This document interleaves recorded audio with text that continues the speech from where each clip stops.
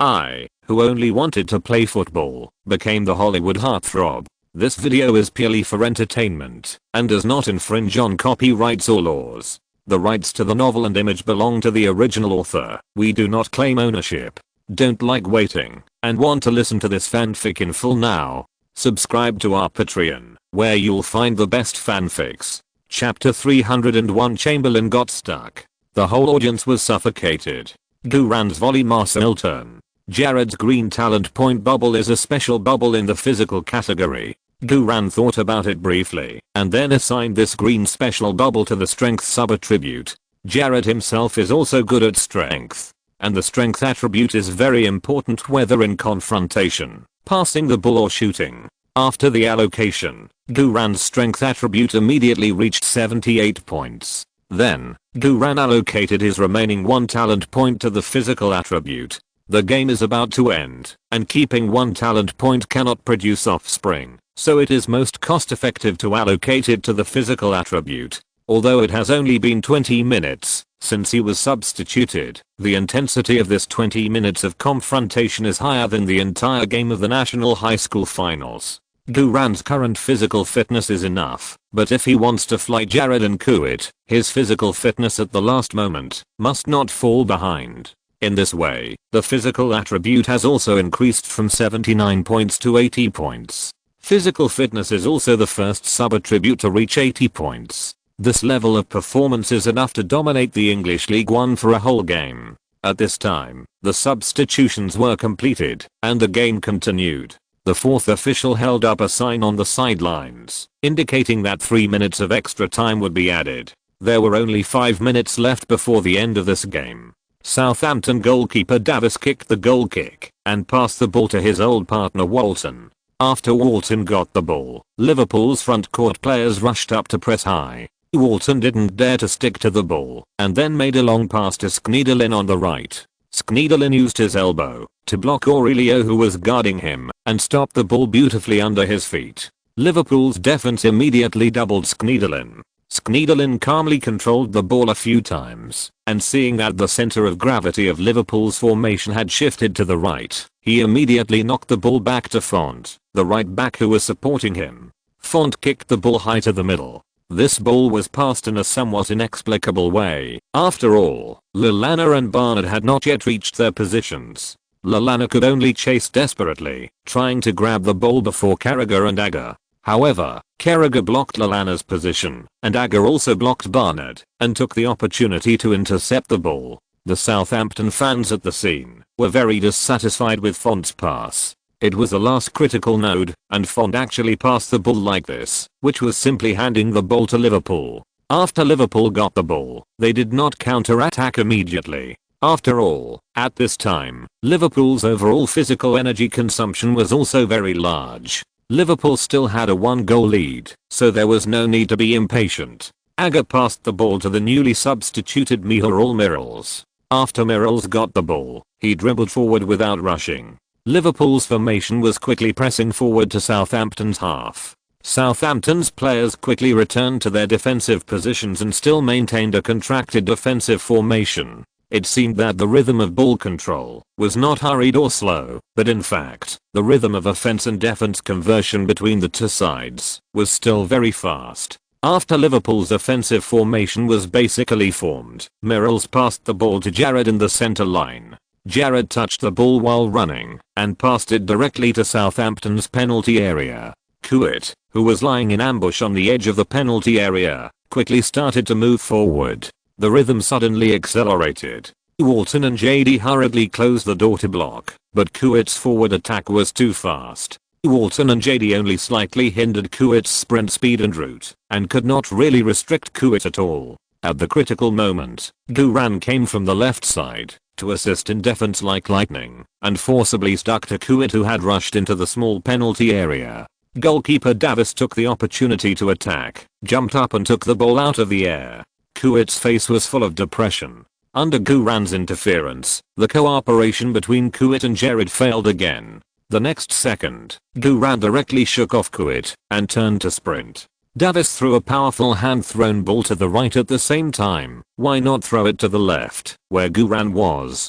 because Lampard and Miho Mirals were already blocking the left side, and Kuit, who was just blocked by Guran, was also forcibly squeezing Guran with his body to prevent Guran from speeding up. Guran, a pure rookie in the English League One, actually enjoyed the care of three big guys at the same time. Davis was naturally not stupid and directly passed the ball to the weak area on the right side. Skneedelen got the ball on the right side and then dribbled the ball quickly to the bottom. Aurelio stepped forward to defend Skneedelen, but was directly knocked away by Skneedelen with his shoulder. Maxi accelerated back and made a flying tackle from behind Skneedelen, directly knocking Skneedelen to the ground.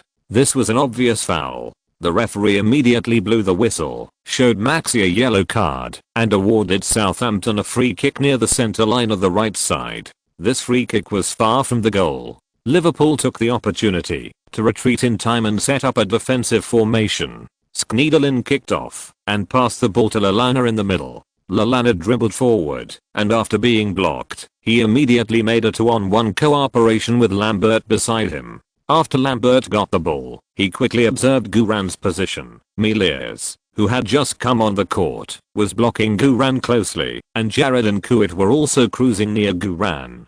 Chamberlain was in an empty position, with only Glenn, the strong god, beside him. At this time, Chamberlain was excitedly raising his hand to signal for the ball. Lambert turned his head and knocked the ball to Skneedelen on the right. Chamberlain, after Skneedelen got the ball, he immediately used the width of the court to pull to the right.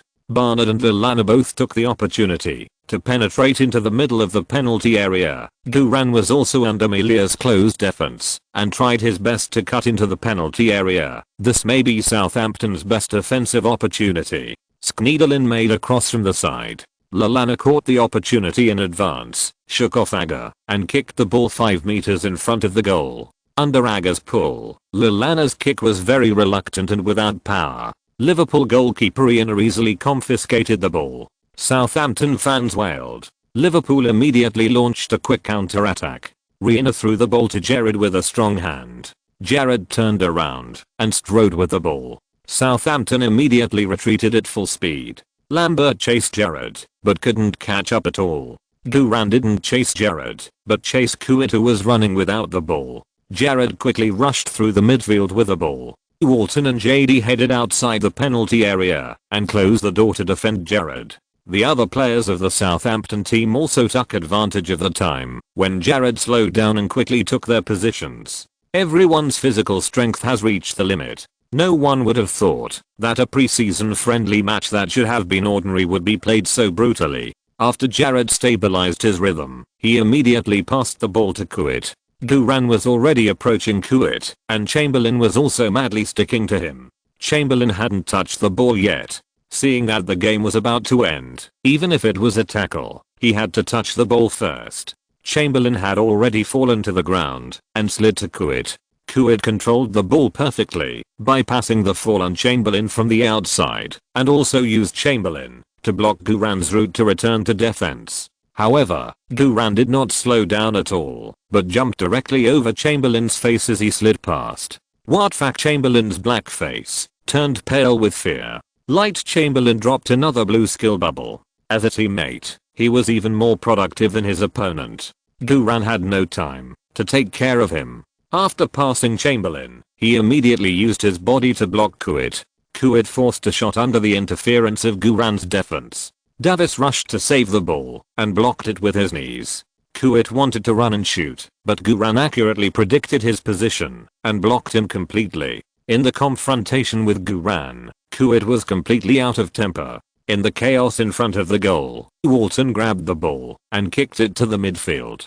Carragher jumped up near the center line and stopped the ball with his chest. The ball stopped a little too big, and he couldn't control it. Lallana took the opportunity to step forward and steal the ball. Carragher immediately counter-obbed on the spot, and Lallana moved to the right side with the ball. Liverpool players quickly retreated, while Southampton players quickly counter-attacked. The fans of both sides were all excited. The referee was already looking at his watch. The injury time was about to end, and this would be the last wave of attack in the game. As long as Southampton could score this goal, they could achieve the Anfield miracle, tie Liverpool 3:3, and leave Anfield proudly. As long as Liverpool defended this last attack, they could win the pre-season game without any danger. At this moment, both sides were fighting with red eyes, and the range of motion of their hands and feet became larger. Coach Adkins stood in the technical area and roared passionately, signaling the players to speed up and meet Lallana to keep the offensive ball. Schneiderlin went from the right side, and Lallana saw the gap and immediately passed the ball to Schneiderlin quickly, then turned and followed up, waiting for Schneiderlin to pass the ball, to make a 2-on-1 cooperation. However, Liverpool's defense was almost watertight. As soon as Lallana turned around, Aurelio and Maxi cut off the connection between him and Schneiderlin at the same time. Schneiderlin could only rely on his personal skills to dribble to the right side. On the left side, Duran was still in a situation where he was closely guarded by Meliers and assisted by Jared and Kuit, with almost no room to play. Chamberlain was also defended by Glenn alone and could not move. At the critical moment, Lambert ran into a gap on the right side of the center, and Schneiderlin immediately turned halfway and knocked the ball back to Lambert. Lambert then dribbled the ball to the left, providing cover for Lallana to penetrate the middle. The cooperation between the two was also quite tactical. Joe Cole caught up with Lambert and interfered with Lambert with small movements. Lambert was naturally no match for Joe Cole. After a close fight between the two, Lambert's forward kick was destroyed by Joe Cole, and the football rolled crookedly to the no man's land 30 meters away on the left side. Chamberlain, who was standing in front of the left side, suddenly had a bright look in his eyes. The chance to prove himself has come. Chamberlain instantly started to make a diagonal insertion at high speed. The strong god Glenn stuck to Chamberlain hard, not giving Chamberlain a chance to speed up. Jared, who was nearby, took the opportunity to chase the ball, and at this moment, Duran directly pushed away Meliers, who was not very good at confrontation, and rushed towards the football. At this moment, Duran was murderous, and his skills such as Son of the Wind and Violent Sprint were fully activated. Although Meliers was also an experienced defensive midfielder, he did not expect Duran's impact to be so strong that Meliers could not stop it at all. Kuid was prepared, but before he could get into position, Duran ran past him like a high-speed chariot. Kuid couldn't help but exclaim, and quickly reached out to pull Duran. Even if he risked a yellow card, Kuid couldn't let Duran pass. However, Duran's speed was too fast. Kuid missed. When Kuid reacted, Duran had already left him 3 positions behind. In the blink of an eye, Duran devoured Meliers and Kuit with his body and speed. The Southampton fans at the scene were all excited, waving their arms and roaring wildly. Jared desperately chased the ball, but Duran's sprint speed was visibly faster than his. At this time, Chamberlain also rushed to the vicinity of the football under Glenn's close defense. Chamberlain, Jared, Glenn, Duran. 4 people competed for this key ball at the same time. Chamberlain was the closest and in the best position. Chamberlain got in position first and blocked Jared and Glenn's path to the ball with his body. In this way, the ball was his. Just when Chamberlain was about to touch the ball with his foot, Glenn grabbed Chamberlain's jersey. Chamberlain blocked it. Jared took the opportunity to stretch his foot to tackle the ball. Liverpool's defensive cooperation in a small area was simply impeccable. Duran rushed over at an accelerated speed, without slowing down, and directly hit Chamberlain, who had blocked it. At this moment, Chamberlain felt like he was going to vomit blood. However, Chamberlain did not fall down despite such a fierce collision, because, on his other side, was a strong god Glenn Johnson. Glenn also felt that his whole body was about to fall apart. But Glenn was a strong god, and he immediately gritted his teeth and pushed back. With the buffer of Chamberlain and Glenn, Duran stopped and stepped on the ball before Jared tackled the ball, followed by another Marcel turn. This Marcel turn, with the power of rebound, took the ball away almost without touching the ground. The scene was visibly exploding. It was so exciting. All the fans in the stadium were suffocating, especially Chamberlain. He was trapped by Duran and Glenn and couldn't breathe.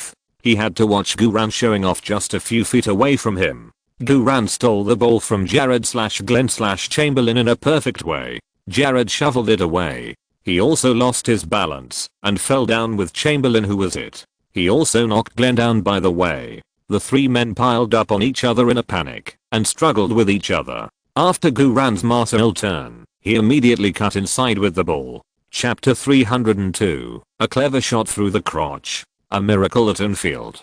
Gerrard's magical shot. Seeing Guran dribbling inside, Liverpool's defensive players hurriedly surrounded the left side of the penalty area. The pressure on Lallana and Barnard in the middle suddenly decreased, and they immediately began to penetrate and run. Guran made a beautiful Matthews shoulder drop and Ronaldo's step down turn to knock the ball, easily passing Carragher who was shoving him forward, and at the same time, flashed a clear cross channel. Carragher and Agger fell to the ground, and slid to block at the same time.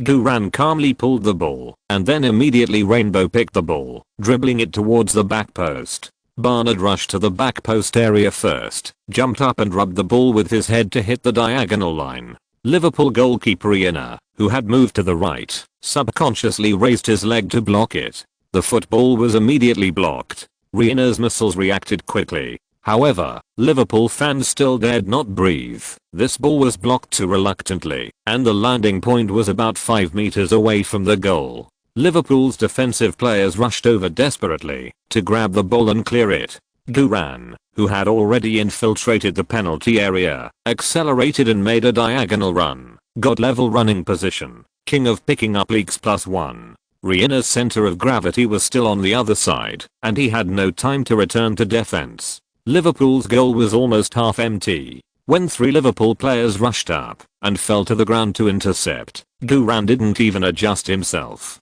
He directly used the arch of his left foot to push the rolling football through Carragher's legs and rolled into the net. The ball went in. The ball went in. This was a very exciting crotch penetrating shot. The miracle of Anfield, descending, coming. At this moment, the Kop stands were dead silent. At the same moment, the Anfield Road stands on the north side directly exploded. Guran's running position was amazing, and the crotch penetrating shot was so calm. The referee blew the whistle and gestured to the center circle, indicating that the goal was valid. Yeah. The Southampton fans hugged each other excitedly, jumping and dancing. The miracle of Anfield. It happened. Guran never disappoints. With Guran's 1 pass and 2 shots, the powerful Liverpool was tied by the English League One bottom team Southampton at home. The score of 3:3 on the big screen was particularly eye-catching and dazzling. Liverpool fans all covered their heads, stunned and unbelievable. In the first half, they were still leading by 3 goals, but after Guran came on the court in the second half, they were actually tied. This feeling of being created a miracle by a weak team is really unpleasant. Although the score was a draw, it was more difficult for fans to accept than losing a Premier League game. Liverpool's most important opening victory is gone. The only thing to be thankful for is that this is just a pre-season friendly match. There is no overtime, let alone a penalty shootout. To be honest, Liverpool's performance today is really not bad. Except for the Holy Infant Tours who did not come, all other main players have appeared. Moreover, whether it is tactical execution or teammate cooperation, it is remarkable. But this is football. Football where miracles always happen. What data analysis, what logic theory, what home advantage, what this and that, are no match for miracles. And the one who created this 3:3 miracle was the Chinese boy who was despised by Liverpool fans at the beginning, Guran. Southampton fans were proud and sang the song Guran Anfield Miracle excitedly, and Liverpool fans did not show weakness. All of them sang the team song You Will Never Walk Alone to encourage Liverpool players on the field. The singing resounded throughout the Anfield Stadium. After scoring, Guran was also unable to hide his excitement. He jumped onto the fence of the north stand and cheered for the Southampton fans. Southampton players rushed towards Guran crazily, hugged him excitedly, and rubbed his head. Coach Adkins also clenched his fists and cheered excitedly. The score of 3:3 was beyond his expectations. At the same time, it also proved that his defensive counter-attack tactics were not a problem. Behind the visiting team's bench, Elizabeth's chest was so excited that it rose and fell, and her face was full of the admiration of the little fangirl. She thought Guran was just an ordinary substitute player, but she didn't expect that Guran was such a powerful key player. After returning home, She would show off to her two sisters. In addition, she would give Guran a massage to do her best. Behind the home team's bench, the happy boy was also super happy to sing Guran Anfield Miracle. Liverpool substitutes and nearby Liverpool fans were almost unable to hold back and wanted to take action. But the happy boy Sterling was still immersed in his own happiness. On the main stand, the female boss Linda's face was flushed, her whole body was hot and unbearable, and her eyes looked at Guran, who was celebrating with his teammates with extreme desire. Edwards had disappeared. He went to help Linda arrange a private meeting. Max Xati and others on the north stand were also excited and difficult to control at the moment. Fuck. Ran is so handsome. Fuck. His debut was so awesome. One pass and two shots. Isn't that awesome enough? Ran's positioning for the final shot was awesome. I also saw Ran's opposite foot shot through the crotch for the first time. Ran's sense of smell and ability to seize opportunities in front of the goal. This unorthodox defender is better than an ordinary forward. This game is so exciting, so thrilling, so cool. We are so lucky. It's a pity that our friends in China can't see this Anfield Miracle. We can only tell them the result. Kyle Shan, who dunked over Jordan, quickly posted on his mobile phone, 3:3. Guran's opposite foot shot through Carragher's crotch in front of the goal, and the shot was successful. Southampton tied Liverpool at the last minute. Guran made one pass and two shots, creating an Anfield Miracle. The domestic forums went crazy. Beep, beep, beep. At this time, the referee blew the whistle to end the game. The first pre-season friendly match is over. The final score was Liverpool 3:3 Southampton. Southampton, playing away, did not win, but it was more satisfying than winning. Liverpool, playing at home, did not lose, but it was more painful than losing. Southampton substitutes rushed into the stadium frantically and celebrated with their teammates. Although it was just a draw, this draw was extremely valuable for Southampton. After being beaten in the first half, they created a miracle of chasing 3 goals in the second half. If there was an overtime, it would be hard to say who would win. However, this draw was enough for Southampton to leave Anfield with a smile. Southampton fans cheered wildly, and many fans who did not carry flags took off their shirts, waved them in their hands, jumped and sang. There were many wild female fans among them. I was originally here to watch the game, but I really came to watch the game. Liverpool fans were still singing "You'll Never Walk Alone" in unison, but the singing was a little sad.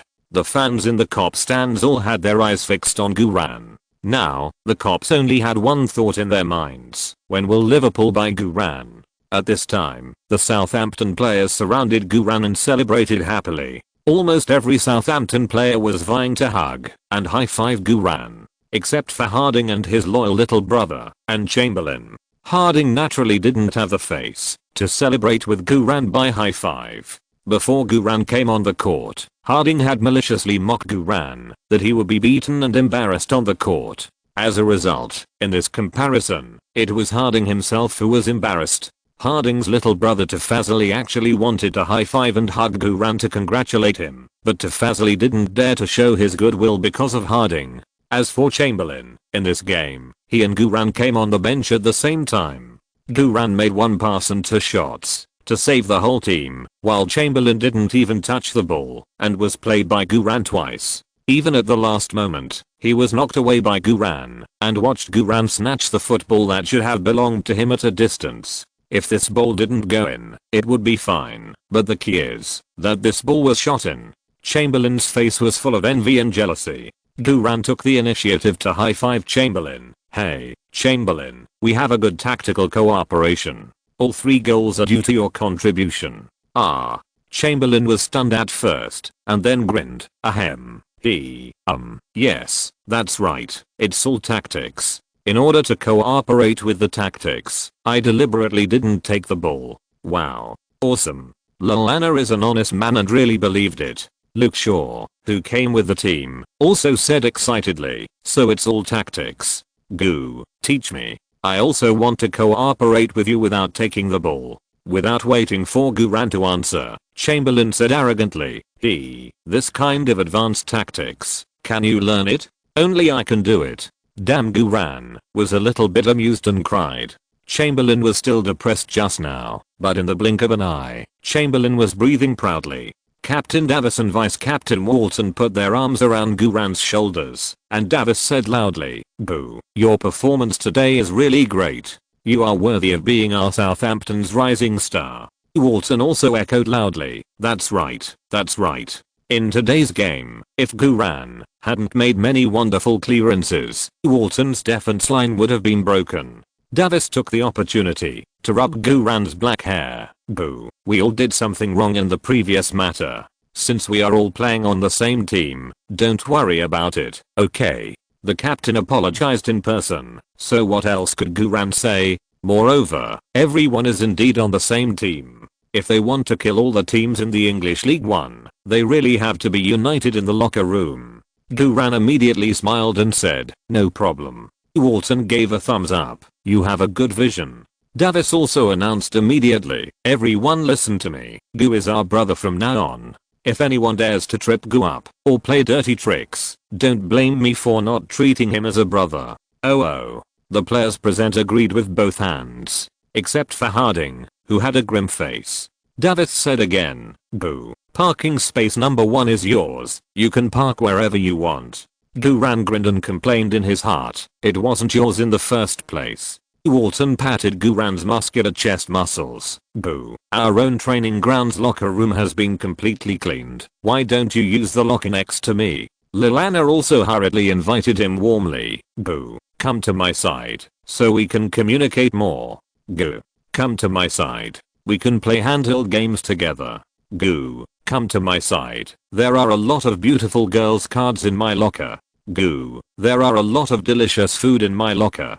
Gu. The players talked in a flurry, completely forgetting that they were still in Anfield. Guran hurriedly said, everyone, let's talk about the locker later." "That's right. Let's celebrate this victory first." "Oh no, it's a draw. Ha ha ha. The faces of those Liverpool superstars are uglier than each other. It's so enjoyable. Don't run away tonight. I'll treat you. Let's go to the bar to watch the pole dancing performance." Oh. The players became more excited. Davis hugged Guran and said, "Boo, you are one of us. Come with us to the bar tonight. We old men will show you around." "Damn is a serious person. I have seen it." Guran hurriedly smiled and said, "No, I have something to do tonight. There is also Aomeli at home. Getting Aomeli for free is a real thing." When Davis was about to continue to invite, head coach Adkins and assistant coach Andy rushed over excitedly. Coach Adkins hugged Guran and patted Guran's back hard. "Okay, the word good has summarized everything." Guran hurriedly said, "Thank you, coach. This is all because of the coach's good tactics." Coach Adkins was so happy. The other players also surrounded Coach Adkins and Coach Andy, cheering. Guran took the opportunity to get out of the crowd and concentrate his mind to check the negative emotion bubbles scattered within the surrounding 20-meter area. This draw caused almost every Liverpool player to drop a blue skill bubble. Especially when the game was equalized at the last minute, it was like pouring salt on the edge of a knife, not to mention how uncomfortable it was. Guran took a quick look and found that most of the skill bubbles were just ordinary skills. Guran didn't waste his energy and ignored them directly. The focus was on Jared. Guran looked at where Jared was. Jared was standing there with his hands on his hips, and his forehead was full of wrinkles like buns. Next to him, a blue skill bubble fell. Guran concentrated his mind and scanned it. Top pass and shot. God's kick +1. Damn. This star level skill is so cool. The previous suffix is actually top pass and shot. This means that no matter whether it is passing or shooting, you can use your own strength beyond the ordinary with one touch of the ball. Guran immediately concentrated his mind and picked up top pass and shot. God's kick +1 from a distance. Finally got Jared's core skill for free. Cool. Guran smiled happily at Jared. When Jared saw Guran's smile, he immediately walked towards Guran with a wrinkled face. Chapter 303 Jared. Boo. Compared to Messi, you are the first one who made me slip. Guran, right? Jared's voice was still very friendly, although he had wrinkles on his face and looked a little unfriendly. In fact, that was just the objective condition of his appearance. Jared also took the initiative to extend his hand to Guran to show his friendship. Guran couldn't help but feel a little flattered to be shown goodwill by the legendary Liverpool star. This is Jared, a legend. In the game, both sides fought for themselves, and of course they had to fight as hard as they could, but after the game, it all depends on their status. Guran quickly reached out and shook Jared's hand. Gerald, it's an honor to play with a legend like you. You made me learn a lot from you. Damn, I was so excited that I almost told the truth. I got a green exclusive bubble from Jared for free, and a core skill from Jared for free. The key is not only free, but also relying on my wonderful performance. Jared took the initiative to come up and say hello and shake hands. Guran was really satisfied. Jared grinned. Boo, you are so polite. Your performance on the court is simply amazing. What impressed me most about you is the time you made me slip. Guran coughed twice. Ahem. Sorry, Jared. Jared waved his hand magnanimously. No, don't apologize. Really, I mean, you are really amazing. I have been playing football for so many years, and I have seen geniuses of all sizes, but you are the most special one I have ever seen. I feel that you are very talented, but your talent is not extraordinarily high, at least not the kind of natural genius like Messi, but you can create super wonderful performances under your not so extraordinary talent. This is much better than those stars who rely purely on talent to make a living. Your awareness and football IQ are like those of an experienced veteran. Your playing style is also eclectic and forward thinking. Goo, you are really special. I have also played against Messi. To be honest, Messi is much better than you, but you are the first one who can make me slip. Fuck. Jared, you really flatter me. You actually compared me to Messi. Of course I'm not as good as Messi, but regardless of winning or losing, being able to be compared with Messi is already a win for a grassroots like me. I feel like I'm floating. Guran quickly said, thank you for your compliment, Jared. Jared continued to admire. You are only 17 years old. You may not realize how bright your future will be. By the way, I heard that you have never received formal football training before. Is this true? Guran shrugged. Yes, I have never studied in a professional youth training camp before. I came out of the amateur high school league. Jared shook his head in disbelief. Amazing. Really amazing. No wonder, your way of playing football is very wild, and when defending you, we can never think of what you will do next. Of course, I'm not saying that your wild way of playing is not good. I just say that you are really special. You will bring an extremely shocking impact to the silent English football world. Damn Jared, you play football well, and you have such a good mouth. Guran quickly said politely, no, Jared, you really flatter me. I'm just a little luckier. Jared smiled and said, you attribute your success to luck. Boo, you are so modest. I believe you must have made great efforts. You still understand me, brother G. Then I heard Jared continue. I have heard that you Chinese people love to be modest, and today I really saw it. In fact, with your talent, a small team like Southampton can't realize your ambitions at all. Why don't you come to our Liverpool team? We Liverpool like Chinese players from the bottom of our hearts, because in our minds, Chinese people have the indomitable red gene. This is so well said. Liverpool, a club, is also a working class club. Especially after Shankly gave Liverpool the red team soul. Liverpool club and China are indeed inseparable. Moreover, as the legendary captain of Liverpool, Jared also has a lot of say in the club's purchase of players. For example, his national team teammate Joe Cole was dug from Chelsea by Jared himself. The club was only responsible for paying the money. Therefore, Jared's invitation to Guran to Liverpool was by no means just a casual remark. Guran's heart also jumped suddenly, and he almost agreed subconsciously. But Guran still calmly controlled himself. Guran smiled calmly. Thank you, Jared. I really appreciate your invitation. Liverpool is a big club in my mind, and I also like the atmosphere of Anfield Stadium. But Jared, you also know that I actually still have a lot of shortcomings. The reason why I was able to perform so well in this game is largely because it is the first time you have seen a player like me. If there is another overtime or another game with my current level, I will definitely be restricted by you in a very targeted manner. I want to play more official games in the English League One first, lay a good foundation, and make up for my shortcomings. As for the transfer, I will not consider it for the time being." Guran's answer was very sincere, and Jared nodded frequently. Guran knew very well in his heart that the reason why he was able to shock the audience with 1 pass and 2 shots today was not because of his basic strength, but because of his skills and football IQ. Using skills will consume a lot of physical strength and energy, so even if Guran's physical attributes have reached 80 points, with the frequency of skill use today, his physical strength and energy can't support the full game. Therefore, it is the most correct choice to spend more time and lay a good foundation. In addition, Guran did not just reject Jared's invitation, but said that all transfers would not be considered for the time being. To put it bluntly, I will not go to your Liverpool, but I will not go to other clubs. This also guarantees Jared's face. Sure enough, Jared smiled and said, "Okay, when you want to come to Liverpool, you must come to me, and I will arrange it for you." Guran smiled and said, "Okay, Jared." Jared asked, "Are we friends now?"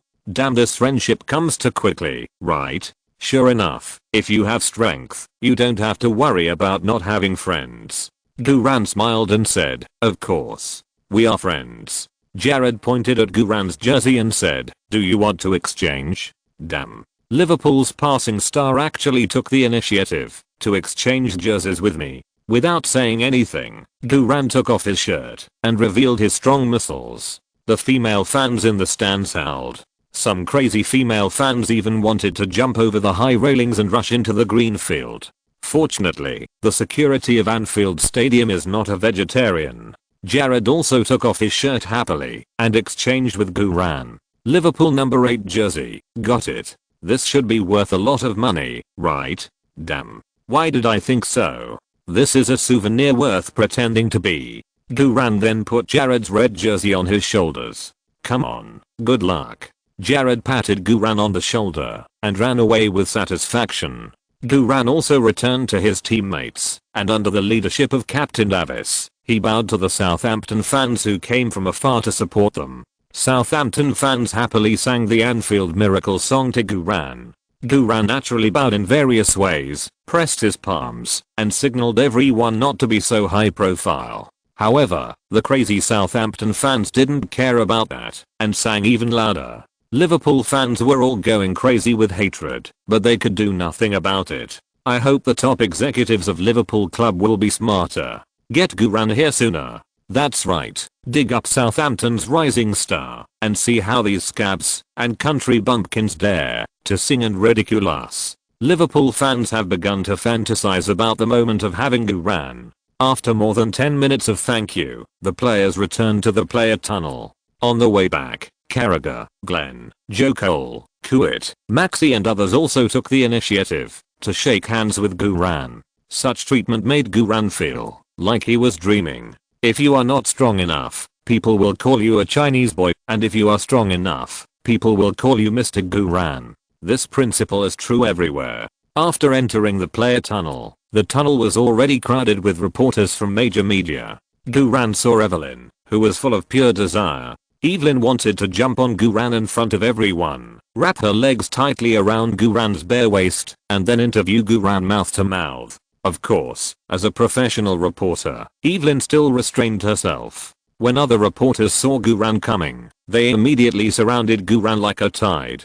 Guran became famous in one battle. Moreover, he became famous in one battle by stepping on the Liverpool team and Liverpool's legendary stars Jared and Kuit. Such a large flow of traffic, reporters definitely don't want to miss it. Mr. Guran, I'm a reporter from the Times.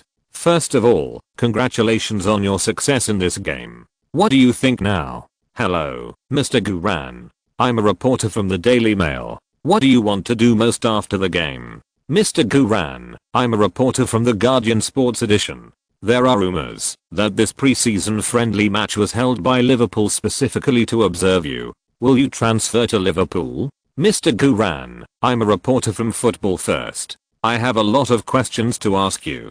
Can I do an exclusive interview with you? Mr. Guran, I'm a reporter from Arsenal. Arsenal will face your Southampton team soon after this game. Do you have anything to say to Arsenal? Mr. Guran, what did you talk about with Jared just now? Mr. Guran, what is your future career plan? Mr. Guran, the reporters were all crazy, except Evelyn. Evelyn held her chest high because she knew that Guran belonged to her. Seeing so many crazy media reporters, Guran was really a little panicked. He had never been a star in his previous life, and he was not used to being interviewed. Now in such a crazy interview scene, Guran didn't know how to deal with it. Fortunately, at this time, personal affairs assistant Rick ran out and stretched out his hand to stop these crazy reporters.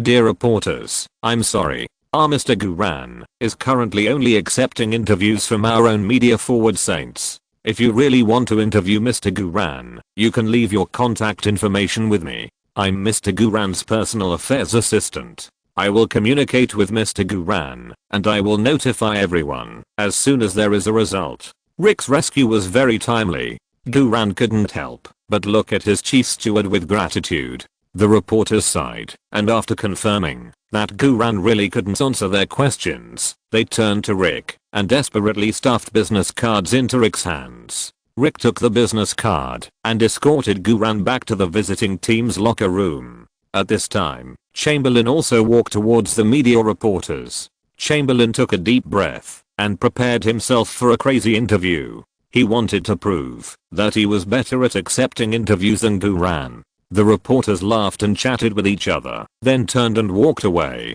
Chamberlain felt the chill of this world. After returning to the visiting team's locker room, Guran breathed a sigh of relief. Rick threw all the business cards in his hand into the trash can. While throwing them, Rick muttered, "Bah, they are all male reporters, and they still want to interview a Guran, Rick, I'm a serious person. Don't make me seem like I'm not serious." Before Guran could start to complain, his exclusive coach Jacob hugged Guran with a red face. Haha. Gu. Your performance today was really great. I must say that, although you were already very good during training, you are twice as good after you actually played in the game. Of course. Basically, you don't use skills during training, you just rely on attributes at most. Guran said very tactfully, this is all thanks to your strict training, Coach Jacob. Hahaha. Of course. Coach Jacob said proudly, I'm a product of Real Madrid. Guran said again, Coach, do you think I performed well today? When can we start the Real Madrid style training? The smile on Coach Jacob's face suddenly petrified. He never dared to tell Guran that his training for Guran was the one-on-one training he learned from Real Madrid. Moreover, this level of training is already the hell level training of Real Madrid. He, a coach produced by Real Madrid, can't keep up with the intensity of Guran's training. If he strengthens it further. Fortunately at this time, the exclusive team Dr. Mayfu and the physical therapist Gregory came over with a serious face. Gu. You were violated many times in today's game. Damn, don't use the word violation. Can't you use the word foul? Guran didn't know whether to laugh or cry. If you're listening to this novel on a channel other than Fanfic World, it means they downloaded and uploaded it without effort. We cordially invite you to visit our channel, Mundo Fanfic Novelos. There you'll find the original version of this story and you can explore many other novels of various genres. We're waiting for you to immerse yourself in a world of incredible novels. Chapter 304, the highest score in the whole game. Long lost growth value. Hidden system random rewards. Before Guran could speak, Maven Gregory grabbed Guran's arms, one on each side, and said, come on. Follow us to the medical room. We must conduct a comprehensive and detailed examination of your body. Guran hurriedly said, Maeve, don't be so nervous. I'm fine. I'm really fine. Whether you are fine or not is not up to you or us to decide. The results of the examination will determine it. Maven Gregory pulled Guran into the medical room without further ado. Other players naturally did not receive this treatment. Chamberlain and Luke Shaw also had their own team doctors, but Luke Shaw was not on the match list. He was just here to observe and learn, and Chamberlain played for 25 minutes without even touching the ball. Chamberlain's own team doctor was so relaxed. Guran could only lie helplessly on the physiotherapy bed and accept the examination of Maven Gregory. Maeve's examination was very detailed. He examined Guran's head, legs, knees, back, and waist several times. The more outstanding a player's performance on the field, the more fouls he will receive. This is inevitable. However, Mayfu was surprised to find that, except for a little red mark on his lower back, Duran was completely fine. Mayfu couldn't help but exclaimed, "Oh my god. Gu, your physique is really great." Duran smiled and said, "It's all because of your good care, Mayfu. What else can I say?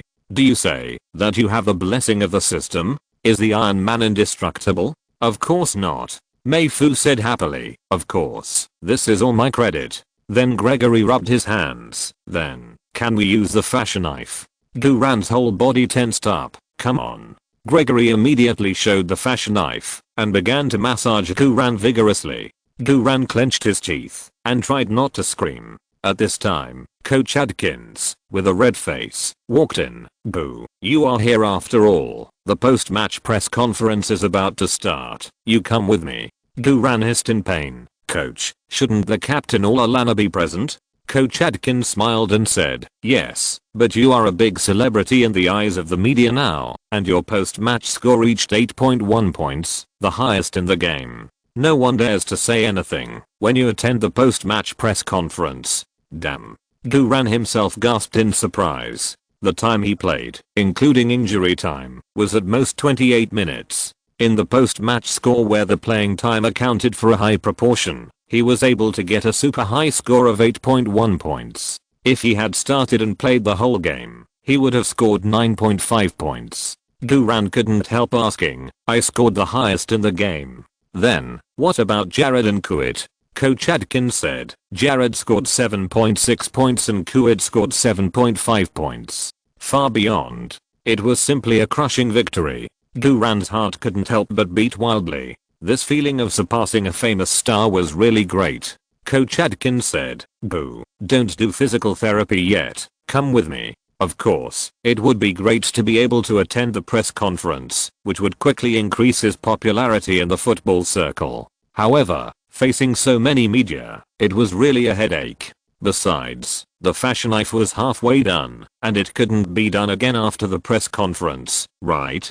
Duran waved his hand quickly. "Coach, I won't go this time. I'm still far from it." Coach Adkins was stunned for a moment, then nodded with satisfaction. "Boo, you are very good. You are not arrogant after winning. Well, I won't force you. You are still young, and it is your first time to participate in a professional competition. You really shouldn't face the media's flattery too early. Then I will let Lilana go with me. You just have a good rest." Then Adkins told Gregory, who was sweating profusely, "Try harder. Gu is our star of hope." Gregory took a deep breath and said, "Don't worry." Duran said, "Thank you, coach. The skill is broken." "Gregory, you have practiced secretly, right? You are a physiotherapist. What kind of strength are you practicing?" Duran clenched his teeth. The pain in his muscles and bones made him almost see his grandmother. Coach Adkins smiled and left the medical room, then called Lalana and went to the media hall of Anfield Stadium. Duran diverted his attention, which slightly relieved the pain. At the moment, when Duran was concentrating, a long-lost system prompt sound came in his mind. Light congratulations to the host. Since the host has perfectly integrated the results of more than 100 hours of special training in the professional competition, the corresponding attribute points have grown. Your physical attribute, strength, has grown from 78 points to 79 points. Your physical attribute, strength, has grown from 76 points to 77 points. Your physical attribute, constitution, has grown from 74 points to 75 points. Your technical attribute, dribbling, has grown from 69 points to 70 points. Your mental attribute, competition mentality, has grown from 68 points to 69 points. Damn. So cool. A preseason friendly match can actually increase 5 attribute points. This is the same as the reward for the national finals. It seems that the gold content of this game is really high. It's really worth it to fight with the legendary Premier League star. The only thing that is a bit disturbing is the physical attribute, which has also grown to 75 points. Isn't this going to kill me? Duran secretly took a deep breath and suddenly felt that the muscles and bones in his body were no longer as painful as before. This was of course due to the improvement of his physical fitness.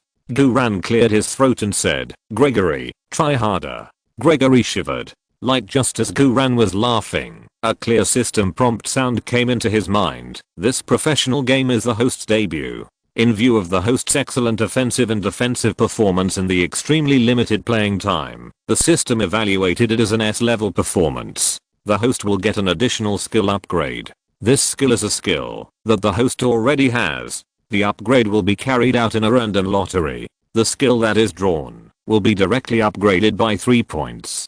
Damn. This is a hidden reward. It turns out that for every professional level game, the system will rate it in the background, and there will be additional rewards. This system reward is awesome. Upgraded by 3 points. This is so cool. I have to play harder in the future. The better the performance in the professional competition, the more likely it is to trigger a hidden lottery. If you can randomly get star level skills like Son of Wind, Crescent Moon Scimitar, and Cloud Piercing Arrow, it would be even better. Even if you can get ordinary skills like Stepping Turn and Reasonable Collision, it would be great.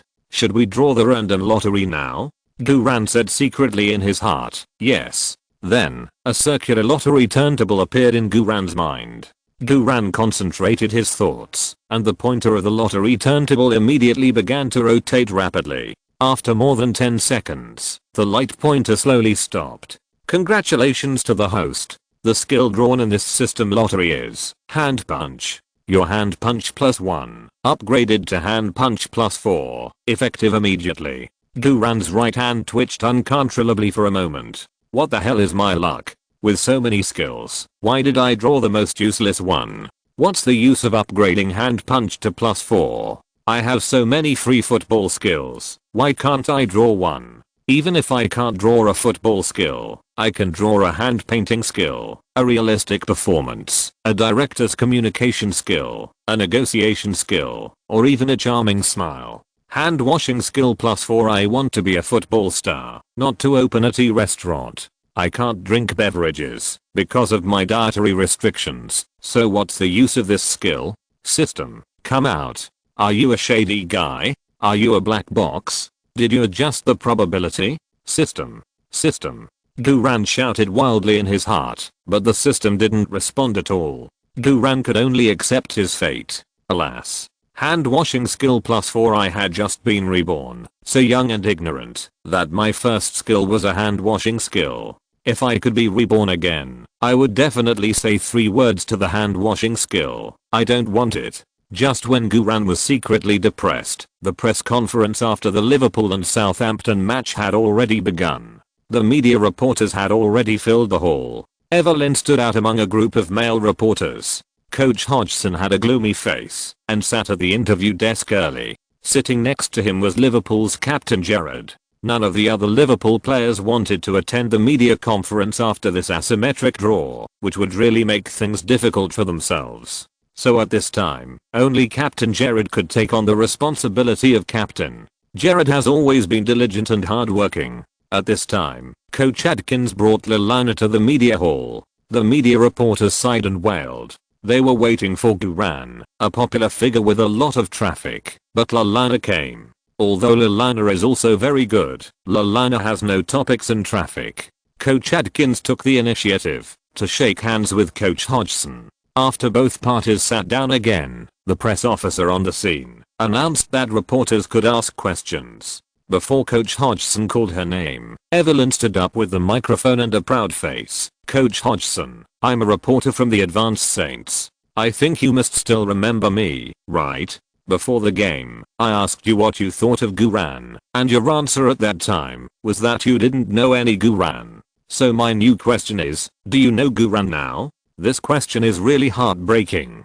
Coach Hodgson's mouth twitched slightly uncontrollably, and he said helplessly, ahem, yes, I know Guran now. Guran completed 1 pass and 2 shots in less than half an hour. If I still turn a blind eye to Guran, then I would be blind. All the reporters at the scene laughed. Coach Hodgson also used this self-deprecating way to answer Evelyn's sharp question. Evelyn felt proud. Guran is her lover. Hearing Coach Hodgson's self-deprecating admission of weakness, Evelyn felt so happy.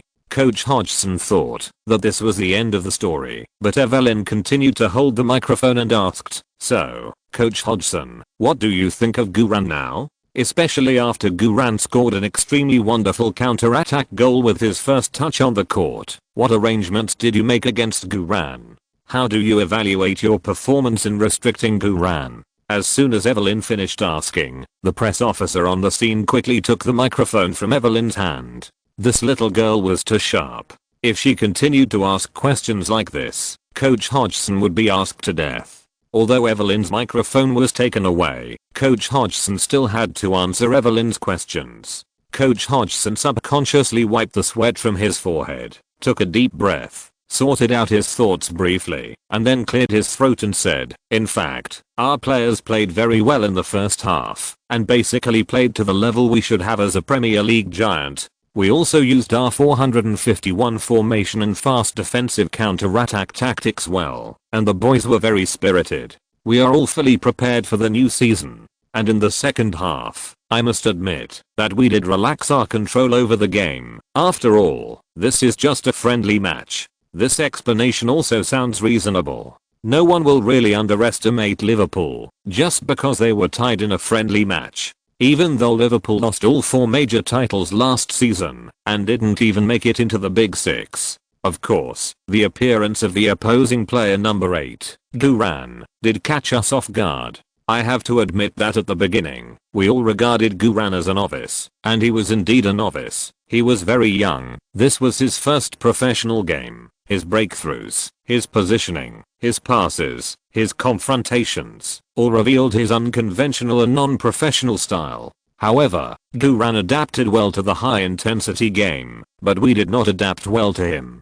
Guran seemed to be very familiar with our players. I think he must have done his homework off the court. He knew clearly how to deal with the players who blocked him. He has a very strong fighting spirit and a never give up spirit. Even though Southampton was already 3 goals behind, he did not give up fighting and counter-attacking.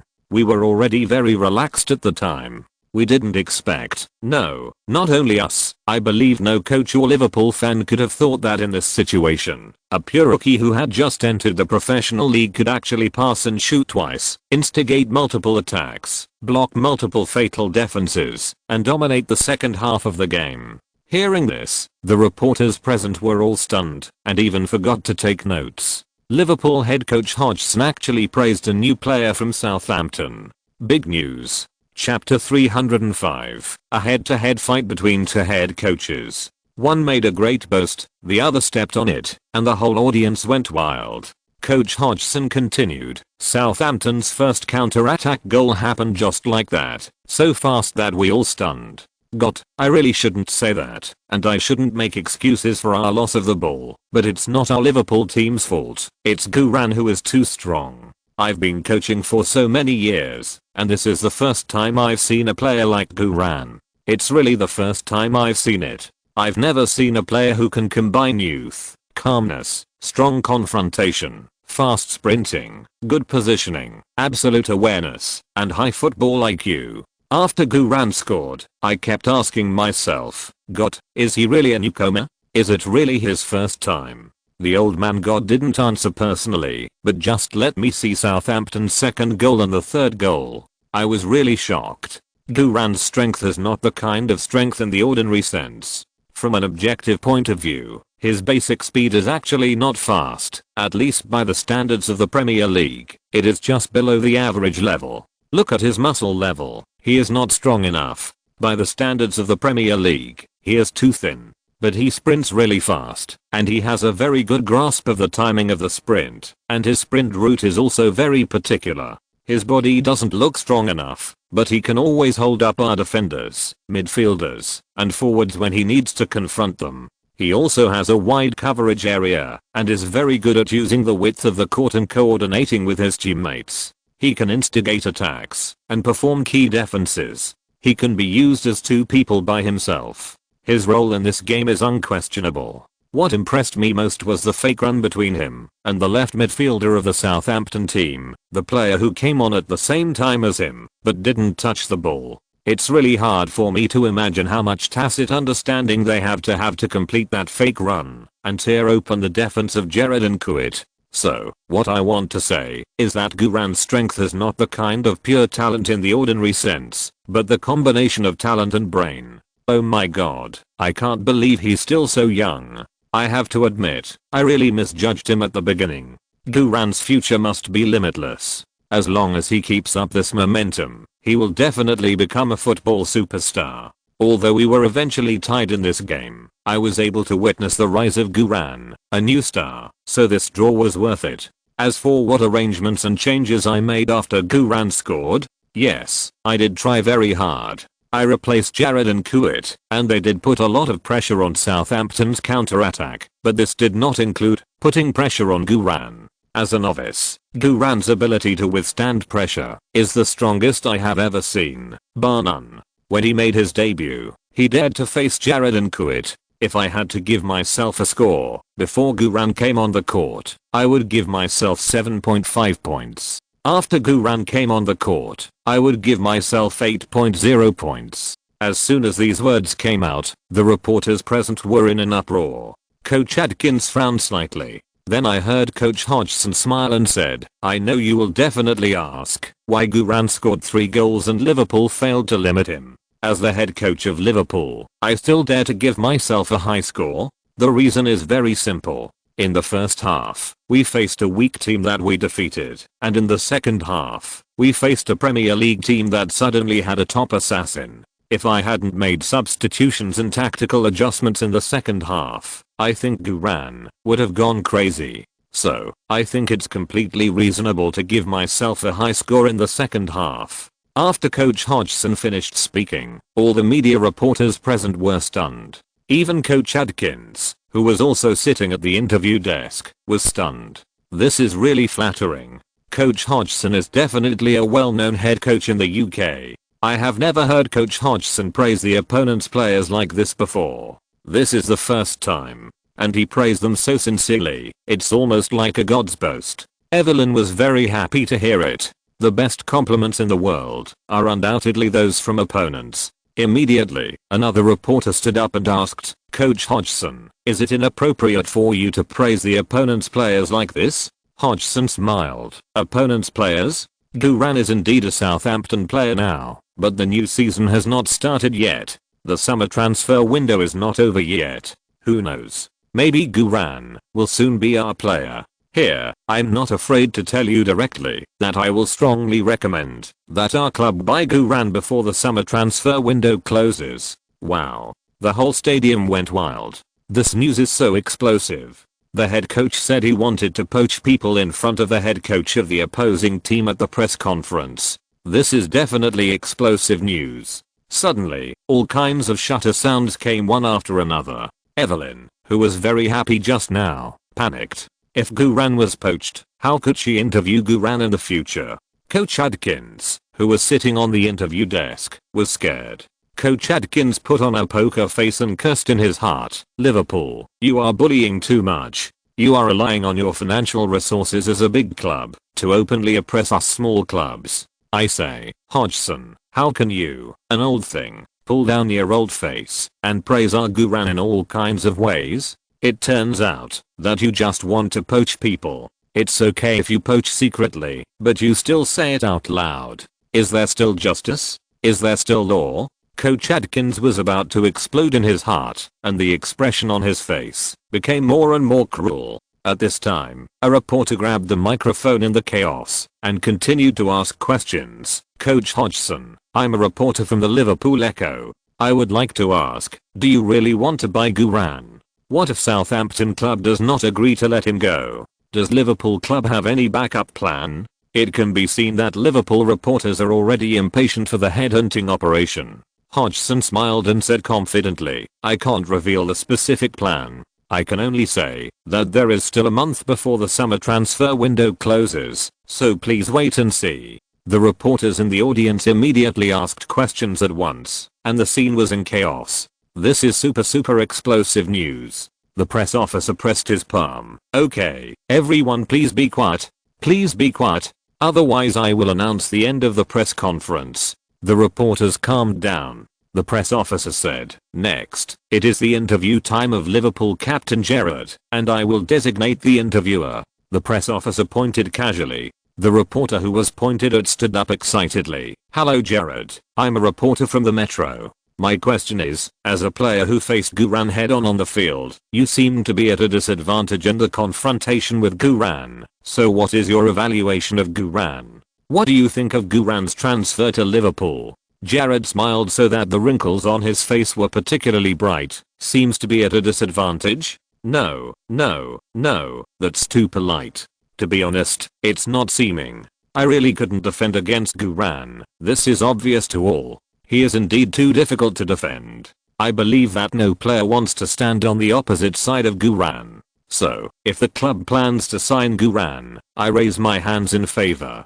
Gu and I are already good friends in private. As you can see, we even exchanged jerseys. As for me personally, I'm also very much looking forward to Guran joining the Liverpool family. I'm also very sure that Guran's future lies in Liverpool. He has the red gene of China. The red of Liverpool and the red of China are the same tone. Finally, what I want to say is that as the captain of Liverpool, I will do my best to let Guran put on the jersey of our Red Army as soon as possible." Hodgson and Gerrard smiled at each other. Reporters from Liverpool were already applauding and cheering. Coach Adkins next to him could hardly sit still. Reporters asked Gerrard questions enthusiastically, and almost every question revolved around Guran. After all, Guran was the biggest news topic.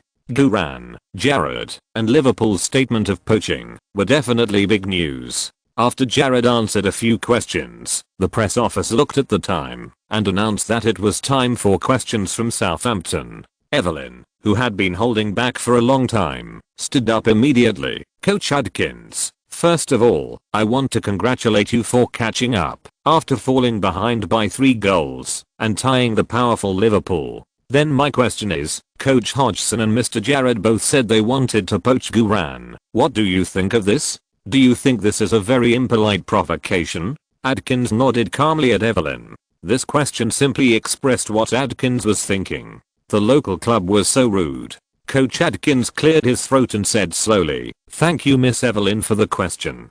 I'm also very happy that our boys can tie Liverpool at Anfield. Liverpool is indeed very strong, and no one can deny that. In the first half, we witnessed the sharp fangs of Liverpool. We lost 3 goals in a row, which also made our players' morale very poor. It was difficult to maintain even the basic formation, and the coordination of defensive counter-attacks was completely out of place. But in the second half, when I sent Guran on the court, the situation was completely reversed. Our boys found their form, and not only withstood Liverpool's crazy counter-attack, but also chased 3 goals in a row. The fans call it the Anfield miracle." At this point, Coach Adkins' tone was very proud. Indeed, being able to tie Liverpool when trailing by 3 goals away from home is enough to make any team proud, not to mention that Southampton is a mid-level team in the English League One. Coach Adkins' words were also deliberately weakening Guran's role. Of course, everyone knows that the biggest contributor to this miracle is Guran, and even the Liverpool head coach on the opposite side knows it.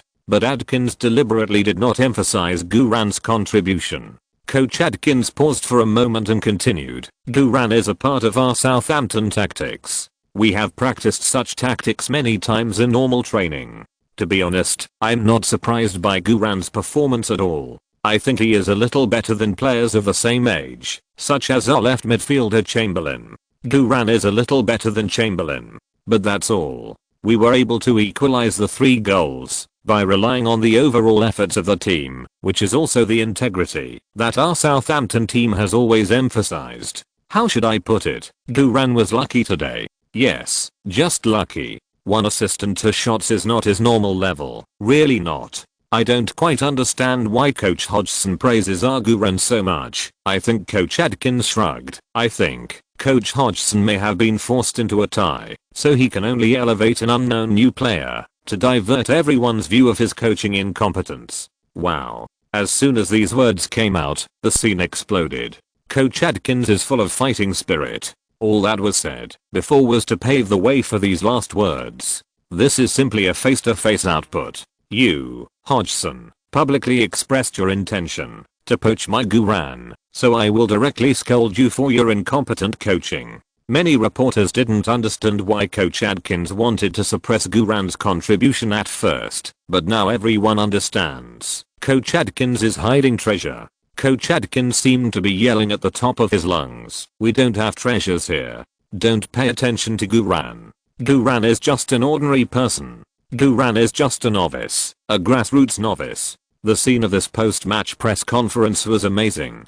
The opponent's head coach was desperately praising Guran, while his own head coach was desperately stepping down Guran. But the more Coach Adkins did this, the more excited Coach Hodgson was. Of course, he was not excited because of being scolded, but Coach Hodgson felt that his idea of wanting to poach Guran was absolutely right. It is precisely because Guran is an absolute treasure that Coach Adkins is hiding in such a panic. It's useless. Liverpool has poached Guran. A smile that sees through everything appeared on the corner of Coach Hodgson's mouth.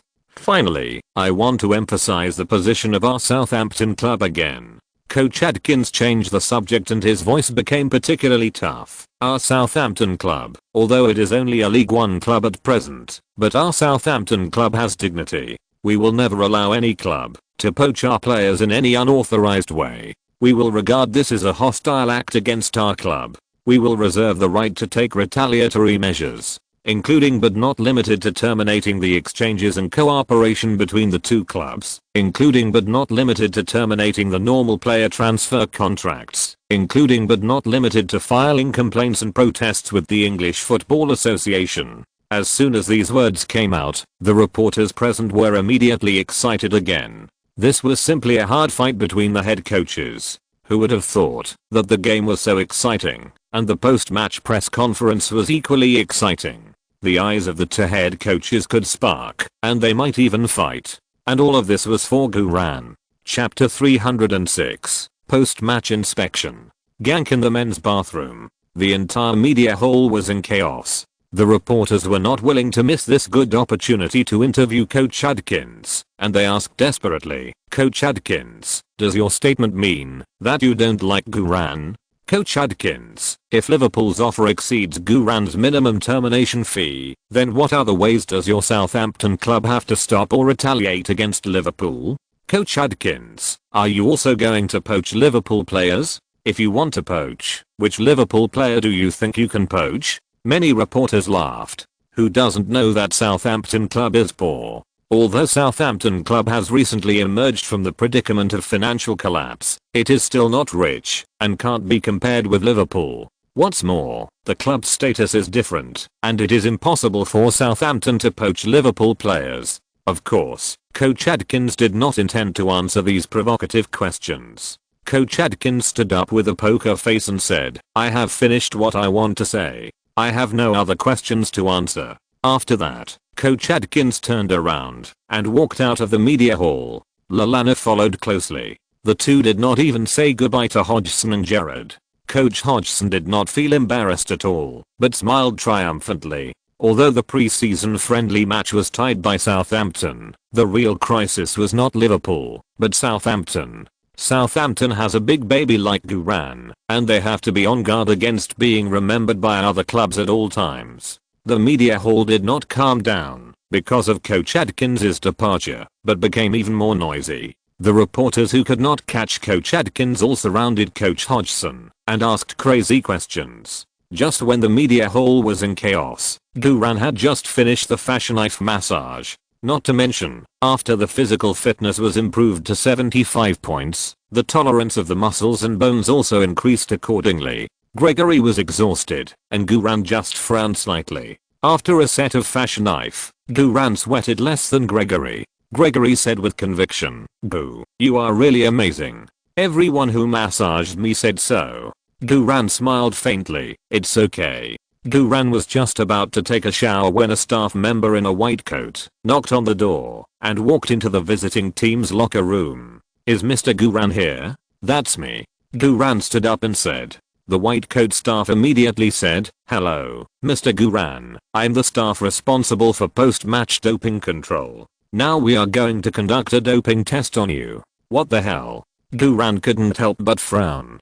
Post-match random inspection is a must for all professional football matches. This kind of random inspection is not for every player because it will involve a high time cost. Moreover, doping has not brought about a decisive change in the sport of football. Therefore, the detection of doping in football is not as comprehensive as that in other sports. For non-major competitions, only random inspections are adopted. As long as the players are randomly inspected, they must cooperate seriously, otherwise they will get into unnecessary trouble. Duran naturally did not resist the random inspection of doping, because resisting doping testing is equivalent to indirectly admitting that there is a problem with oneself. However, what made Duran unhappy was, I was randomly selected for post-match inspection in my first official game. This is definitely not a matter of probability. This is deliberately targeted. What?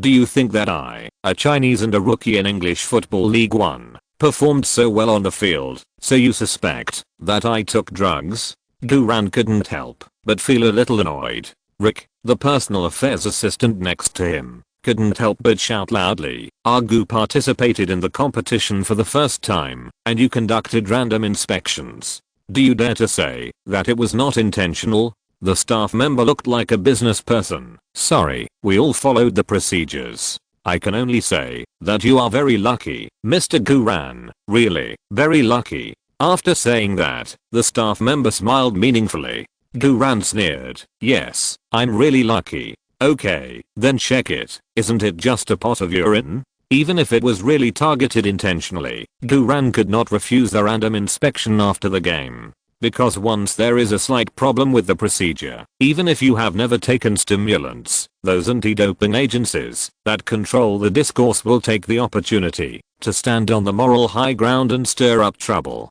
The International Anti-Doping Agency is actually a tool. This tool is very fair, but those people and countries that can use the tool and control the anti-doping agency hide huge tricks. They stand at the highest point of sports ethics. They supervise all athletes, but no one supervises them. Therefore, the reality is that, although power has been covered up, it is still in the hands of a small group of people. As a reborn person, Duran naturally understands this truth, and he does not intend to confront the anti-doping agency with his future. Duran was about to go to the bathroom in the locker room, but the staff stopped him. Mr. Duran, you can't be tested here. You must go to our designated bathroom for random inspection. Duran sneered. Why, do you suspect that my other teammates will help me pee? The staff said, I didn't say that, but you really must go to our designated bathroom for random inspection. Otherwise it will not comply with the random inspection process. Duran sighed helplessly. Okay. A sentence that does not comply with the process can ruin an athlete's career. The staff said. Then, Mr. Duran, please follow me. Duran immediately followed the staff out of the visiting team's locker room. Personal affairs assistant Rick also hurriedly followed. The staff came to lead the way and took Duran to a dedicated bathroom on the second floor. The staff handed Duran a urine cup with a sealed lid. Mr. Duran, please go to the bathroom inside and urinate in this test cup. Oh. Duran took the urine cup and walked in. Rick also wanted to follow him in, but the staff stopped him at the door. Sorry, sir, you can't go in. Rick said angrily, I'm his personal affairs assistant. As an assistant, can't I help him hold it? The staff's mouth twitched slightly. No. If you insist on going in, then Mr. Duran's random inspection will be judged as unqualified. Rick quickly stepped back 2 steps. Hey, brother, don't be so serious. I won't go in. I will just guard here at the door and prevent others from going in to disturb Duran's peeing, right? The staff rolled their eyes at Rick and ignored him. At this time, Duran took the test urine cup and walked into the bathroom. There was a strange high-end perfume smell in the bathroom. When he first came in, Duran almost thought he had walked into the wrong bathroom until he saw the urinal. He was sure that he had not walked into the wrong bathroom. This is not the first time for Duran to have a urine test. He had also had a urine test during the physical examination at the club. However, the urine test at his own club is not as strict as the urine test here. He actually has to go to the designated bathroom to urinate. Duran complained in his heart while unbuttoning the belt of his shorts and taking out the big guy. After standing for a long time, Duran didn't have a drop. Gu ran, gu ran, gu ran. Still not a drop. This is not a prostate problem. It's because the competition is too strong and the exercise is too intense, and the body consumes and eliminates a lot of water, so there is no urine. Professional competitions are really fierce. In less than half an hour, the body's water is almost drained. Fortunately, I replenish some water during the game. I should be able to urinate if I relax and squeeze hard. Gu ran took a deep breath, concentrated his mind, and tried hard to urinate. Just as Gu ran was trying hard to squeeze, the door of a toilet behind him opened gently. The smell of perfume in the toilet also became stronger. A woman in a red dress and with an extremely hot body quietly walked out of the toilet. This person was none other than Linda Pizzuti, the boss lady of Liverpool. She asked Edwards to arrange a private meeting with Gu ran, and Edwards really did it for her. However, the meeting place was a little less formal. But it doesn't matter. As long as she can meet Gu ran alone, it doesn't matter where they meet. Linda's face was full of excitement. Although this meeting opportunity was quite interesting, Linda didn't care. Not only did she not care, Linda was even a little excited. A little stimulation. This sneaky activity made Linda's heart beat faster and dopamine secreted crazily. Linda gently walked behind Gu ran, who was concentrating on accumulating urine, and said excitedly, "Hi, Gu." Gu ran shuddered immediately. In the men's toilet, that should have been empty, a woman's voice appeared, and it suddenly appeared behind him. This damn thing, anyone would be scared to pee. Gu ran subconsciously turned around to check, and his urine was also stimulated and gushed out. Fuck, isn't this Linda, the boss lady of Liverpool? Linda, you actually ganked me in the men's room? Exclamation mark. Me, isn't everything seen now? Should I stop? No, I can't just stop the urge to pee that I finally managed to arouse. Gu ran made up his mind and continued to release it. Linda was excitedly reaching out to shake hands with Gu ran and greet him, but she got smeared on her hand. The first time they met in private, they had such a warm exchange. Gu ran was the first to react. Gu ran turned around quickly. When he turned around, the urine drew a beautiful parabola and was immediately caught by Gu ran in a urine cup to avoid waste. Linda's red skirt was also smeared immediately. Linda's face was full of excitement. It's amazing. Even peeing is a crescent moon scimitar fuck. Gu ran couldn't help but feel his scalp tighten when he heard Linda's whisper. At this time, he still had to say something.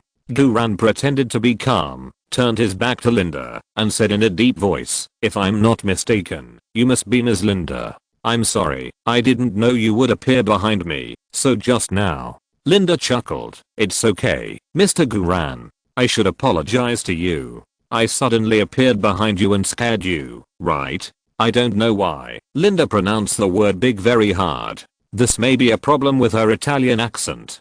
Then I heard Linda continue to laugh. "Besides, I don't suffer any loss." Gu ran secretly complained in his heart. "Yes, you are taking advantage of me." However, he couldn't squeeze it out at first, but Linda stimulated him to urinate. Gu ran shook it, covered the lid of the urine cup, and then put away the big guy. Linda also went to the sink to wash her hands. Some splashed on Linda's red skirt, and Linda directly picked up the skirt and held the skirt under the dryer to dry. The hot wind blew her skirt like a red flag in the wind.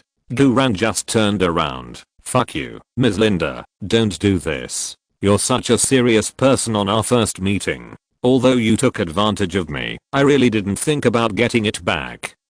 Gu ran looked at Linda seriously. Seeing Gu ran looking at him, Linda couldn't help but smile and let go of her skirt, as if she was playing hard to get. This posture shows that she is a veteran. It is absolutely impossible for ordinary men to handle it. The two of them reorganized their appearance and demeanor, as if nothing had happened just now. Linda smiled and said, "Mr. Gu ran, you are so calm and experienced. Such a big accident happened between us, and you didn't panic at all." Gu ran also smiled with a sense of reality. "Same with you." Linda's eyes were seductive. "Oh my god, I can't believe you are still so young and so strong. I didn't expect that you, the boss lady, are so coquettish that you actually hid in the men's bathroom in advance to wait for me." Gu ran complained in his heart, cleared his throat and said, "Ms. Linda, I don't think you went to the wrong toilet, did you?" Linda chuckled, her whole body shaking with laughter. Magnificent. Mr. Guran, you are really humorous. Chuckle. Of course I didn't go to the wrong toilet. I was waiting for you here on purpose. While saying this, Linda flirted with Guran. Guran suddenly felt dry in the mouth. Linda, at your age and my age, it's easy for us to get into trouble like this. No. I'm a serious person. My last name is Gu, not Ko. Guran secretly took a deep breath, suppressed a certain thought in his heart, and said seriously, it turns out that Ms. Linda took advantage of me on purpose. Damn. How could I say such a thing? Isn't this flirting with each other? Why did I flirt automatically? I'm not that kind of person. I'm really not that kind of person. Linda pursed her lips with a smile on her face. Her mature body trembled even more violently because she was trying so hard to hold back her laughter. She couldn't even straighten her waist. When she bent over, Guran felt his eyes widen. This woman is really good at physical teasing, which is the most deadly. Chapter 307. Linda, stop being so sarcastic.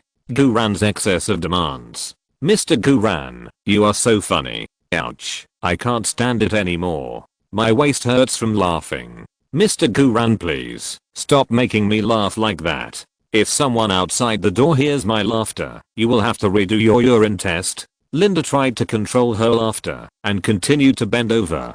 Guran was speechless. Linda, your sense of humor can't be that low, right? You are clearly trying to tease me physically, but I'm a serious person. Moreover, urine tests are much more important than other things. It is still unclear what the Liverpool boss lady's intention is to appear in the men's bathroom, so we have to be on guard against urine test related matters. Guran quietly put the urine cup on the shelf behind him to avoid being touched by Linda. Linda is also an extremely smart person. She can get a master's degree from MIT. She has her own real estate company and financial company, and she can easily deal with a 70-year-old man. A few words of comfort can make the old man buy Liverpool Football Club for her. She is definitely not an ordinary woman. Linda sensed Guran's alertness and immediately straightened up, smiling softly. Okay, I was a little excited just now. I can't help it. Mr. Guran, you are so handsome. Damn, isn't this the sentence pattern I often use to my girlfriends? There are times when I'm said like this by a rich woman. Guran felt a little amused. Then I heard Linda relax her expression and said seriously, I know Mr. Guran, you must be wondering why I'm here, so let's have a formal exchange below. Hello, Mr. Guran, it's an honor to meet you here. As she said that, Linda stretched out her left hand to shake hands with Guran. Her right hand had just been washed with urine. From this point, it can be seen that Linda is very careful.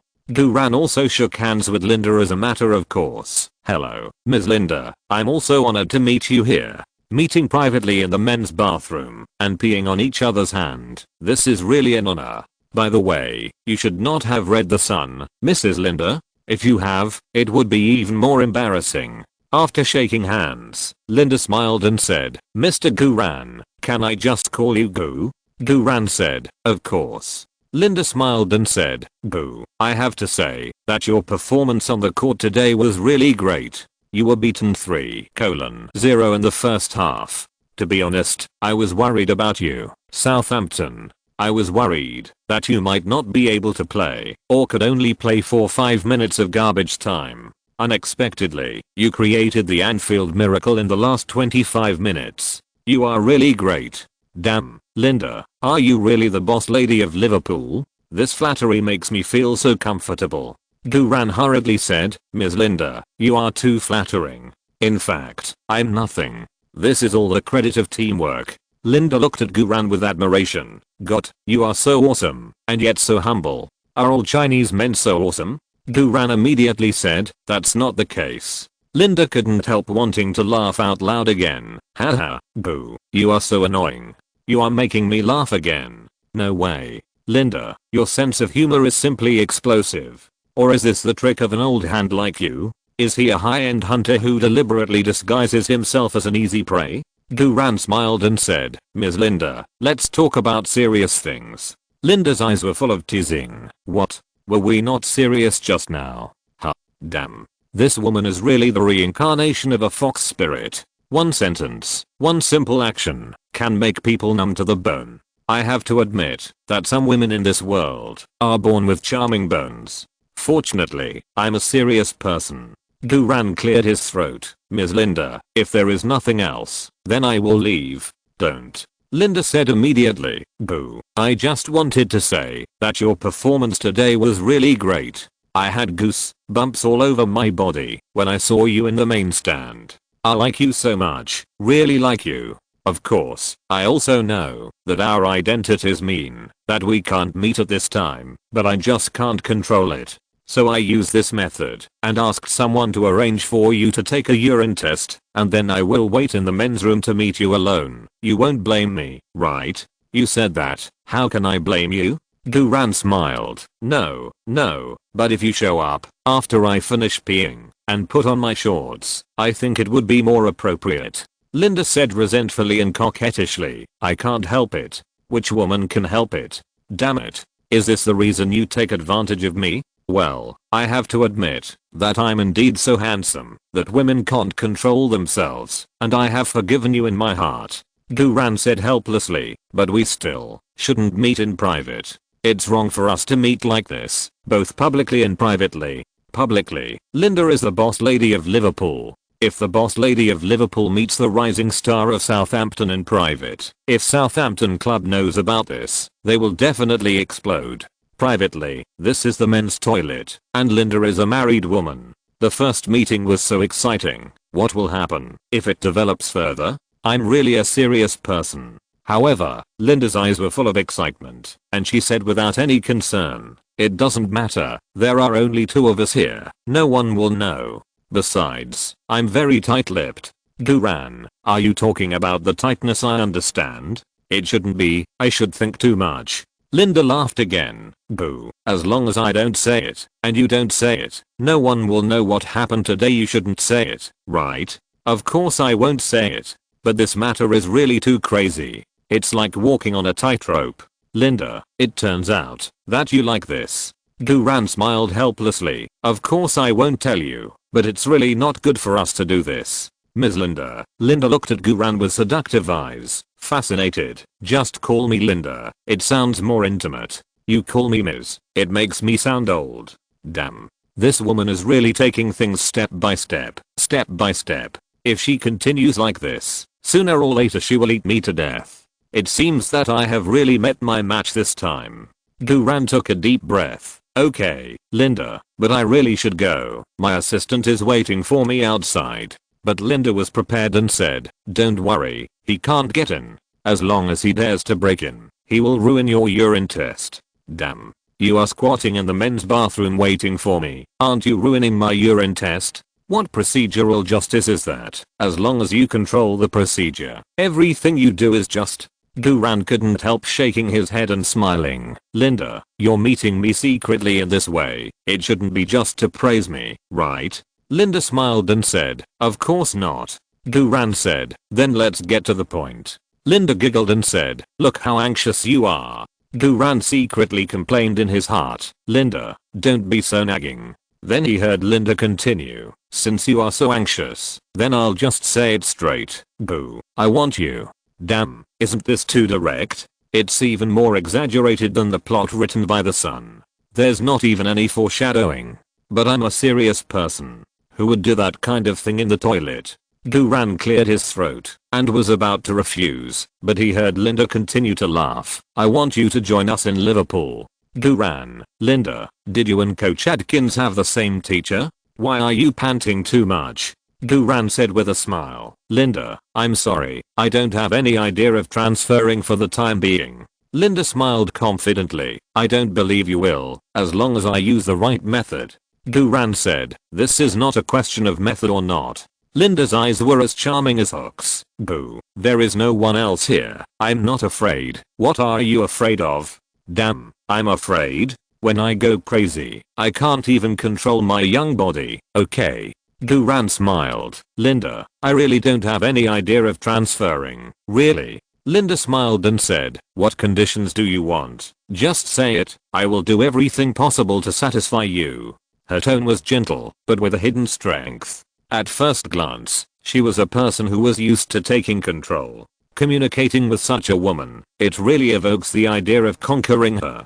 But Guran didn't think about it, but was exceptionally calm. The smarter the woman, the more dangerous she is, especially when it comes to his career prospects. Guran thought for a moment, then said, "Can you do everything I ask of you?" Linda looked at Guran meaningfully. "Not all of them can be done. After all, I'm a married woman." If these words were said righteously, there would be no problem. But the problem is that Linda seemed to be deliberately using the word married woman to flirt with her. The highest level of flirting is to say no, but the eyes seem to say, "Do you dare to try?" It's difficult. Just this one sentence messed up Guran's heartbeat. This atmosphere, this look, this inner flirting, this advanced method of playing hard to get, is really too charming. Most men really can't stand it. Guran secretly took a deep breath, tried to suppress his restless heart, and said in a deep voice, "Then, I want the same weekly salary as Gerald. Can you do it?" Linda was slightly startled. For a moment, Linda felt that she was seen through by the young and handsome Chinese man in front of her. But it shouldn't be. Can't I even handle a little boy? Is it because I'm not charming enough? Or should I be more straightforward? Linda's desire to conquer her instantly rushed to her head. Guran looked at Linda calmly. He didn't mean to ask for too much, but just casually made a request that Linda could never do, hoping to force Linda to give up. Liverpool is good, and Liverpool's boss lady is even more wonderful. As a normal man, Guran did have the idea of conquering Linda in his heart, but as a reborn, Guran is very mature. Guran had already determined his growth plan in his heart, and he would never change it because of a woman's flirting. Guran knew clearly that, if he wanted to grow from a grassroots to a world-class star, he must insist on taking the route of the bottom league, and take the bottom league as his professional youth training camp, to lay a solid foundation. This is not something that can be done in a day or two. If you want to become a world-class star, it is not a success to transfer to a wealthy club. It seems that you can't do it, Linda.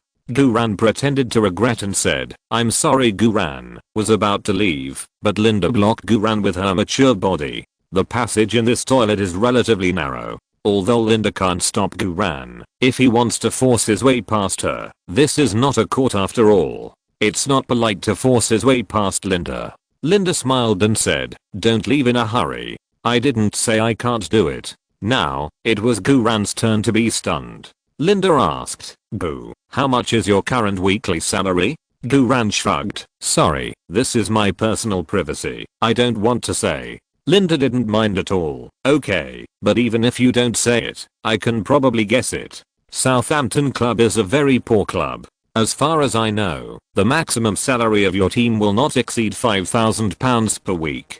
Do you know how much Jared's weekly salary is?" Guran pursed his lips. "Probably more than £100,000. Linda smiled and said, "So you know it?" "Yes, Jared's current weekly salary is the highest weekly salary of the Liverpool team, £120,000. This weekly salary can also rank in the top 5 in the entire Premier League team. Like the vice-captain Carragher, it's only £68,000 a week. The salary structure between the Premier League giants and the mid-level teams in the English League One is so different that it can only be described by the word exaggerated. No wonder everyone wants to go to the giants." Guran smiled. "So, you can't give me a maximum salary of more than £120,000 per week?" Linda said coquettishly, "Yes, whether in theory or in reality, the request you just made is really too much, even more excessive than asking me, a married woman, to do that with you. What the hell? Doesn't this mean that there is still a chance to do that?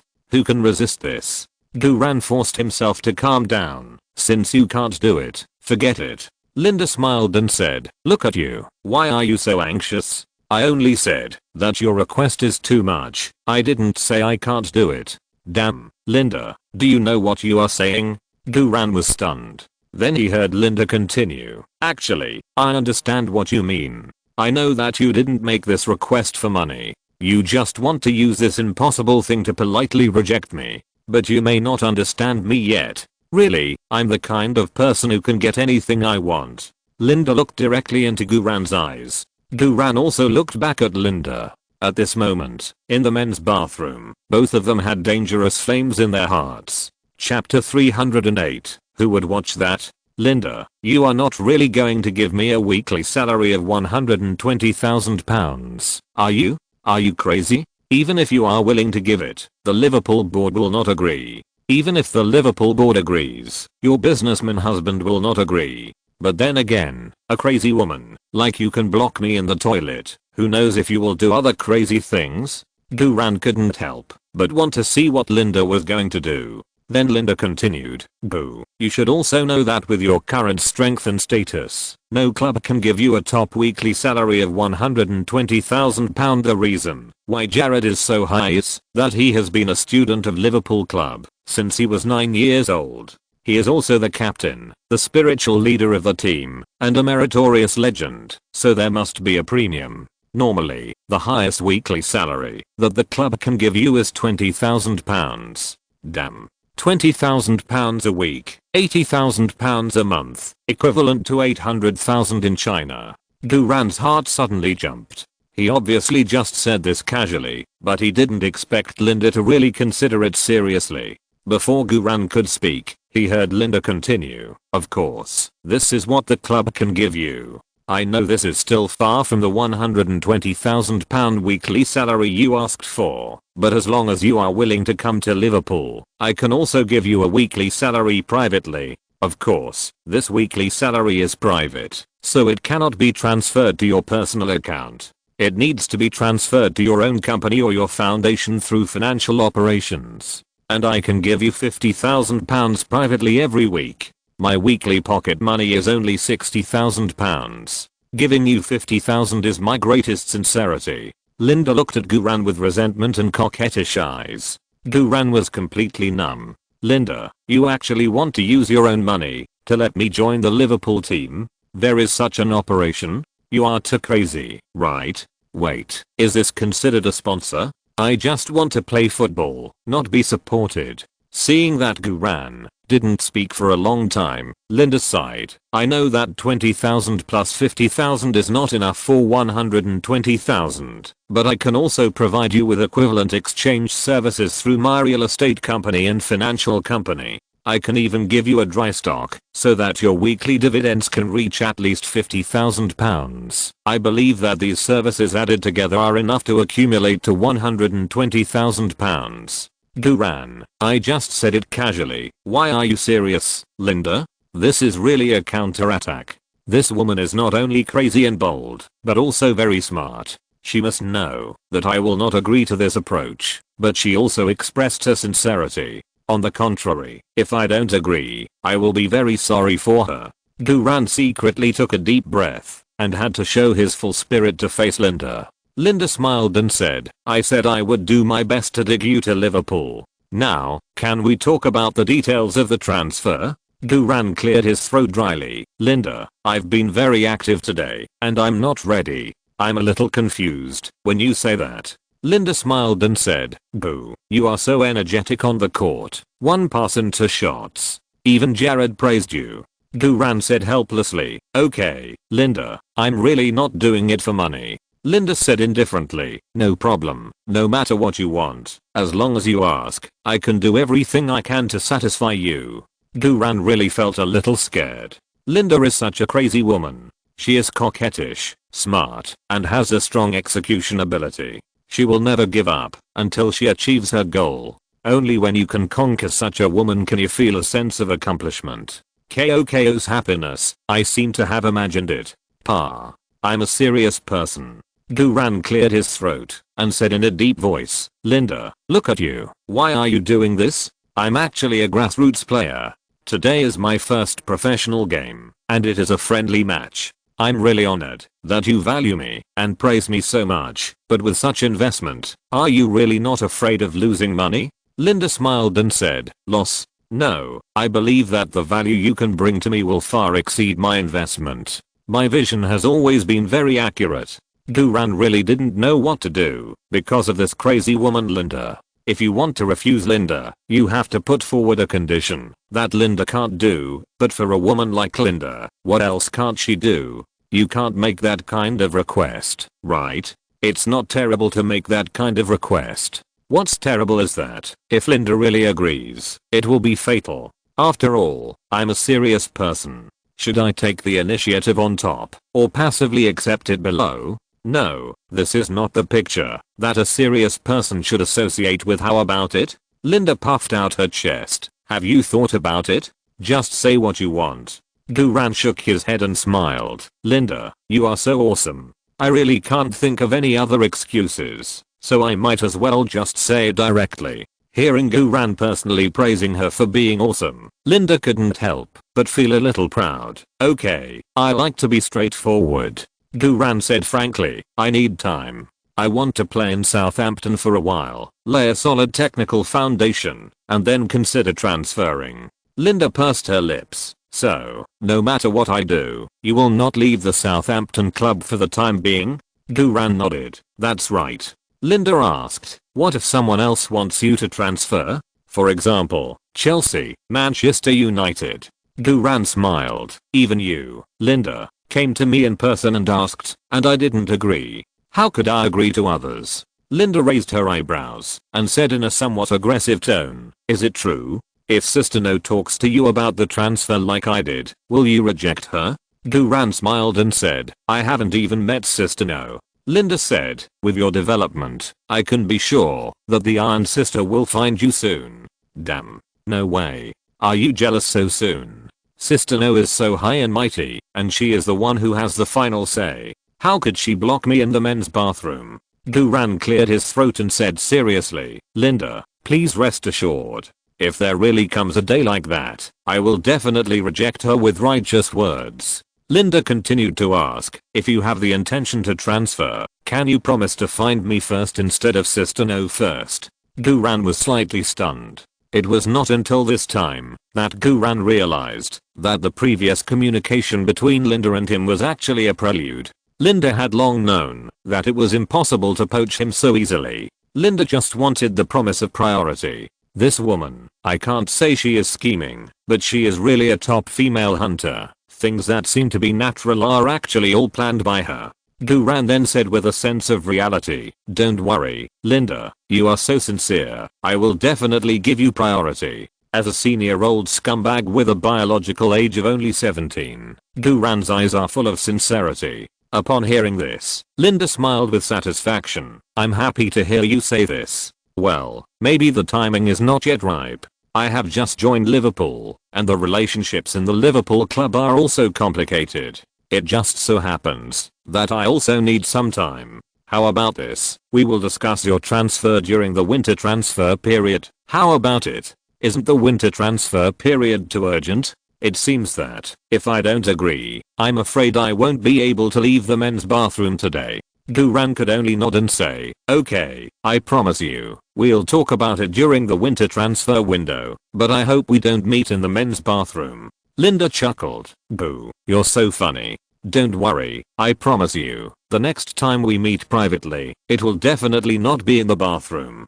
Come on, let's make a pinky promise. As she said that, Linda hooked her little finger at Guran.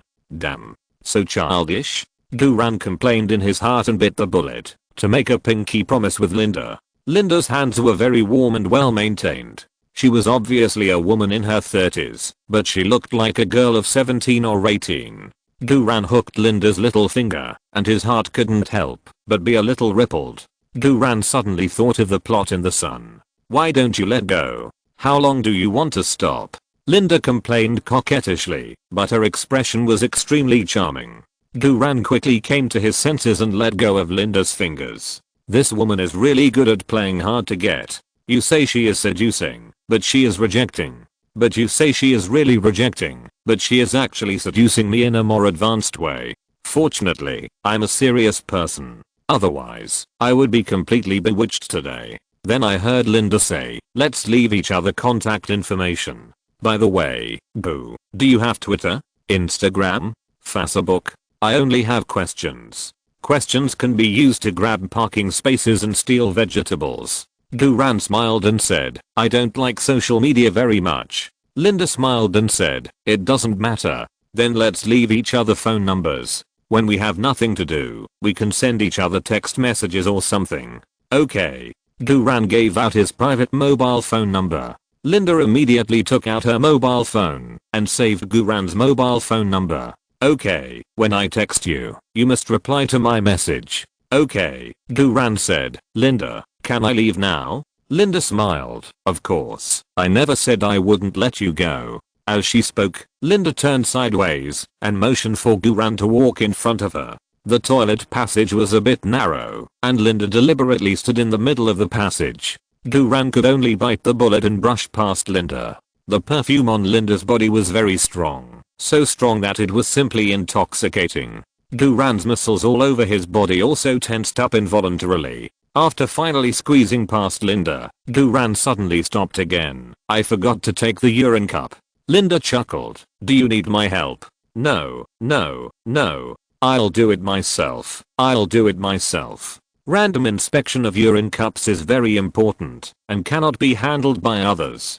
Guran could only bite the bullet, brush Linda's back, pick up the urine cup, and then brush Linda's back again. If this happens one more time, Guran's young body will not be able to bear it. Just as Guran was about to walk out with the urine cup, Linda said again, wait. Guran asked nervously, anything else? Linda smiled. Boo. Have you read The Sun some time ago? Guran said seriously. No, no. Who would read that? Linda blushed. Yes, who would read that? The two looked at each other and laughed dryly. Well, I'm leaving. Well, goodbye. We'll keep in touch by phone. Okay, okay. Don't mention it. Although in Guran's mind, he didn't want to get too entangled with this smart Liverpool boss lady, but subconsciously, he really felt a little reluctant. At this time, Rick was chatting with the staff outside the door. Staff like you should have a very high salary, right? How much is it? Have you ever had any accidents at work? For example, spilling the athlete's urine on your hands. The staff's face was livid, and he kept his mouth shut, just wanting to finish quickly. At this time, Guran just came out with the urine cup. When the staff saw Guran's urine, they immediately felt like they saw a savior. Mr. Guran, you finally came out. Guran said helplessly, it's not much. Enough, enough. The staff took it respectfully. Guran asked, then can I leave now? The staff immediately said, yes, the test results will be delivered to the official mailbox of Southampton Club later by email. Of course, unless the test results are abnormal, you will not be notified in person. Well, thank you for your hard work. Guran thanked the staff and then went to the visiting team's locker room. Rick also greeted the staff and took a few quick steps to catch up with Guran. Rick couldn't help but ask, Boo, why did you take so long in there? Hey, why do you still smell good? Damn. Rick, you are a police dog, right? I just brushed past Linda, and you can smell the residual perfume on me?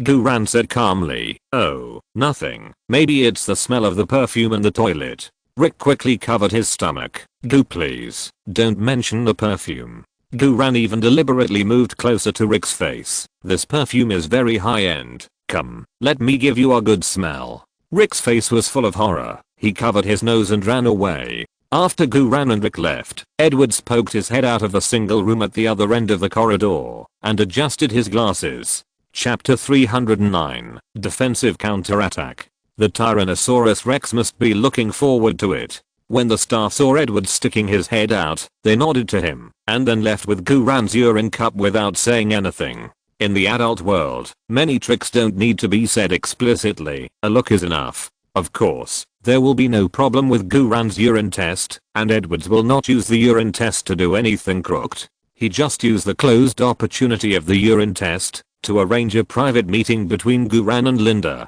Although this meeting is quite interesting, this is the most practical way he can think of. I don't know if Ms. Linda will be satisfied with such an uneasy mood. After the staff left, Edwards knocked on the door of the toilet and said softly, Ms. Linda, it's safe now, you can come out. Linda walked out of the men's toilet with a smile on her face. Edwards' hanging heart was immediately relieved. There is no need to ask. Linda must be very satisfied with this private meeting arrangement. Edwards asked quickly, Ms. Linda, how is it? Linda said with difficulty, oh. Edwards? Linda added, there are a lot of opportunities. Edwards, it turns out that I thought too much. Edwards took a deep breath and said excitedly, "So, Guran is finally willing to join our Liverpool?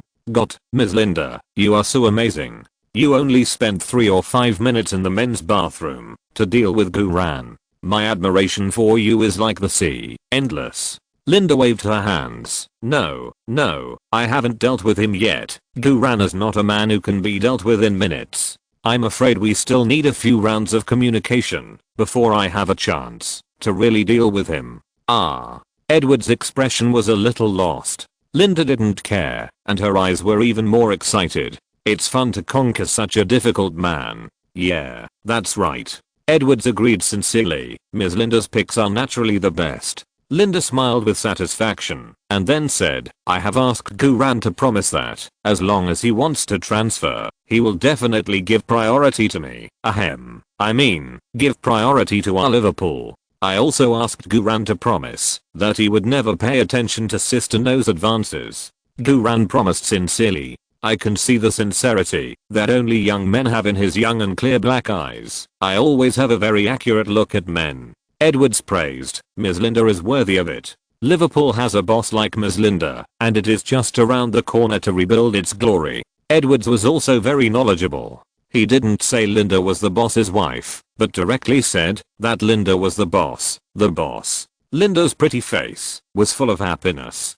Today, she first saw Guran's life-changing performance after his debut, and then had a private meeting with Guran in the men's bathroom. She also felt Guran's warmth with her own hands, and made Guran promise to give priority to her instead of the no sister next door. Add to that Edward's flattery, and Linda felt like she was about to float. Of course, Linda was still very smart. Although she was happy, Linda was not proud. Linda said, Guran promised me that he would never transfer to any other club during the winter transfer window. This gives us time to reorganize Liverpool's senior power structure. We must make good use of this period of time to sort out the administrative problems of the Liverpool club as soon as possible. Send away the stars who should be sent away, retain enough transfer funds, and free up more salary space. In this way, when the winter transfer window opens, we can directly spend money and use the lowest termination fee to take Guran to Liverpool. Edwards admired and praised. Ms. Linda, your plan is so grand. You are the smartest boss I have ever met. Under your leadership, Liverpool will surely be revived. Linda smiled. Michael, you have also made a great effort in today's matter, and you have done a great job. I think that after the start of the new season, the position of Deputy Technical Director of Liverpool Club will belong to you. You will be responsible for selling tours and digging Guran, and you must report to me in full. Edward's face flushed with excitement. Ah, Ms. Linda. Thank you. Thank you so much. Please rest assured, if I become Liverpool's Deputy Technical Director, I will work harder and create all possible conditions to pave the way for Guran to transfer to our Liverpool. If necessary, I will buy a few teammates who can cooperate well with Guran, so that when Guran comes, it will be as relaxing as returning home. Linda nodded and said, very good, Michael, you have a good idea. Liverpool club needs talents like you. That Lalana is good, and that Lambert looks okay too. If there is a chance, package them together and bring them to Liverpool. Edwards immediately said, Ms. Linda, with your words, I can let go and poach people. Linda said again, oh, by the way, the video of today's game. Without waiting for Linda to speak, Edwards immediately said, Ms. Linda, I have arranged the game video for you in advance. When you return home, you can see Guran's highlights. Linda smiled and said, Edwards, you are a talent. Edwards bowed slightly. This is what I should do. I will go and arrange a driver for you now. Okay, very good. Edwards, who was praised by the boss lady, immediately ran to arrange it happily. Linda took out her mobile phone, opened Twitter, and posted a picture of a big bird spreading its wings on Twitter, with a concise and powerful text below. Seeing the sky, the birds have expectations from now on. For a while, there were countless likes and comments. At this moment, Guran returned to the visiting team's locker room and quickly took a shower. After taking a shower, he opened the locker and took out his mobile phone to see. The missed calls and text messages on the mobile phone were like a pot of fried rice. Max Xati and others called and sent congratulatory text messages. Edwards also sent a congratulatory text message. Elizabeth also called and sent a congratulatory text message and told Guran that she would go home first and wait for Guran at home. Guran couldn't help but feel itchy while waiting at home. Of course, Guran is a serious person and will never think of anything wrong. Evelyn also sent a text message asking Guran to practice horse riding together at Hayden Manor tomorrow. Only a ghost would believe that it was just riding a horse. There must be a car. Guran smiled in his heart. While he was reading the text message, his phone rang again. Linda, who had just met him in the men's bathroom, sent him a text message. The content of the text message was just a photo of her half-lifted skirt. Guran smiled knowingly. This kind of communication at the level of tacit understanding is really advanced and smart. You say it is flirting. It certainly cannot be considered flirting when taken alone, but you say it is not flirting when you think of the private meeting in the bathroom. The ambiguous emotion spreads uncontrollably in your heart. This is a master. Guran immediately took a picture of the sports t-shirt he was wearing with his mobile phone and replied to Linda in the form of a pure picture. This sports t-shirt was also the top stained with high-end fragrance when he passed by Linda, passed by her, returned, and passed by her again during the private meeting in the bathroom. Yes, defensive counter-flirting. Linda on the other end of the phone had just sat in the special car. After seeing the photo, Guran replied. She couldn't help but chuckle. Linda immediately typed on the keyboard of her mobile phone, but after thinking about it, she deleted the whole paragraph and stopped sending messages to Guran. To play hard to get is to hook up and then let go. The experienced Linda certainly knows this technique very well. Moreover, she knows far more than this technique. After replying to Linda, Guran did not wait for Linda to reply again. After all, Guran still has Evelyn, Elizabeth and others to reply to. How to say it, a mature time management master never worries about being played hard to get because it is too busy. Half an hour later, the Southampton team's bus slowly drove out of Anfield Stadium with happy Southampton players. The streets outside the stadium were crowded with crazy fans who refused to leave. Among these fans, there are not only Southampton fans, but also Liverpool fans. The Southampton fans cheered excitedly because Guran is their player. The Liverpool fans cheered excitedly because Guran is likely to be their player in the future. No one won this game, but no one lost. Almost everyone was vying to communicate closely with the rising star Guran, and the scene was extremely explosive. Who could have imagined that a pre-season friendly match could cause such a sensation at Anfield? The bus had difficulty moving, and it finally drove out of the crowded road and headed for John Lennon Airport. After another 2 hours, the plane slowly landed, and the club's bus took the players back to the training base. It was almost 7 o'clock in the evening. According to previous habits, everyone can leave on their own after returning to the training base after the game, but Coach Adkins still summoned all the players to the tactical meeting room for a simple post-match analysis. Coach Adkins skillfully drew a tactical running map on the large whiteboard on the podium to analyze Liverpool's several wonderful defensive counter-attack tactics for the players. Lallana, Lambert, and Villana, who were sitting in the first row, listened very carefully. Lambert was still taking notes seriously. It has to be said that Coach Adkins is very professional in tactical analysis. With just a simple explanation, he deconstructed Liverpool's defensive counter-attack. The reason why Coach Adkins arranged the first pre-season warm-up match at Anfield was to let the players learn from Liverpool and face up to the gap between themselves and the real strong teams. However, even Coach Adkins himself did not expect that they would actually tie the powerful Liverpool in the end and even rely on Guran's defensive counter-attack to teach the slack Liverpool a lesson. Now it is Liverpool that has to face up to their own shortcomings. After explaining the tactical running position, Coach Adkins said, Guran's performance in today's game was very good. Whether it was offense or defense, he did it to the extreme. This is his first professional game. Although he is a newcomer, you all should learn from him. Captain Davis took the lead in applauding and cheering for Guran. Other teammates also applauded. Everyone knows that if there was no Guran this time, Southampton would definitely not lose more than 3 goals, and it would be even more impossible to chase 3 goals in a row. Only Harding had a sinister look on his face, with his hands folded across his chest. The more successful Guran was, the less secure Harding's starting position was. In the past, Harding could proudly say that he was the team's only legitimate left back, but after this game, Harding no longer dared to mention whether he was legitimate or not.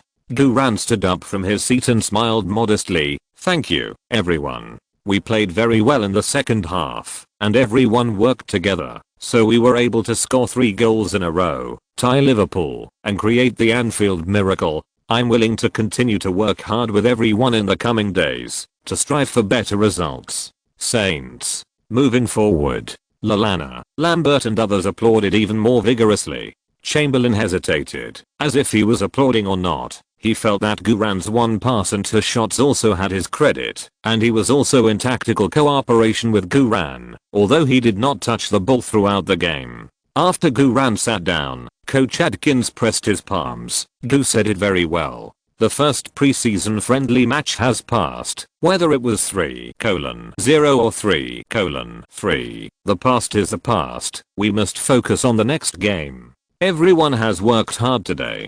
Tomorrow and the day after tomorrow, we will have 2 days off, and then everyone will return to the training ground. I will adjust your training intensity, tactical running range and ball distribution, based on your performance in the first preseason game. Then next Friday, I will play the second preseason game. Our second game will be against the English League 2 team Torquay United.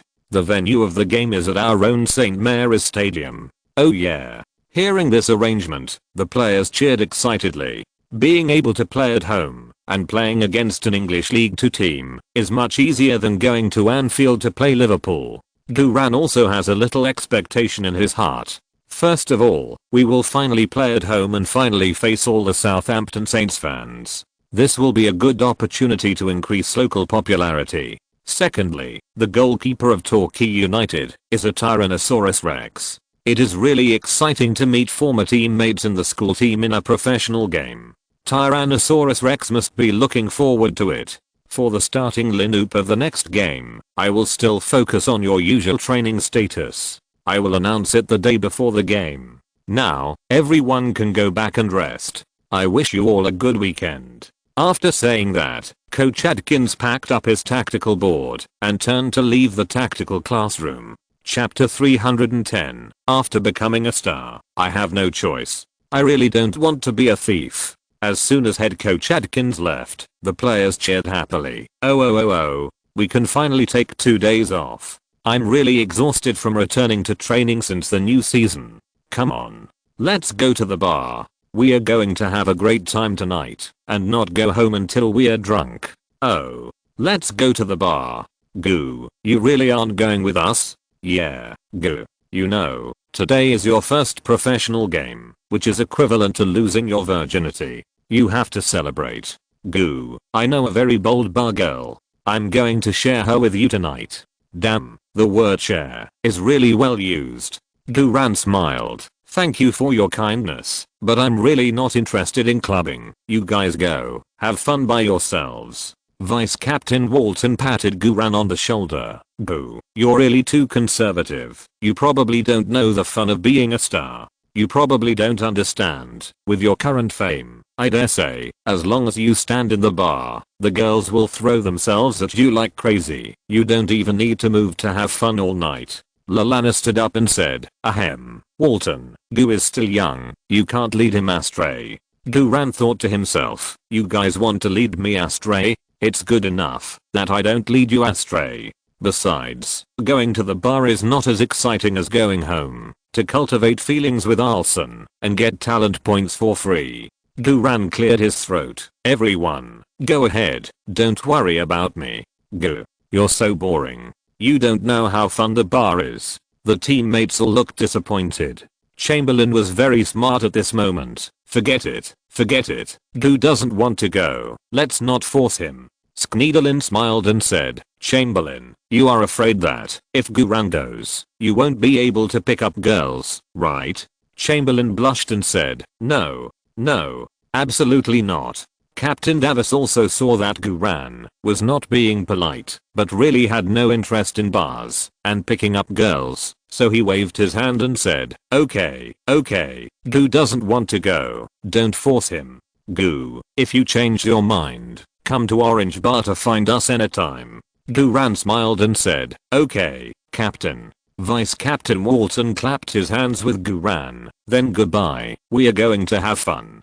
Goodbye. Guran smiled and high-fived his teammates and hugged them goodbye. Although they were not close friends yet, after playing against Liverpool, they finally got by. Of course, except for Harding. When Harding walked past Guran, he was obviously resentful. The more amazing Guran's performance in the left-back position, the less he had the capital to challenge. Guran did not indulge Harding's bad habits and did not even look at him straight in the eye. After all the players left, Personal Affairs Assistant Rick hurried in with a pile of fax documents that had just been printed.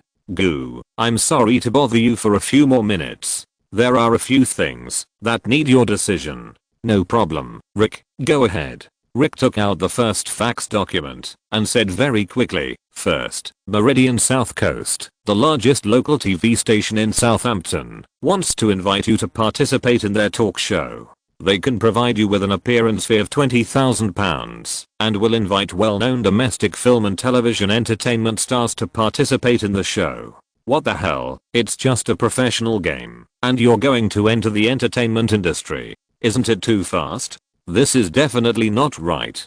Just taking the first step in your professional career, you're busy making money in the world of fame and fortune. This will make fans who really like football hate it. What's more, there's no money to be made from this. At most, it can only increase the topic and reputation.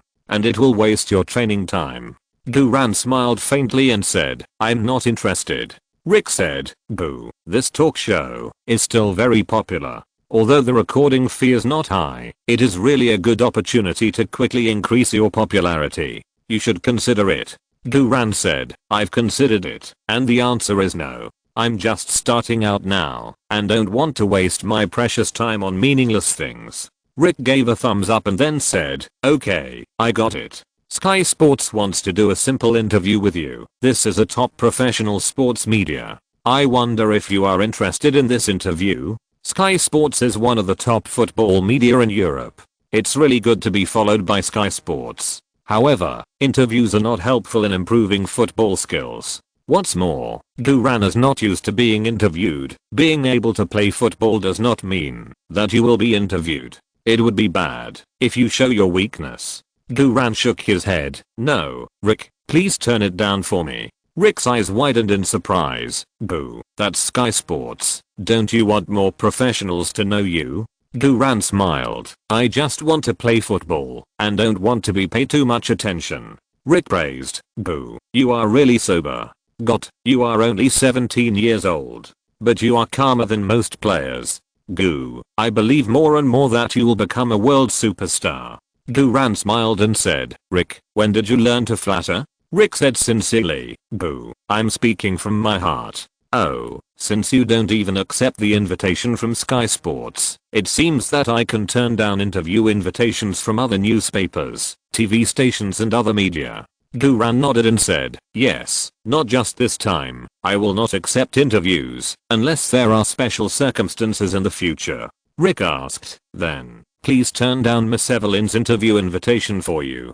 Damn. This won't work. Evelyn is my automatic writer. If I really reject Evelyn, don't even think about going home tonight.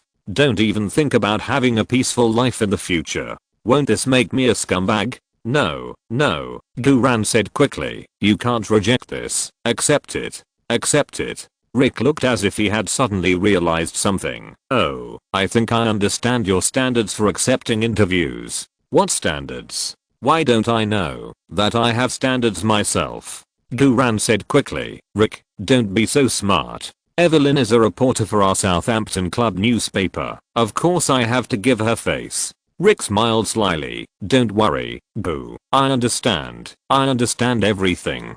Rick raised his eyebrows. I understand everything. Duran. Rick took out another fax document. There is one last thing. Our sponsor Umbro wants to shoot a print advertisement for you. According to the existing club sponsorship agreement, you can't refuse this advertisement, and you will receive a one-time advertising fee of £50,000. Duran sighed in his heart.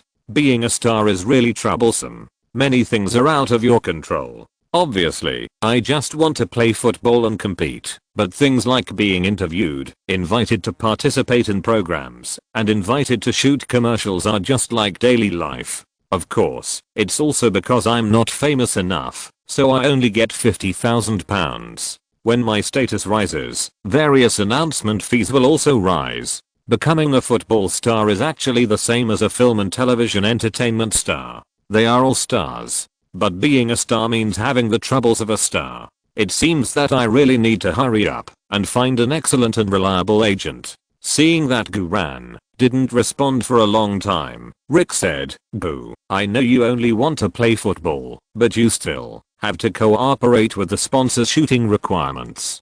Besides, it's just a flat shooting, which will be done in an hour at most, and you don't have to worry, there will be an experienced female model to cooperate with you in the shooting." Experienced female model?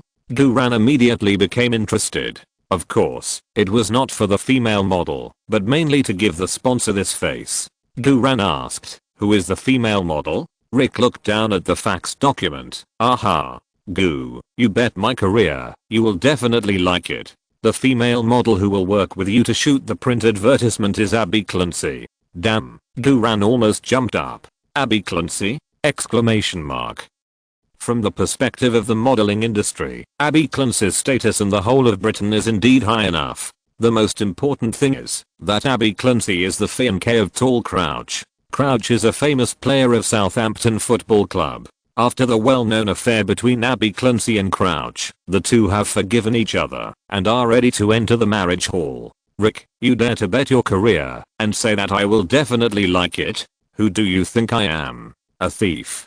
Duran couldn't help but clear his throat in anger and said, "When can the filming start?" I asked this mainly because I don't want to delay the training. Rick smiled. Yes, no. The filming time depends on Abby Clancy's schedule. I will negotiate with you in advance, but it will probably be before the next friendly match. That is less than a week. Duran took a deep breath. Okay, I agree. Rick closed the information in his hand and grinned. Okay, boo, I will arrange the rest. Rick exchanged a few more pleasantries and then left in a hurry. Abby Duran stepped out of the tactical classroom and his mind was filled with the image of Abby Clancy posing coquettishly. It was already very late and the game had just ended, so he definitely couldn't do any extra training. The confrontation with Liverpool was indeed too fierce, and today's physical strength was basically exhausted.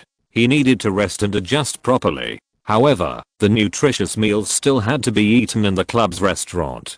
Nutritionist Loina adjusted the menu in real time and temporarily added a lot of high-calorie and high-sugar foods to help Duran make up for the consumed glycogen. After eating a nutritious dinner, Duran felt that his physical strength and energy had been mostly restored. When Duran drove back to the Dune Villa, it was already past 9 o'clock in the evening. As soon as I pushed the door open, I heard Elizabeth calling her two twin sisters, Ashley, Mary. Why can't you believe me? No, I swear, Duran is definitely not a liar. Yes, I know you have checked the player list of Southampton Club, and his name is not on it, but you checked the roster of last season, and the registered roster for this season has not been announced yet. So of course Duran's name is not on it yet. But today I saw with my own eyes and experienced his passion in the professional game. He only played for less than half an hour, made one pass and 2 shots, and fought against the entire Liverpool team alone.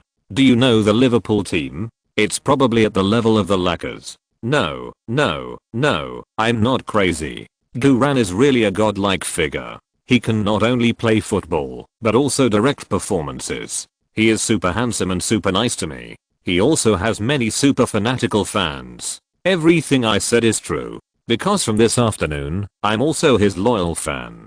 Damn, I easily got a little fangirl. Listening to Elizabeth's words, Duran felt very happy. Women, it's true, are very easy to fall in love with boys from the sports department who are full of male hormones. Then, the eldest sister Ashley's angry roar came from the other end of the phone. Liz, you have definitely been brainwashed by that man. Without waiting for Elizabeth to refute, the second sister Mary Kate also said coldly, that's right, Liz, you are too naive and too stupid. Where are there any good men in this world? All good men are pretending. He treats you well, he must want to get something from you. Elizabeth explained emotionally. Gu never said that he is a good man.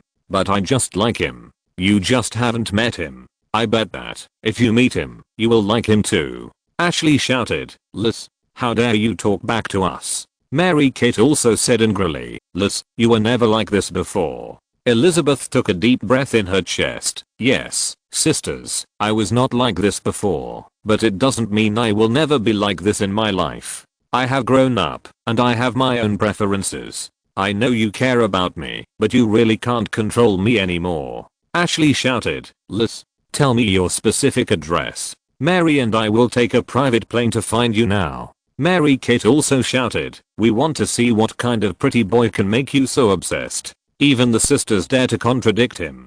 Elizabeth mustered up her courage and said, I won't tell you the address of Gu and me.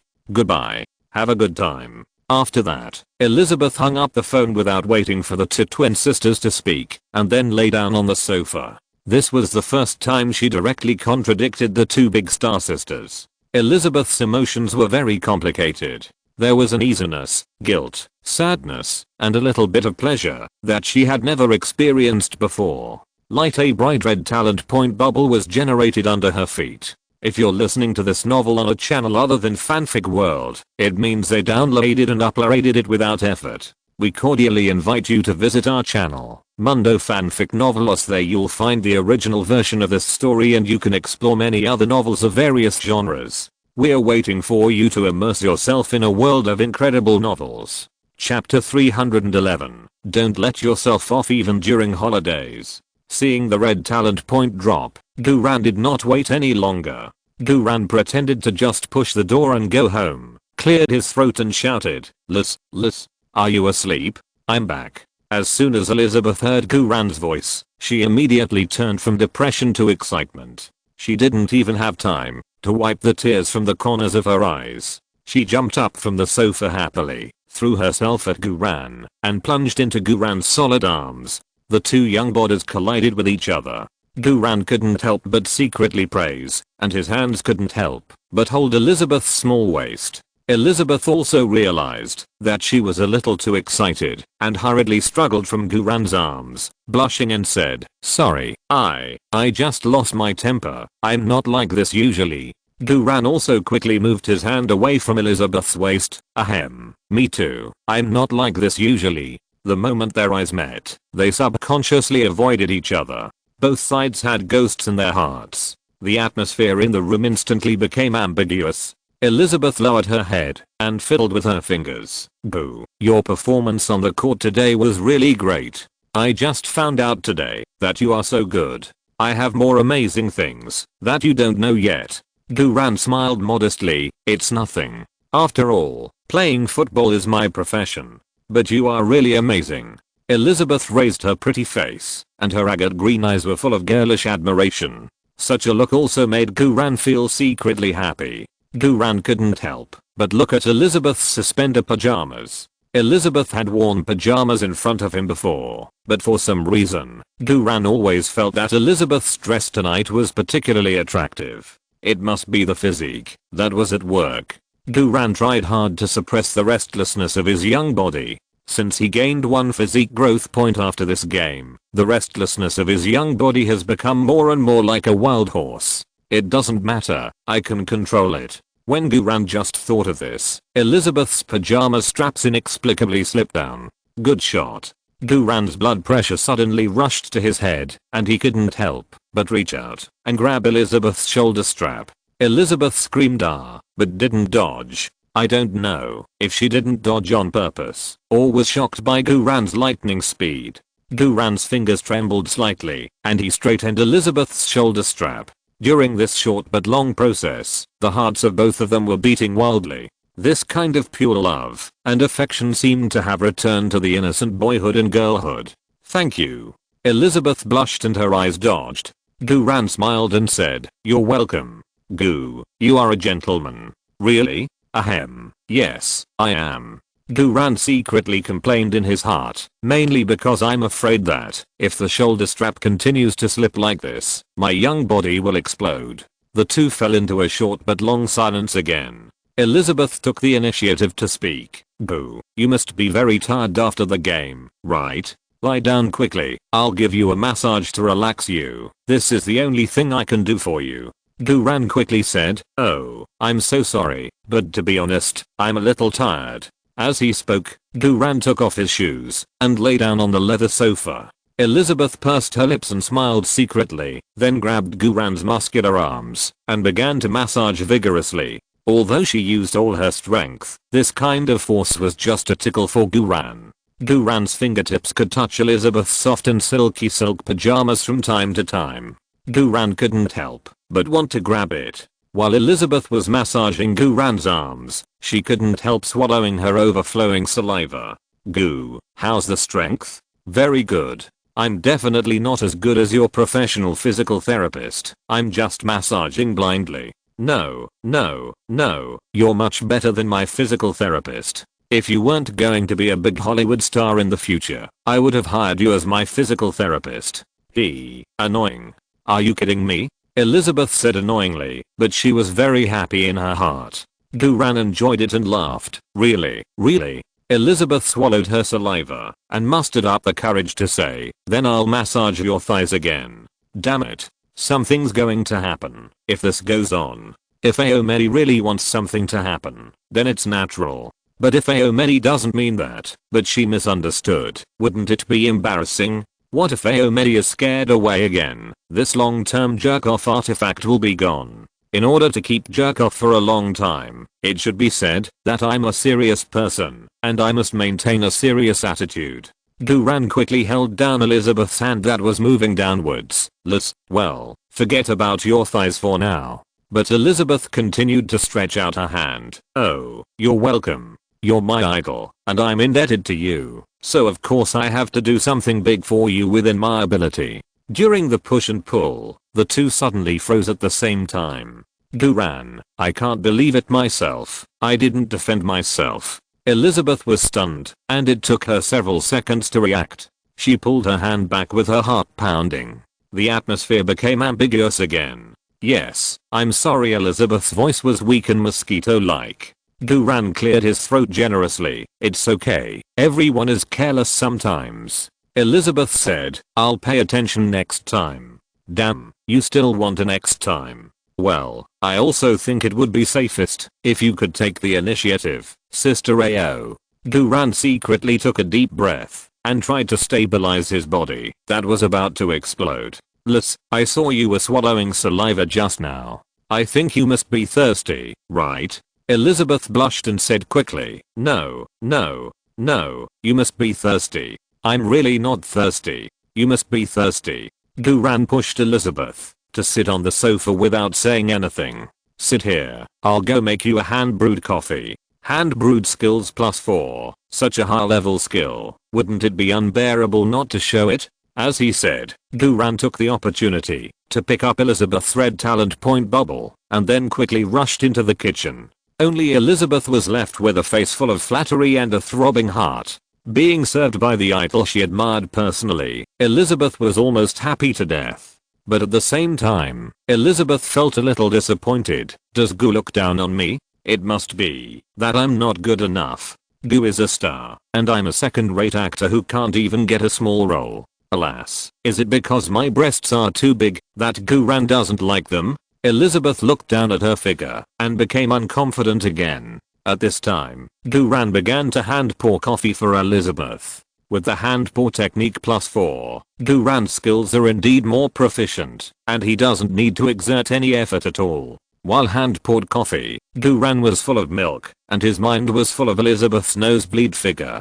Guran secretly rejoiced. Fortunately, I'm a serious person, otherwise I really can't control the idea of committing a crime. It's better to divert attention as soon as possible. Duran immediately allocated the talent points he just picked up to the speed attribute. In this way, the basic speed is increased from 71 points to 72 points. Speed is the foundation. The stronger the speed attribute, the smoother the burst sprint, and the physical energy consumed when starting will also be reduced accordingly. Improving the speed attribute is still very necessary for gaining a foothold in the English League One. The moment the allocation was completed, Duran felt that his hand speed in stirring the coffee had increased a lot. Duran couldn't help thinking, if that's the case, the frequency and speed of that aspect should also increase accordingly, right? Duran smiled, added 3 sugar cubes and a small cup of milk to the cup for mixing, and then brought the fragrant coffee to Elizabeth. "Let's try it." "Goo, thank you, I'm not thirsty." Although she said this, Elizabeth couldn't resist the aroma of coffee, took it with both hands, and took a sip. Elizabeth exclaimed, "Goo. This coffee is definitely the best coffee I have ever had so far. You are so amazing." "Got. I really want my 2 sisters to try it." Hand washing technique +4. Finally a little useful, but it doesn't seem to be very useful. Duran smiled. "It's good if you like it." "Well, it's getting late. I'm going to take a shower and go to bed. You should also rest early after drinking coffee." Well, Elizabeth sat on the sofa without moving. Duran walked into the bathroom without a door and gave him a cold and hot treatment. His physical strength was restored a little, but if he wanted to recover most of it, he would probably have to go through another ice and fire therapy tomorrow morning. It must be said that the confrontation in professional games is really fierce. It is not an exaggeration to say that the intensity of confrontation in such a preseason friendly match has far exceeded the intensity of the national football team. When Duran walked out of the bathroom wrapped in a bath towel, Elizabeth was still sitting on the sofa, sipping coffee. The coffee was like the precious water of life, and Elizabeth's pretty face flushed slightly. "Good night, Liz." "Yeah, good night, Goo." After the two said goodnight to each other, Duran walked into the master bedroom without looking back. Elizabeth's originally upright chest suddenly shrank. "Alas, I couldn't sleep, and I drank so much coffee. How can I sleep tonight?"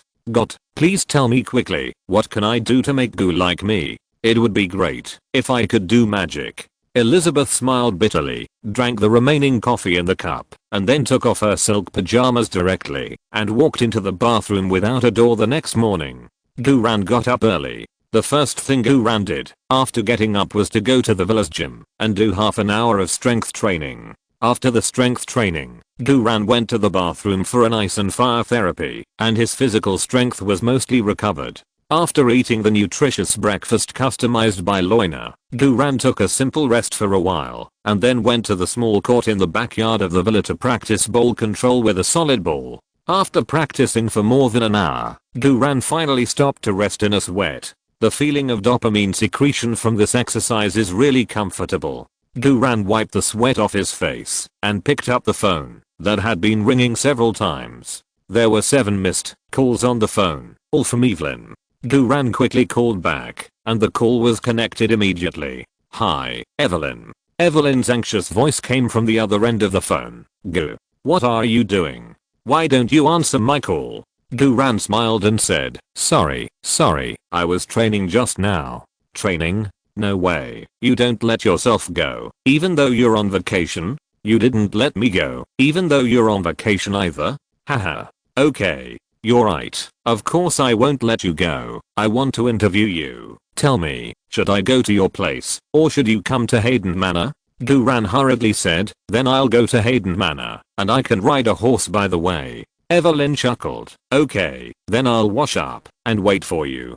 Damn. This hint is so obvious. "Evelyn, I really am going to ride a horse. I'm going to win gold in the Olympics. Don't get me wrong." Evelyn lowered her voice and said charmingly, "Boo, I can't wait any longer." Duran cleared his throat and said seriously, "Me too."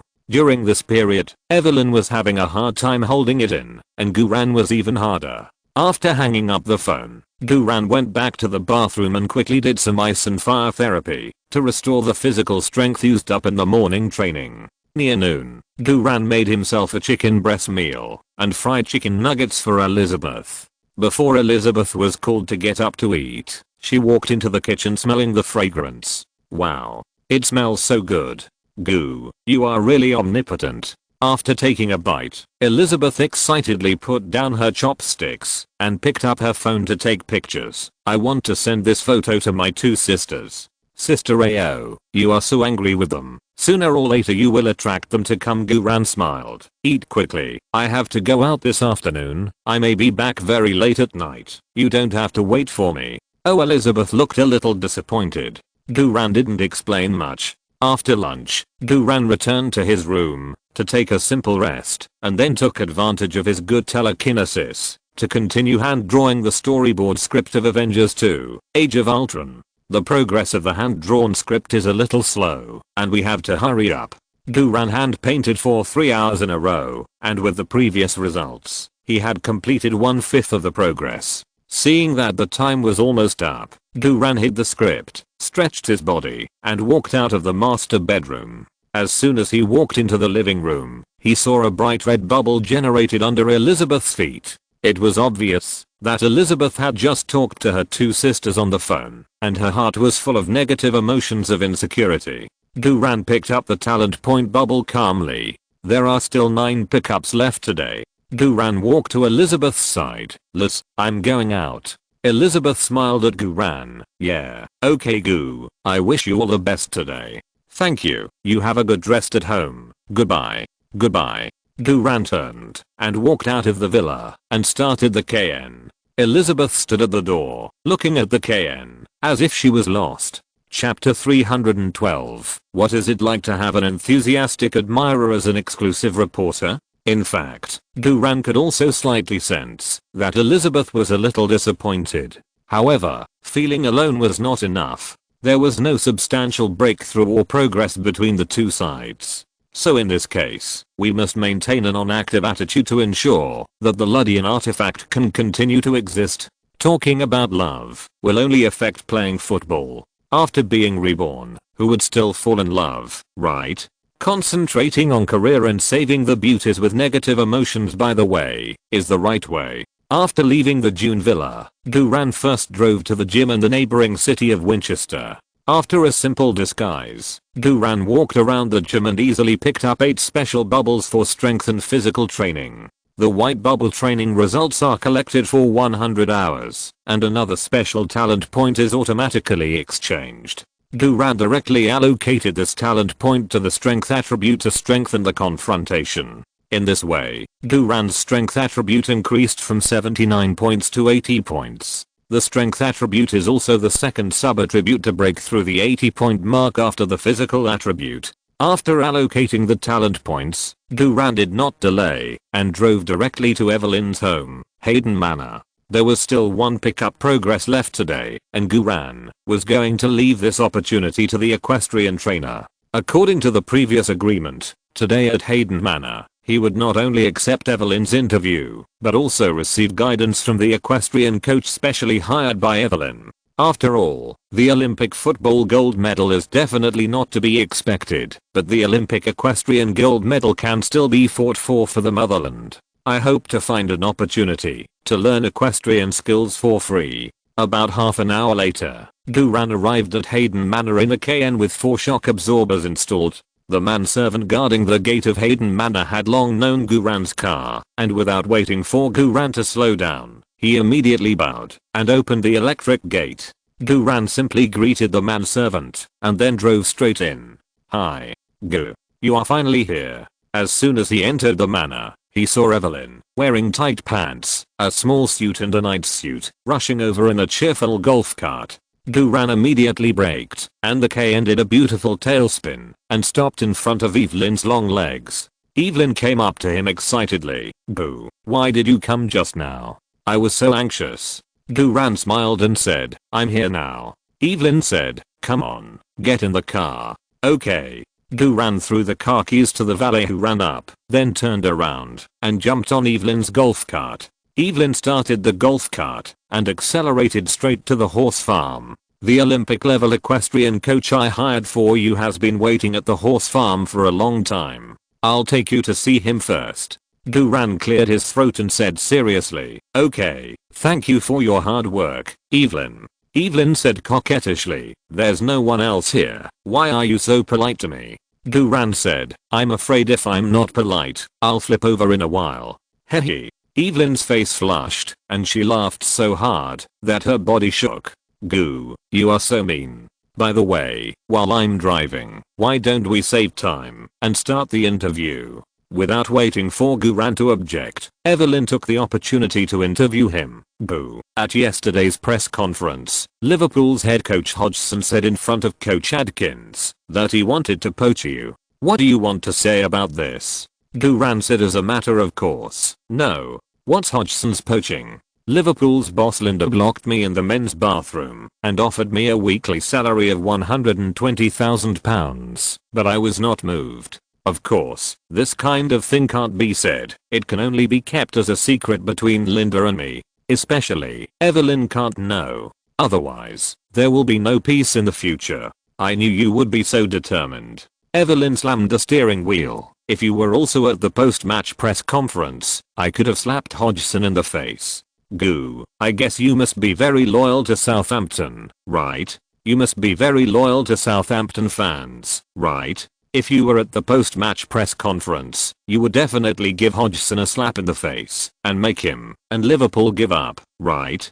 Damn, not really. Not really. I'm just a novice who has just entered the professional game, and I'm going to slap the future head coach of the England national team. Isn't this too crazy? Although there is a system blessing after rebirth, it doesn't matter if I'm a little crazy, but I can't be too crazy. Guran quickly said, Evelyn, you can't say that. I personally respect Coach Hodgson very much. His defensive counter-attack strategy has always been the direction of my research and study. Evelyn pouted reluctantly. Okay, then I get it. Guran said, yes, you should be more restrained in what you write. Well, then I will be more restrained in what I write. Evelyn said, my news headline is, Guran, Hodgson? I don't know any Hodgson. Guran, okay, this is considered to be restrained writing. It's better than just scolding him directly. Evelyn continued to ask, Boo, you were like a god in yesterday's game. It was your first professional game, and you faced stars like Jared and Kuwait, but you were not afraid at all. In less than half an hour of playing time, you turned the tide, made one pass and 2 shots, and created the Anfield miracle, which made all Liverpool fans silent, and made Southampton fans excitedly call you dad. How do you evaluate your professional debut? How do you evaluate the number 8 Jared on the opposite side? How do you evaluate your teammates? What impressed you most about this game? Wow, so many questions at once. Fortunately, the person interviewing me knew me well. Otherwise, facing such a series of questions, I really don't know how to answer. Guran cleared his throat, and after a moment's hesitation, he said in a deep voice, I don't have any special feelings about my debut. Jared is versatile, and is my role model. My teammates are good at attacking, but they also need further adjustment. What impressed me most was the atmosphere at Anfield. Guran answered all of Evelyn's questions in one breath. After hearing Guran's answer, Evelyn almost stepped on the brakes. The question Guran answered was even shorter than the one she asked. However, this did not prevent Evelyn from automatically filling in the blanks in her mind. Evelyn was shaking with excitement. Boo, I understand you. What you mean is that although your debut was already very strong in the eyes of others, you yourself are not satisfied. It's just because head coach Adkins gave you too little playing time this time, and it was a tailspin against the wind, and the opponent was the Liverpool team with a full main lineup, so your performance in your professional game debut was suppressed. But, after the start of the English League One, your debut in the English League One will definitely be better, stronger, right? Damn, I haven't seen you for a few days, Evelyn, you are getting dumber and dumber. Guran didn't know whether to laugh or cry. Evelyn, I didn't complain about Coach Adkins giving me less playing time. Evelyn said excitedly, I understand, I understand. I will hold back. I won't let Coach Adkins have a grudge against you. But we all know that this is actually the case. If Coach Adkins had let you start, the result of the game would definitely not be a 3:3 draw. Our Southampton team has a great chance of winning. Guran, no. With my current physical fitness and basic skills, I can't hold on for the whole game with Liverpool's full in loop. But how can I explain this to you? Before Guran could explain, Evelyn said excitedly, in addition, you said that Jared is your role model, but your score in your debut is far higher than Jared. So, you originally took Jared as your role model, but in fact you are the strongest number 8 on the field. You have surpassed your role model. You are worthy of being our Southampton star of hope. Guran, what is it like to have a fanatical admirer as an interview reporter? If I continue to be so self-deprecating, I will become the craziest football player in history, right? I'm really panicked. I'm obviously a humble and introverted young man. How could I be running all the way on the road of arrogance? Guran hurriedly said, Evelyn, hold back, hold back. But Evelyn said excitedly, oh Gu, my dear, I feel my blood boiling now. The feeling of adrenaline exploding when I watched your game yesterday is back. I know, you said your teammates lack coordination because their level is not high enough and it is difficult for them to quickly understand your intentions during the game. Except for Chamberlain who cooperated with your movement twice, I dare say that Chamberlain must be your little brother in the team, right? Guran, Evelyn continued excitedly, and you said that the atmosphere at Anfield left a deep impression on you. It must be, because when you equalized the game, the shocked expressions on the faces of those Liverpool fans left a deep impression on you, right? Gu, you overturned Anfield by yourself. You are amazing. Your existence is the most vivid miracle in English football. Oh, I love you so much. Guran, Evelyn became more and more excited. Gu, I have so many more questions, and I want to ask them all at once today. You without waiting for Evelyn to continue asking questions. Guran used his dragon claw hand, which never missed a beat. If you can't solve the problem, then solve the person who asked the question. Although this is a bit unethical, the world is peaceful. Evelyn was caught off guard and couldn't even hold the steering wheel. Her mind was in a mess and she couldn't continue asking questions to Guran. The golf cart was swaying all the way and almost overturned several times. After finally arriving at the horse farm, Guran saw someone in the stable from a distance, so he let go of the cart reluctantly. Evelyn said coquettishly, Gu, you are so bad. I haven't finished the interview yet. Guran smiled slightly, you can write the other questions yourself, anyway, you understand me. After hearing this, Evelyn was satisfied. After the golf cart stopped, a middle-aged male knight in standard knight's clothes walked out of the stable. Obviously, this middle-aged male knight was the Olympic-level equestrian coach specially invited by Evelyn. At this moment, the equestrian coach was looking unhappy, frowning, holding his hands in front of his chest, and his mouth was pursed into a downward yawn line. The equestrian coach had been waiting in the horse farm for more than an hour, and he was very impatient. Evelyn jumped off the golf cart quickly. Sorry to have kept you waiting, Mr. Hobbs. This is a talented star I mentioned to you, Guran. He single-handedly won the game yesterday. Before Evelyn finished introducing him, the coach Hobbs rudely interrupted the introduction and said coldly, genius star? Just focus on playing football. Why bother to practice equestrianism? Don't you know that equestrianism has nothing to do with talent? It is completely based on riding horses since childhood. To put it bluntly, football is a popular sport, while equestrianism is an absolutely aristocratic sport. You want to learn equestrianism halfway, and you can only train once or twice in a month. You want to compete in the Olympics in this way. This is simply a joke. What the hell? So angry right at the beginning? Isn't it just to make you wait a little longer? How arrogant. Oh, I really just want to play football. Why do people always send me to slap my face? Guran smiled coldly in his heart, then said, Coach Hobbs, just because you have never met an equestrian genius does not mean that there are no equestrian geniuses in this world. Coach Hobbs was stunned and said angrily, boy, how dare you talk to me like that? Do you know who I am? Do you know my status in the English equestrian world?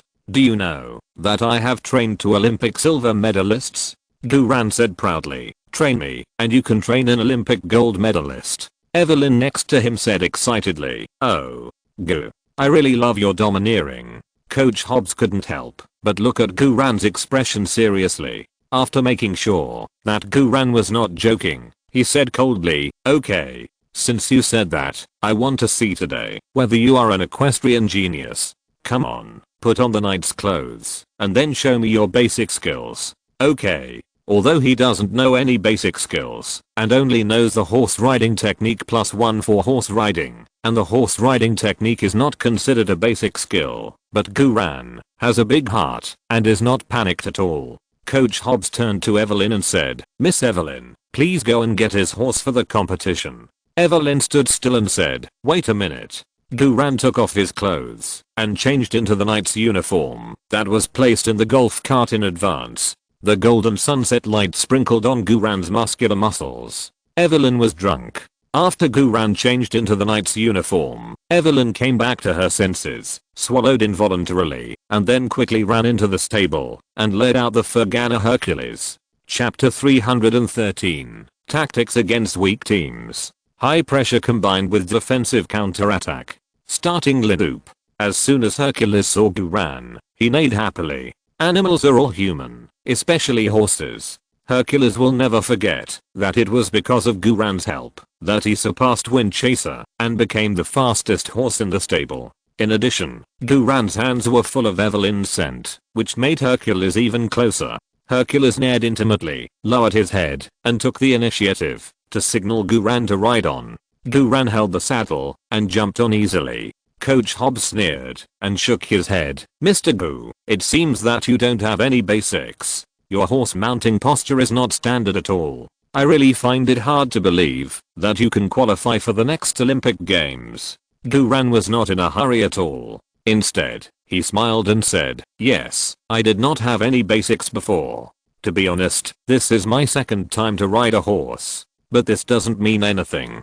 After all, no one taught me. But as long as you are willing to teach, even if it is just a simple demonstration, I can learn it immediately." Coach Hobbs sneered. "Impossible. Absolutely impossible." Guran raised his eyebrows and said in an almost provocative tone, "Try it? Okay. Let's try it." Coach Hobbs said arrogantly, "I will make you lose convincingly today. I just want to let you know that equestrianism is a pure aristocratic sport. It requires a lot of horse riding practice. It is impossible for a commoner like you to learn it easily." Guran immediately turned over and got off the horse, handed the reins in his hand to Hobbs. "Then please." Evelyn next to him was hesitant to speak. "You know, Hercules will not let outsiders ride.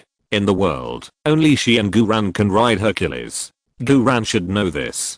Guran knew that Hobbs could not ride Hercules, but he still let Hobbs ride. Was it probably to make fun of Hobbs? Evelyn smiled bitterly in her heart and said secretly, "It seems that the conflict between the two sides is about to intensify. Next, we have to consider changing Guran's equestrian coach." When Evelyn was thinking this, Coach Hobbs stepped on the stirrup gracefully, ready to turn over.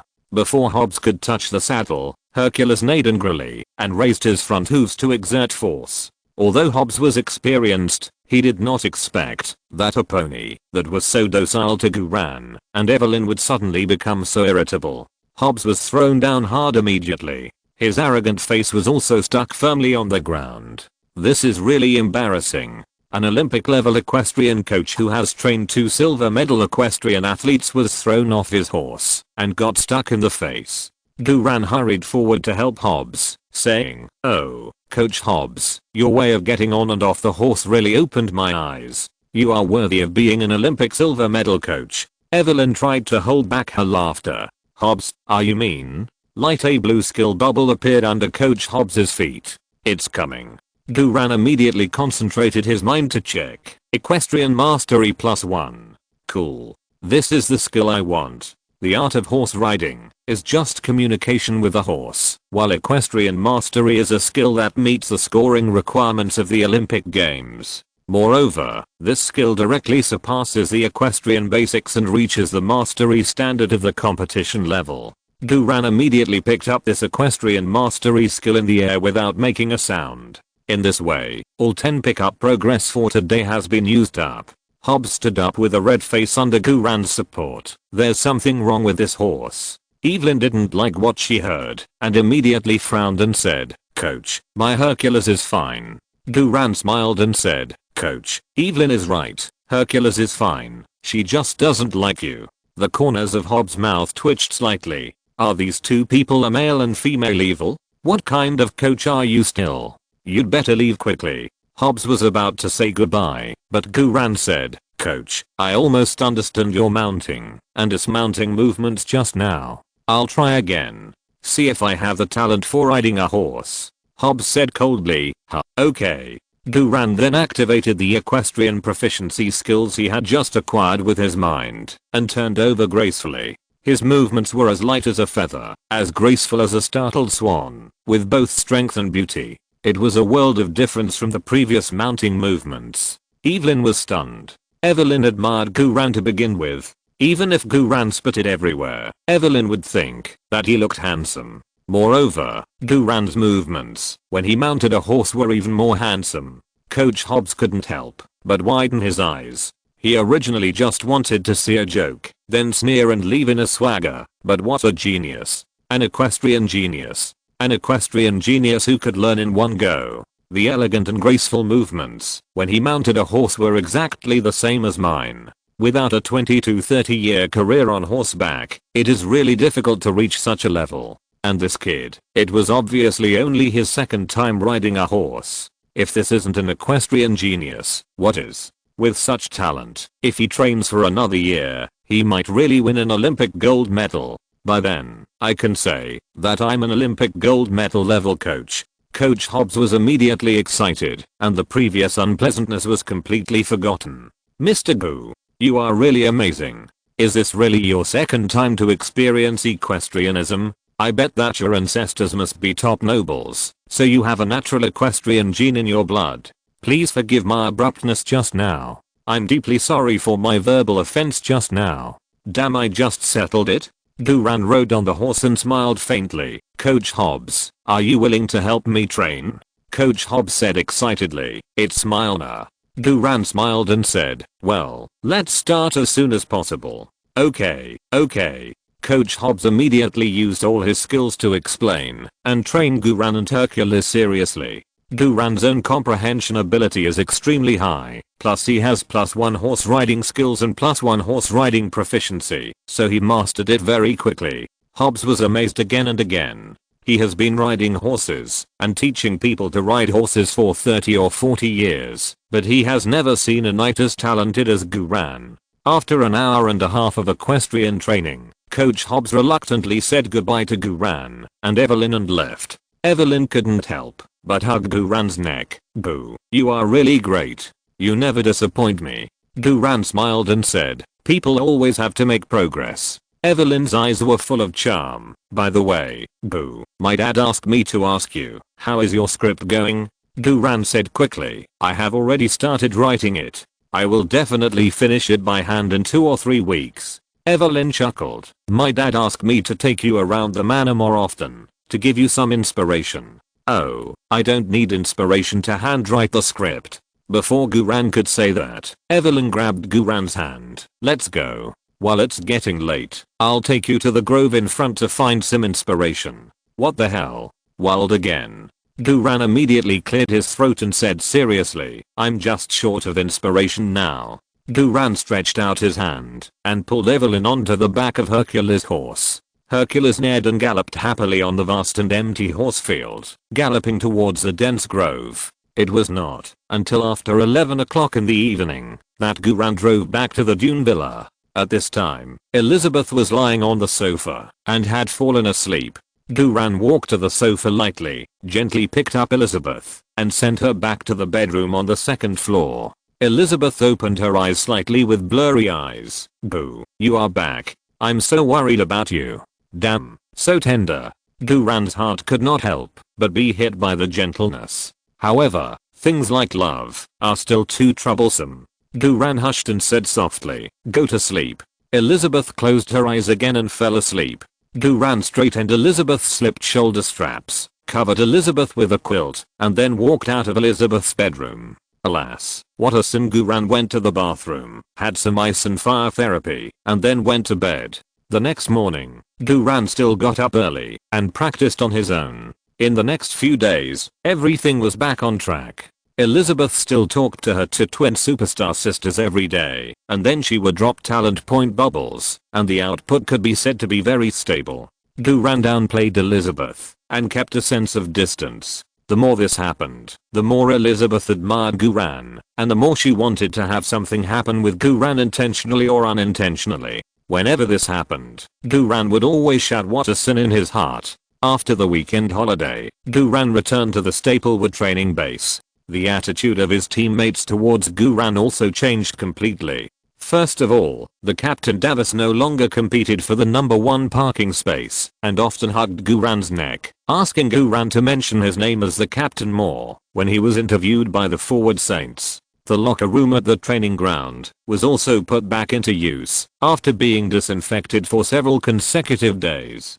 And this time, Guran's locker was moved to the most conspicuous area, next to Lilana and Lambert's lockers. During the training session, teammates also began to frequently pass and cooperate with Guran, and the overall running of the team was also visibly improved. Luke Shaw followed Guran like a little fan, and even took the initiative to try Guran's exclusive nutritious meal. Of course, after tasting it, Luke Shaw never wanted to try it again. Chamberlain's emotions towards Guran were very complicated.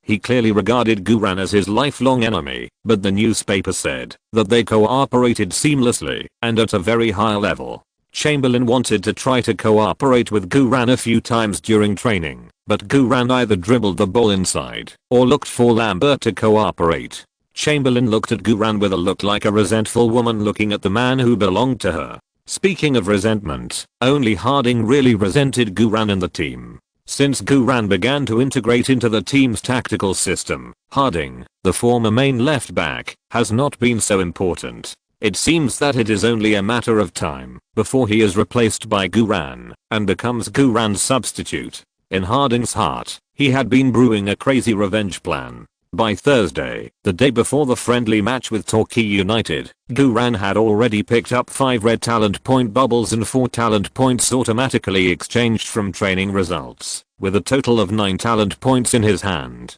Such a stock is definitely more than enough to deal with the English League 2 team Torquay United tomorrow. After the training that day, the head coach Adkins held a pre-match tactical class as usual. In the tactical class, Coach Adkins analyzed Torquay United's playing style in detail. Most of the players under the podium were perfunctory. After all, Torquay United was only a mid-level team in English League 2, while Southampton had just created the Anfield miracle and tied the giant Liverpool. Southampton playing Torquay United, isn't that just a casual kick? Only Guran, Lambert, and Lilana were listening carefully. Guran even listened more seriously than when he took Liverpool's tactical class. After all, he knew a world-renowned team like Liverpool in his previous life, and he knew the characteristics of Liverpool players like the back of his hand. However, Guran really didn't know a single thing about a small team like Torquay United, except for Torquay United substitute goalkeeper Tyrannosaurus Rex. After Coach Adkins' analysis, Guran soon had a general impression of Torquay United. The head coach of Torquay United is Paul Barkley. This head coach is also a well-known coach in their local area. His coaching style is very radical and resolute, and he likes to play fast breaks. However, this coach's defense in the backcourt is a mess, and Torquay United does not have a star player who can hold on and stand up, so Torquay United's record has not been very good, and the average number of goals lost per game is very high. According to the intelligence of the military scouts, Torquay United's preferred formation is 442. The pressure method is a mixed method. The man marking method is also a mixed method. The tactical mentality is offensive, and the game mentality is radical. The so-called mixed method actually means that there is no obvious pattern. Therefore, it is not difficult to play Torquay United. As long as you keep your footing, withstand the impact of Torquay United, and then seize the opportunity to counter-attack, you can save energy and score goals. Coach Adkins still repeatedly emphasizes defense counter-attack, even for a weak team like Torquay United in a low-level league. Of course, in addition to the basic defense counter-attack tactics, Coach Adkins also requires high pressure on Torquay United during the game.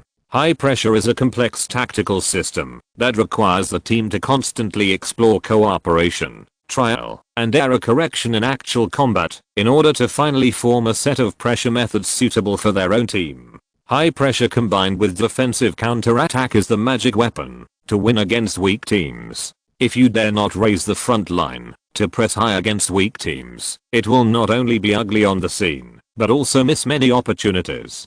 Previously, in the friendly match between Liverpool and Southampton, Liverpool adopted the strategy of high pressure plus defensive counter-attack. Now, Southampton is playing Torquay United, copying Liverpool's tactical thinking. Although Liverpool was forced to draw before, their tactical thinking was correct. The high pressure formation generally adopts a compact formation, requiring the two wingers to get closer to the ribs as much as possible and increase the overall coordination of the team. If the two wingers are very open, then the gap will be very large, and it will be impossible to press the opponent at a high position. In the case of high pressure, the opponent's team will generally give the ball to the wing, and the wing forward or fullback will carry the ball forward. At this time, the team can use the method of surrounding, blocking, staring, and grabbing to jointly defend and press. Coach Adkins explained the tactics to be adopted tomorrow while drawing a tactical map on the big whiteboard. Looking at the tactical map,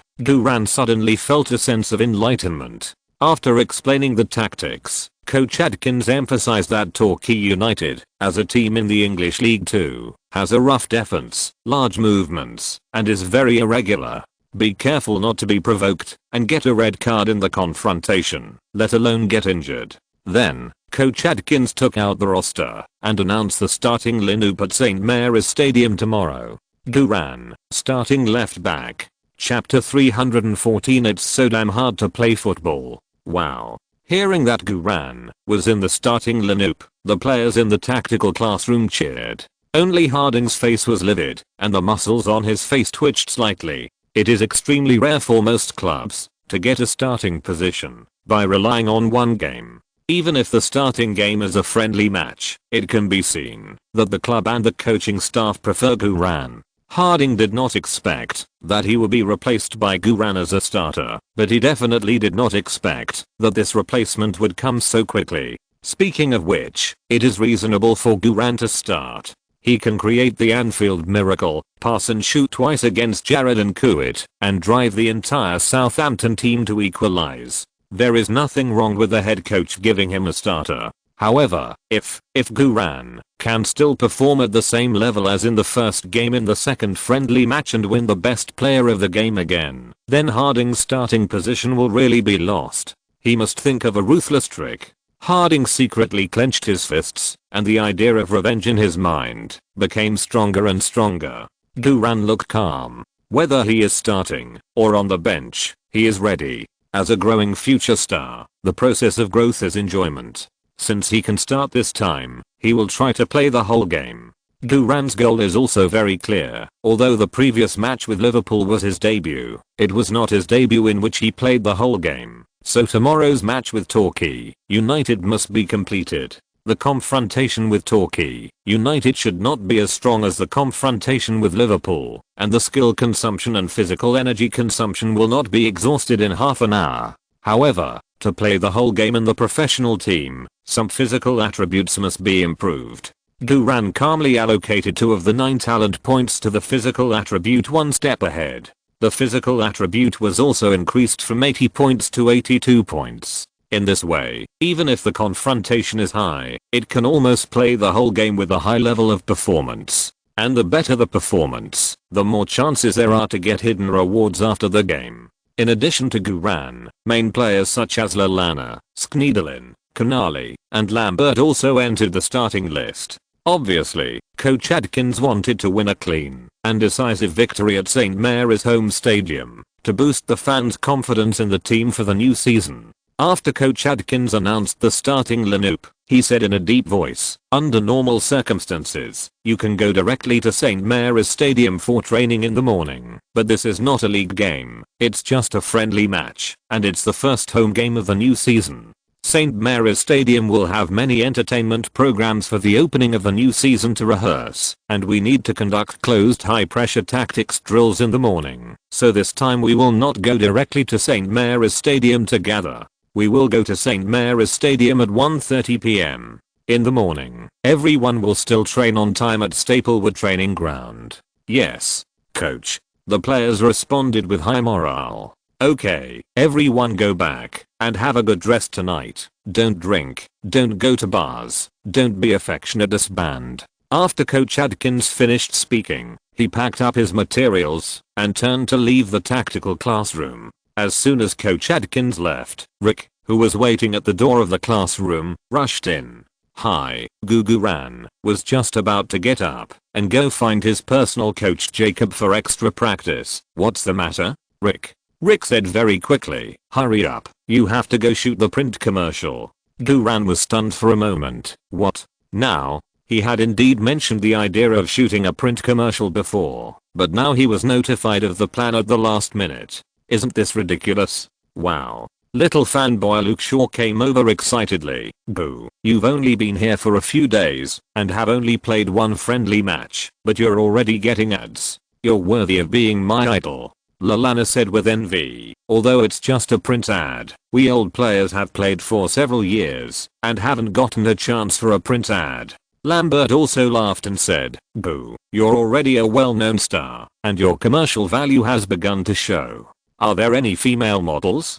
Chamberlain asked with concern. Who are the female models? Rick said, yes, the female model is Abigail Clunsey, the girlfriend of our Southampton meritorious player Crouch. Wow, that woman Abby is so coquettish. Yes, I know her. She was originally a second-rate model, but she has been fishing for rich men in bars for many years, and finally caught the tall Crouch. Then Abby used Crouch to get promoted, and became a member of the England national team's wives group, and then became a top-notch female model in Europe.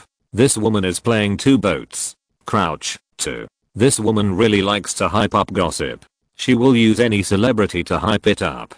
But her figure is really great, and her kung fu must be good too. That's for sure. Otherwise, how could Crouch not want to part with her when the whole world knows that she is a cuckold? Goo, you really got it right this time. With your handsomeness, Abby will definitely seduce you after the filming. Hehe, boo, maybe you and Crouch will become relatives. The other teammates around also congratulated Guran. Haldin sneered, with a hint of sinisterness in his eyes. Guran was in a state of confusion and couldn't laugh at all. Damn, I'm here to play football, not to make friends with Crouch. Besides, what kind of relatives are these? You foreigners even consider that kind of relationship as relatives? You are a bunch of losers. Guran frowned immediately. Don't talk nonsense. Crouch is a famous player in Southampton after all. According to our Eastern saying, Abby Clunsey is a sister-in-law, and I'm a serious person. We are just shooting a print advertisement. We will go our separate ways after the shooting. There won't be too many entanglements. What's more, the game is tomorrow, and I have to focus on the game. Rick said hurriedly. Boo, don't explain so much, we must hurry up. Abby Clunsey has arrived at the Umbro advertising studio in Southampton. We must rush there within 1 hour, otherwise she will leave. Guran said indifferently, since she is so busy, let her be busy, and wait until everyone has time to shoot. Originally, no appointment was made in advance before the shooting, and now it's time to shoot. Abby Clunsey has time, but I'm also a star, big or small. Why do you want to shoot whenever you want, without considering my time at all? Even if Abby is your sister-in-law, so what? Rick said helplessly. Boo, I know this is unfair, but how can I put it? Abby Clunsey is now a top European model, and her status is very high. The filming party must be determined according to Abby's schedule. If we refuse to show up, it will be considered a breach of contract. Although the advertising fee is not high, the liquidated damages are very high. Oh, how high can it be? Are you afraid that I can't afford it? Guran asked coldly. How much is the liquidated damages? Rick said, £5 million. Guran was stunned. Rick, are you kidding? Am I not a low-profile person? Why do I have to pay so much liquidated damages? Guran thought that at most he would have to pay 100,000 or 80,000. 100,000 or 80,000 is definitely affordable, but £5 million is too much. Rick shrugged helplessly. If you breach the contract, it will be considered a breach of the entire contract, so you have to pay Abby Clunsey's share of the liquidated damages as well. Damn, this is too pitfall. It seems that I really need to hurry up and find a reliable agent. Otherwise, there will be more pitfalls in the future. Seeing Guran frowning and not speaking for a long time, Rick hurriedly said, "Boo. Umbro attaches great importance to this shooting. They also plan to put this print advertisement in your Chinese market. This will also greatly enhance your popularity in China." Guran immediately cleared his throat. "Of course I can't breach the contract. This is not about money or fame. The main thing is that I'm a person of integrity." Rick breathed a sigh of relief. "Okay, boo, let's set off quickly. Okay, when you are in the arena, even if it is a foreign arena, you can't help yourself." Guran called Coach Jacob to cancel today's extra training project. Coach Jacob was extremely surprised and thanked Abby Clancy 18 times in his heart. Guran drove Rick to the agreed Umbro advertising studio. In less than half an hour, Guran met the tall Crouch's girlfriend Abby Clancy. Abby Clancy has long golden hair, light grey eyes, wheat-colored skin, two well-proportioned long legs, and a curvy figure. From a professional aesthetic point of view, Abby is definitely a good gun stand. She only wears a black sports vest on her upper body and a sports miniskirt around her slightly muscular waist. She looks very sporty. At this moment, Abby Clancy is sitting on a simple chair with her legs crossed, looking arrogant. There are two makeup artists beside her who are nervously fiddling with her hair. The advertising director acts as an introducer and takes Guran to Abby Clancy and says respectfully, "Miss Clancy, this is Southampton's most popular player now, Mr. Guran." Guran said in a humble and neither humble nor arrogant manner, "Hello, Miss Clancy, I hope we can go smoothly and finish the shooting early. If we finish the shooting early, we can go home and practice more. Prepare for tomorrow's game." Abby Clancy was originally in a bad mood. With her status, she had to wait for almost an hour, and the other party was a newcomer in the football world. Although she decided to shoot at this time on a whim, Abby never thought it was her fault. In her heart, status determines everything. The name Guran is just an unknown newcomer to her. It is an imbalance that Umbro arranged a newcomer to shoot a print advertisement with a European first-line model like her. Abby was about to sneer and make things difficult for Guran, but when she looked up, she saw Guran's calm, steady, and heroic handsome face. Guran's figure looks a little thin, but his whole body exudes a strong male hormone aura from inside to outside. This is also the aura of professional players, and Guran's aura is obviously more attractive. Abby's heart trembled suddenly. This is the surprise of a cheetah that has been hungry for 3 days and suddenly sees a fat prey. It is also the surprise of a gourmet seeing a delicacy that he has never eaten before. As a gold digger who succeeded in getting rich by catching rich men in bars, Abby is not just beautiful, she also has a very accurate eye for men. Abby can tell how capable Guran is with just one glance. Although Abby has never seen Guran play football, Abby can instantly determine that this handsome oriental boy has a promising future and is worth catching. The contempt and anger on Abby's face instantly turned into a warm spring breeze, with a hook in her eyes. Abby swallowed subconsciously, then smiled gently at Guran. "Wow, hello, Mr. Guran. I've heard of your name for a long time, and I've always been looking forward to working with you on a commercial. Wow, you're still wearing a Southampton jersey. You must have just finished training and rushed here. You've worked hard. This is all because of the advertising company's poor arrangement. I was just giving suggestions to the director. I said that you guys arranged your time like this. It's okay for me as a professional model, but Mr. Guran is a star. He still has to train. How can you do this?" Advertising director, makeup artist, Guran listened to Abby's coquettish voice, and his scalp numbed a little. "It smells like a strong green tea. Forget it, who cares? Anyway, I'm going to die after shooting the commercial." Guran calmed down and said with a smile, "Thank you for saying that, Miss Clancy, but since we are here, let's start as soon as possible." Abby smiled gently. "Mr. Guran is really easy to talk to. It's really rare to see a young, promising and gentlemanly man like you now." While talking, Abby also flirted with him. Guran felt that his young body was a little restless. But fortunately, Guran is really a serious person and doesn't like to drink his sister-in-law's green tea. Guran said seriously. Miss Clancy, you are too kind. Let's get started. Abby giggled immediately, and her upper body shook with laughter. Boo. Can I call you that? Because it seems intimate. Of course, you don't have to call me Miss Clancy. It's too distant. Just call me Abby directly. Okay. Guran resisted the numbness in his heart. Speaking of which, this green tea sister-in-law's means are really high, and her every move conveys the excitement that makes men's hearts itch. If Guran was not a reborn person with rich experience, any 17 or 18-year-old boy would not be able to resist Abby's charming smile. Alas, after becoming a star, there are temptations everywhere. Abby's grey eyes were more and more charming. Boo. Is this your first time shooting an advertisement? Guran had to nod and admit, yes, it's my first time shooting an advertisement. Abby was obviously flirting, but Guran just didn't fall into Abby's trap. Abby chuckled and said, that's no wonder.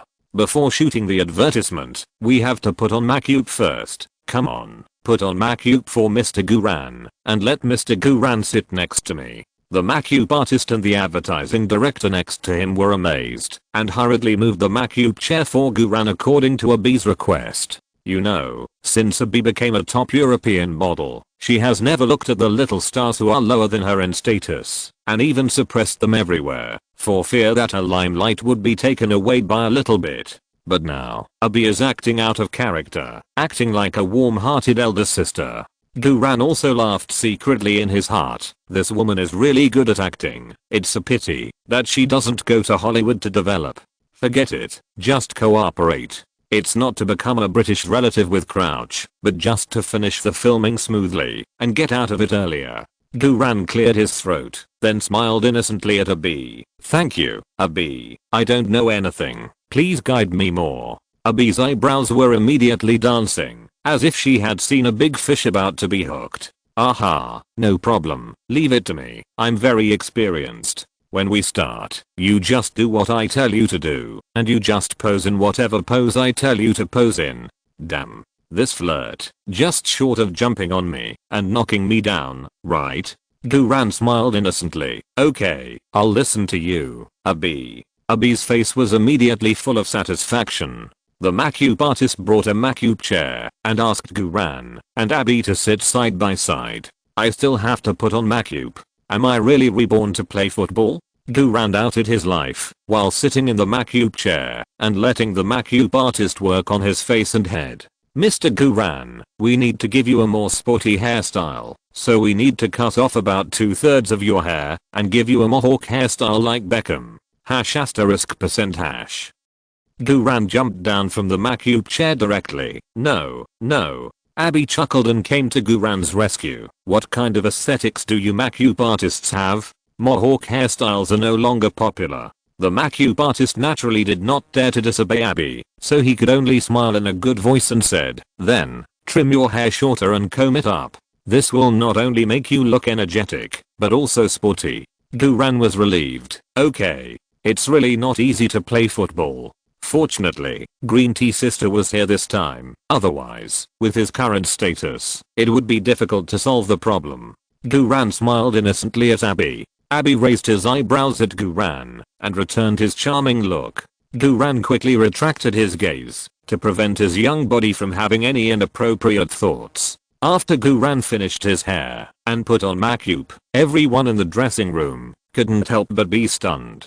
Guran was originally handsome to the point of being lawless. With a haircut and makeup, his male hormones were already overflowing. Abby was stunned. In just a few seconds, Abby didn't know how much saliva he swallowed. Guran also took a deep breath. Can we start shooting? The makeup artist said quickly. Don't worry, Mr. Guran, because the first set of shots will show you shirtless, so you need to take off your shirt, so I can add some muscle shadows on you, so that you will look muscular in the photos. Guran picked up his jersey unhappily, revealing his Bruce Lee-like vest line. Are you talking about this kind of muscle? Suddenly, the whole dressing room was suffocated.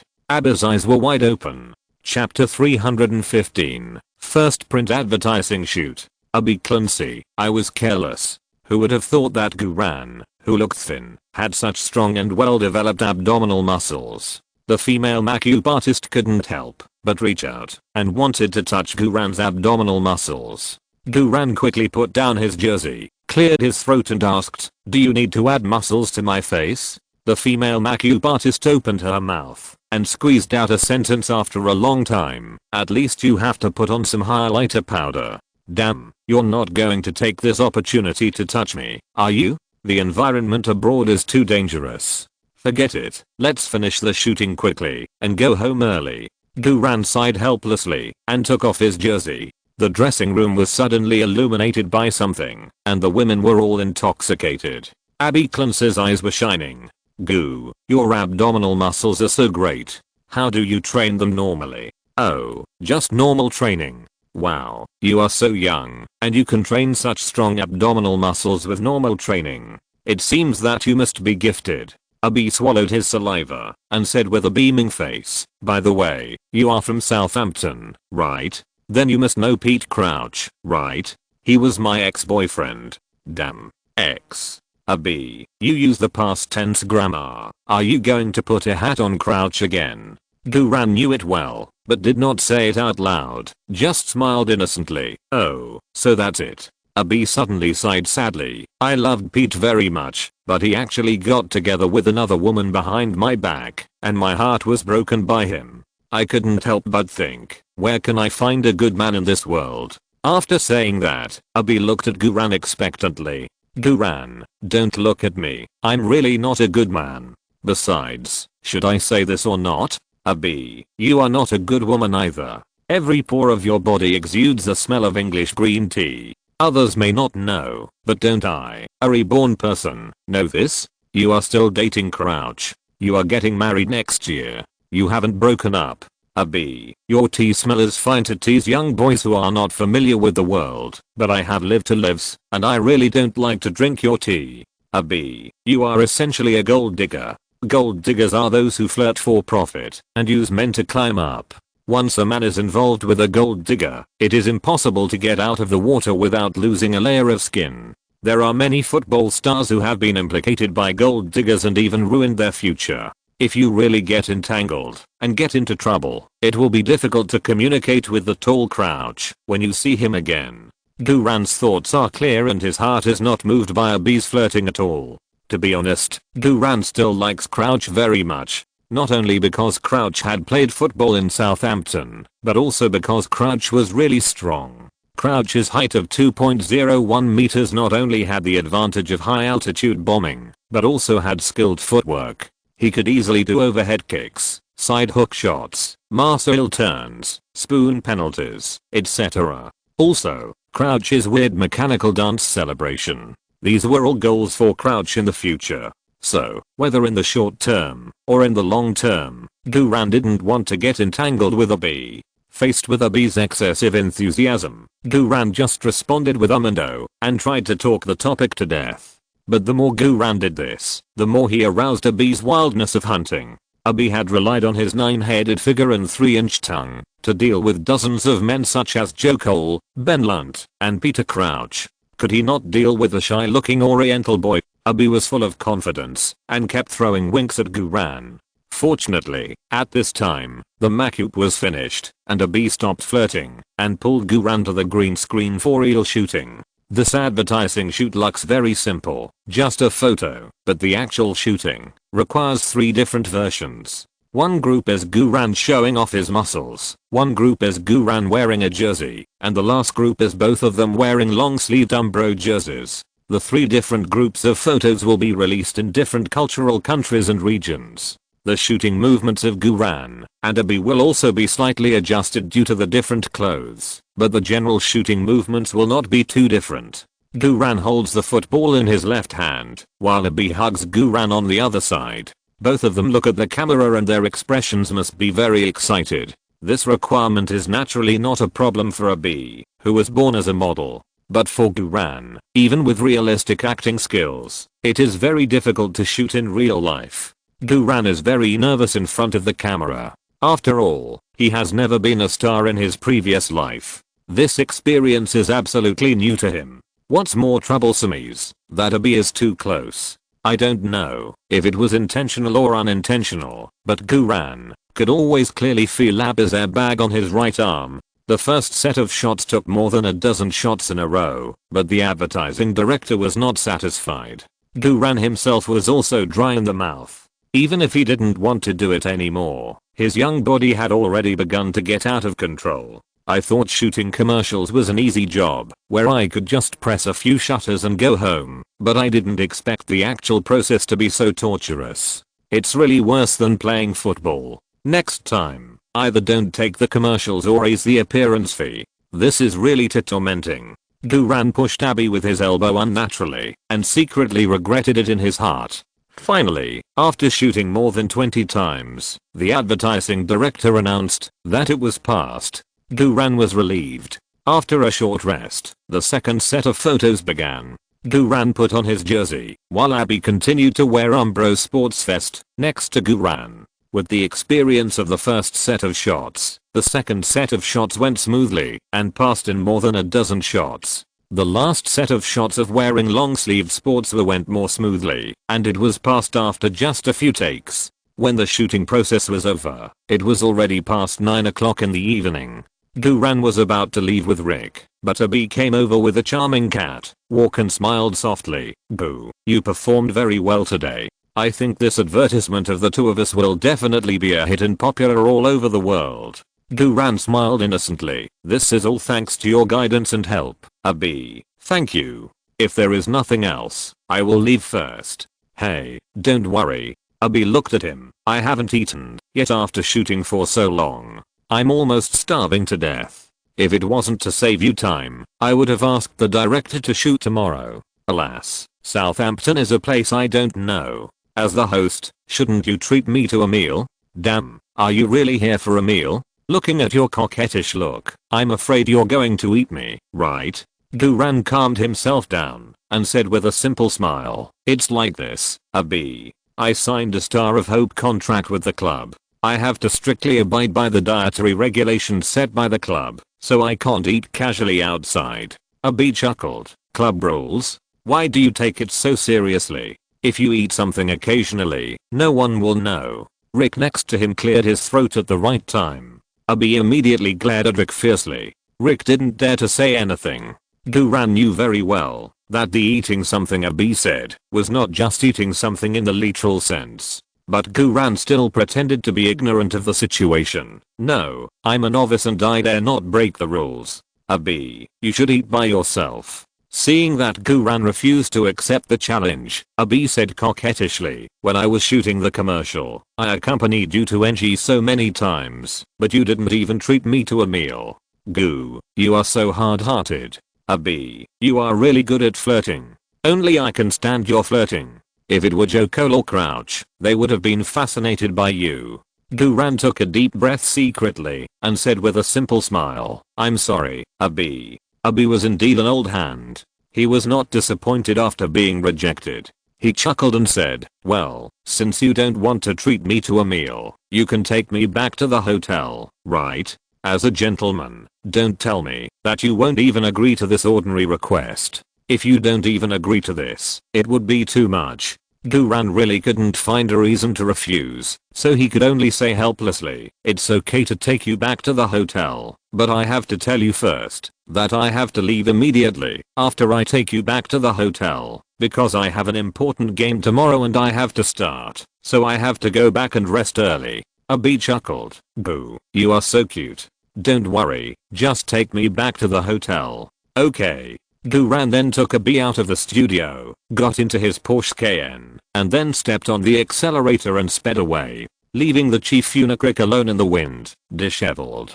"Big brother, did you forget that I came here in your car? How can I go back? There is no village or shop in the middle of here, and there is not even a bus." Wow. Abby sat in the passenger seat of the Cayenne, twisting her waist coquettishly. "The shock absorption of this car is very comfortable, not bumpy at all. The only drawback is that it is a little hot." As she said that, Abby pulled up her already low collar.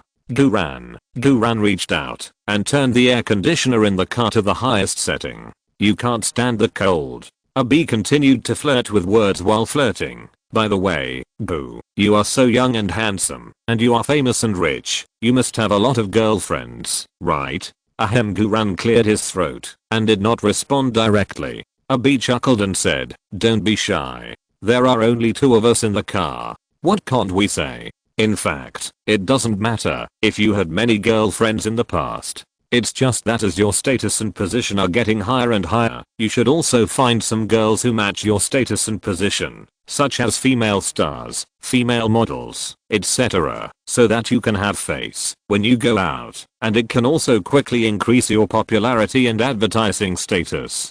Do you want me to introduce you to some good sisters? Tell me, what type do you like? I see that you are so shy. I guess you must like to take the initiative, right? As she spoke, Abhi put her hand on Guran's leg. Guran shuddered and subconsciously stepped on the accelerator. Psychologically, he was absolutely resistant, but his young body didn't think so. If he didn't send this coquettish Abhi back to the hotel as soon as possible, I'm afraid something will really happen. Abhi laughed so hard that her body shook with laughter. As expected, you like to take the initiative. In the car where only the two of them were together, Abhi had completely dissembled her purpose, and her various flirting words and actions became more and more explicit. Guran pretended to be indifferent and didn't say much, just drove all the way. Soon, the KN stopped at the door of the 5-star hotel where Abhi was staying. As soon as the car stopped, Guran breathed a sigh of relief. We're here. Goodbye, Abhi. Abhi was not in a hurry to get off the car and looked at Guran with seductive eyes. What are you doing? I won't eat you. Come up and sit with me. Guran hurriedly said, no. Come up and sit. You worked so hard to send me back. I should at least buy you a cup of coffee, right? Otherwise, you will definitely think I'm not good. No. Then you think I'm good. Since you think I'm good, you should accompany me up and have a cup of coffee together. Damn, what kind of flirting logic is this? If I really go up, it won't be just a simple cup of coffee. I'm really a serious person. Guran swallowed subconsciously, suppressed the restlessness of his young body, and smiled innocently. No. Come on. Abhi stretched out her hand and held Guran's arm. Guran struggled subconsciously, and her fingers accidentally touched Abhi. Abhi's eyebrows danced, but she said coquettishly, oh, it's annoying you say no, but your body is so honest. Damn. Guran hurriedly took the opportunity to withdraw his arm. Sorry, I really have to go. Abhi stayed in the passenger seat and said coquettishly, no, I must have you go up with me. It's really difficult. Abhi really deserves to be the top gold digger in the Premier League. If she doesn't use some evil tricks, she really can't get away today. Guran thought quickly and calmly, then raised his eyebrows and smiled at Abhi. Abhi, it's so boring for me to go up with you alone. How about I call Crouch to come along? It's more fun when the three of us go together. Abhi, who was still coquettish just now, was stunned. Is it okay for 3 people to go together? I'm a playboy, but I have never played such a playboy. I have never heard of Guran who went out to cheat and asked her current boyfriend. Guran, you look so young and shy. It turns out that you are the most scary. Abhi immediately straightened his posture and asked doubtfully, do you have Pete's phone number? Guran's face did not change, and he said with a sense of reality, yes, Crouch is a famous player in our club. We have his contact information. I will call him now and ask him to come together. It will be more lively with 3 people. There are many games to play. For example, Landlord. As he said that, Guran really took out his phone and prepared to dial the number. In fact, of course, he didn't know Crouch's phone number, and he didn't want to play a landlord in the middle of the night, just to scare Abhi. Abhi hurriedly held Guran's hand and said in a coquettish voice, boo, why don't we forget about it tonight? I'm a little tired all of a sudden. Abhi is so smart that he definitely won't lose his real lover just for the sake of cheating. Guran deliberately looked regretful. Tired? Really? I just got into the mood. It's okay to be tired. I'll call Crouch and we'll help you relax together. As he said that, Guran started to look for phone numbers again. Abhi's pretty face was sweating and her expression was visibly panicked. No, give me some time to calm down and prepare myself mentally. Guran sighed. Abi, you are so boring. Abi looked at Guran with a guilty look on his face. It's obviously you who are too scary. You want to play so big right from the start, leaving me unprepared mentally. Guran shrugged. Okay, then you prepare yourself. I'm leaving first. Bye. Okay, bye. Abi hurriedly opened the car door and jumped out of the car. Guran was afraid that Abi would react, so he stepped on the accelerator and drove away in the KN. Looking at the KN that was speeding away, as if escaping for its life, Abi was stunned for a moment. Wait a minute. Did he trick me? Abi stomped his feet in anger. Fuck me. I was careless. How could he have Pete's phone number? However, Abi soon chuckled. I actually let this kid escape from my hands. This is the first time such a thing has happened. Great. Things are getting interesting.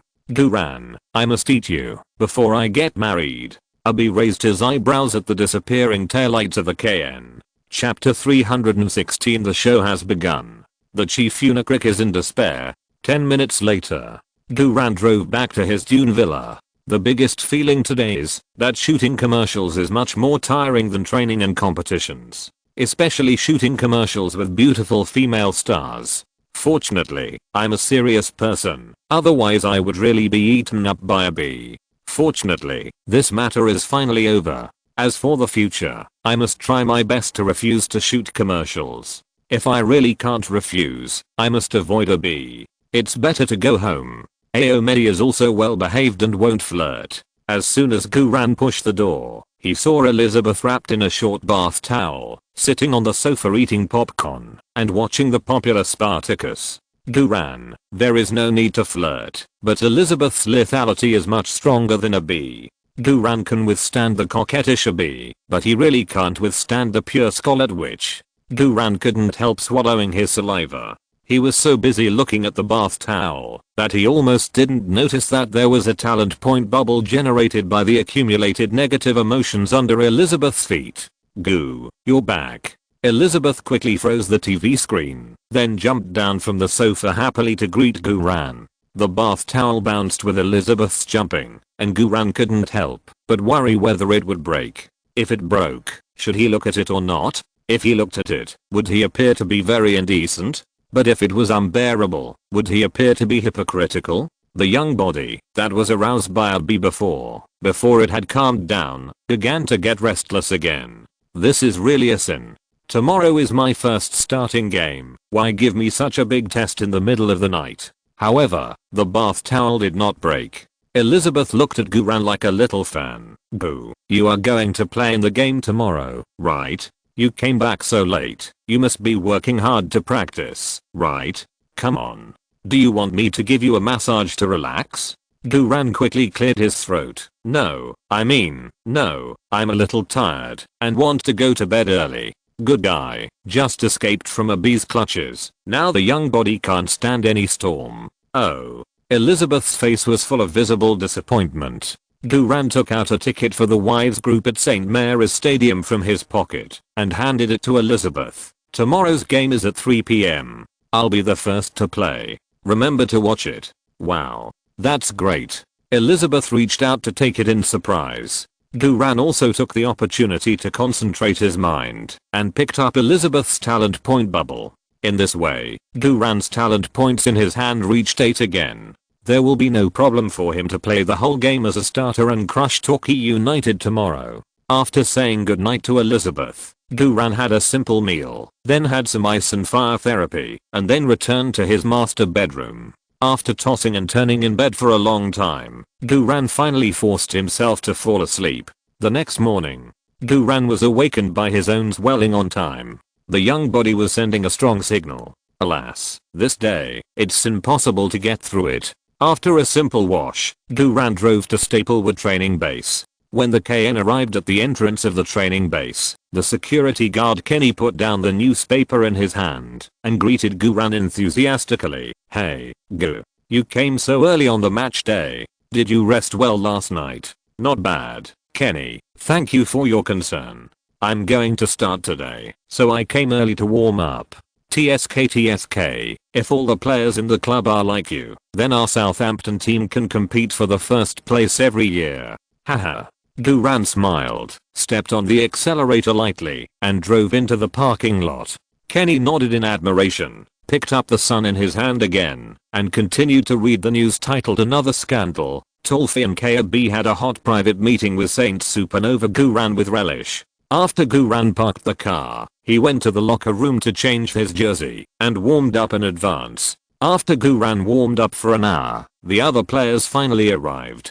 Guran went to the restaurant to eat a special nutritious breakfast, then took a short rest, and then gathered with his teammates. Under the leadership of Captain Davis, the whole team warmed up. Because today is a game day, everyone came to warm up leisurely, mainly to conserve physical energy. But even so, Guran's outstanding competitive state is still far superior to other teammates. Guran himself is very satisfied with his condition today. Long-term hard work must be rewarded. Fortunately, I'm really a serious person. I didn't go upstairs with the B to play double landlords last night. The morning training is mainly based on high pressure, and the focus is on practicing the compactness between the starting players. Whether it is offensive pressure or pressing pressure, Guran's running position is very good.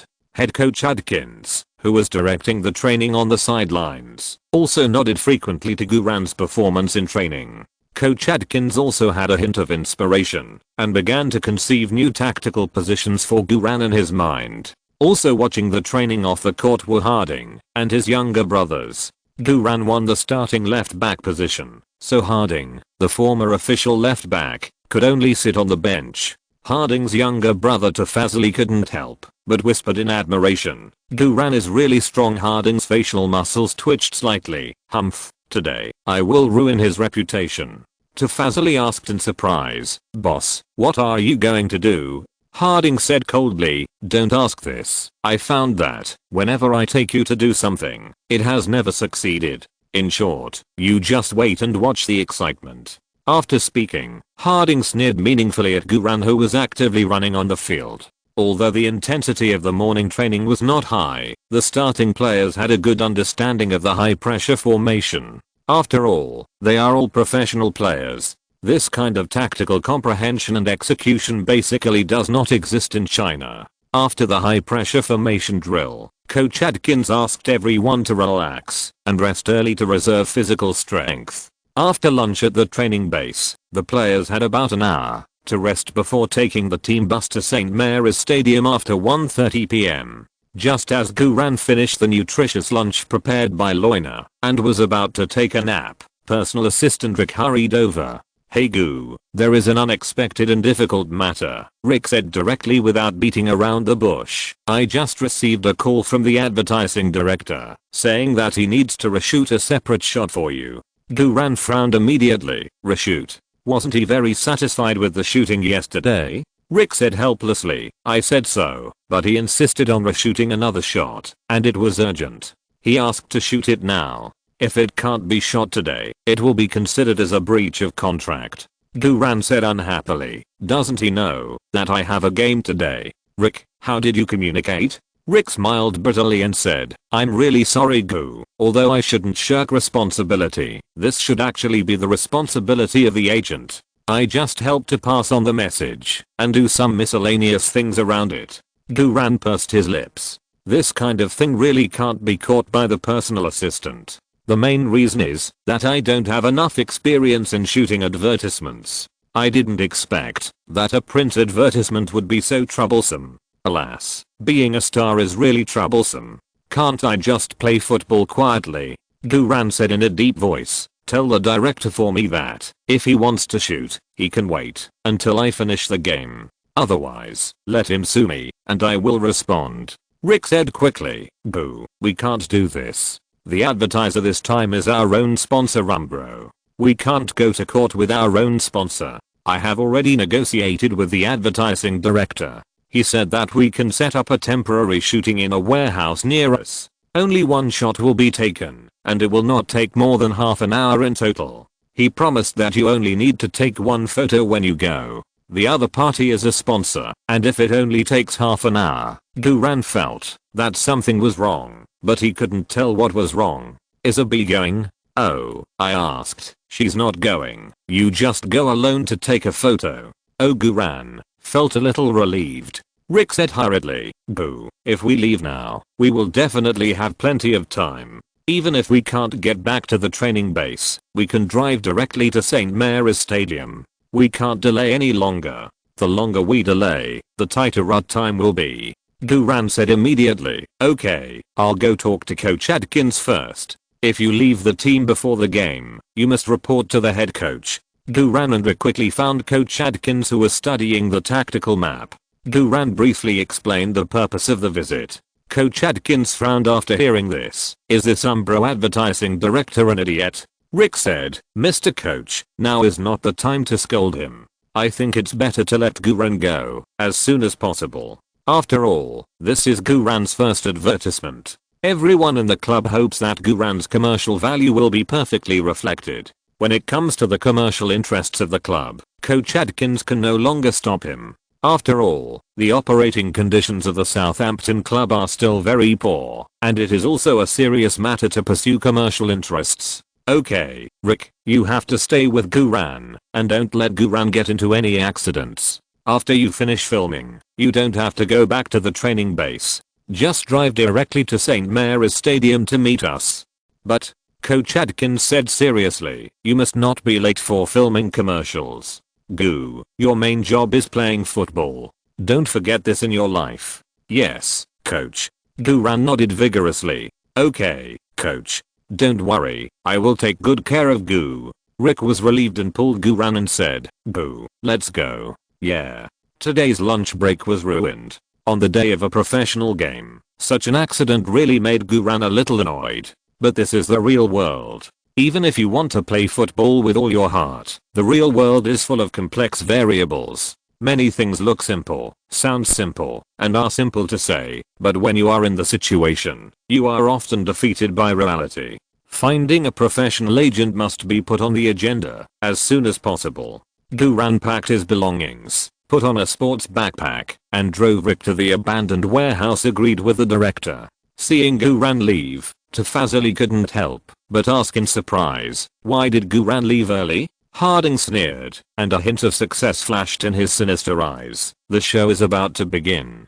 Duran rushed according to the navigation. The road became more and more deviated, and more difficult to walk, and Duran felt more and more wrong. About 15 minutes later, the KN stopped in front of an abandoned steel manufacturing factory warehouse. The road in front of the abandoned warehouse was no longer accessible by car and could only be walked. This place is sparsely populated, and even the basic mobile phone signal is very weak. Duran frowned as he walked and asked, "Why do you want to shoot in such a place?" Maybe, Rick was also puzzled, but he still guessed, maybe it's to highlight the shooting style of the wasteland industry? Isn't this wasteland style popular now? Duran said coldly, "Forget it. Finish shooting early and leave early. Don't let me take any advertisements this season." Okay.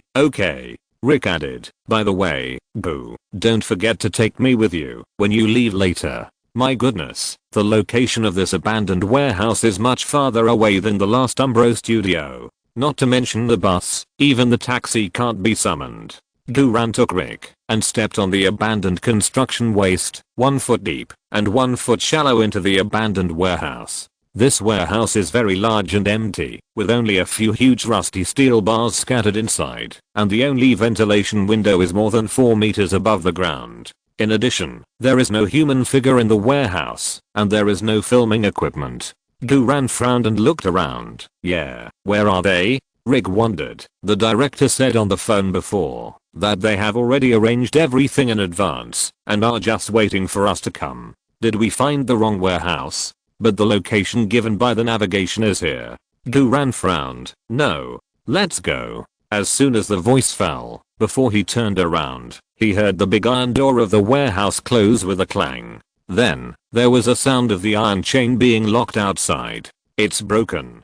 Duran's heart sank. When he rushed to the door, it was too late. The door of the warehouse had been locked from the outside, and he could only barely see a few figures running away quickly through the crack in the door. Damn.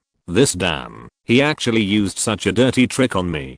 Duran's heart instantly exploded with anger. Rick was sweating profusely. "What's going on? Hey, who's outside? Don't joke like that." Duran shouted calmly. It's useless. Stop shouting, Rick. This is not a joke at all. It's obvious that someone wants to mess with me. Rick said in horror. Who is it? How dare they? Duran laughed coldly. Who else could it be? You can figure out with your toes. Who will benefit the most if I'm locked here? Rick took a deep breath. You mean Harding? Got he won't do that, will he? Duran said coldly. I thought he wouldn't do that, but now it seems that I still think too kindly of you. If I can't get out and miss the starting lineup, there will definitely be some media saying that I'm floating, saying that I want to transfer, so I deliberately don't cooperate with the head coach's tactical arrangements and deliberately don't play in the game. When the time comes, the fans who don't know the truth will be incited and think that I really want to use this to threaten to transfer. The fans will scold me without asking the truth, and the club will be forced to suspend me under pressure. If I were a little more fragile, I would probably be devastated, become a substitute, perform poorly, or even hastily transfer to a lower league. Harding, it's not just that he wants me to miss this game. He wants to ruin my entire football career. After saying that, Duran stared at Rick coldly. Rick was immediately covered in cold sweat. Goo, this is all my fault. I was fooled. The other party called me and claimed to be the director of last night's commercial, and I believed it. But boo, you have to believe me. I'm your personal affairs assistant. I'm proud of you. I will never betray you or frame you. I swear on my daughter's life. Haldin and I are not in the same group. Now, I wish I could kill that bastard. Duran's fierce eyes softened a little. Although he couldn't believe Rick 100%, Duran was almost certain that Rick had nothing to do with the matter. At most, Rick was not careful enough in his work. In other words, Harding's shady tricks this time are completely different from the previous small fights. This time, it has risen to a professional level. It is very likely that a professional framing team was hired to do the work. Rick was really hard not to fall into the trap without being on guard. Not to mention Rick, even someone as smart as himself was also caught, right?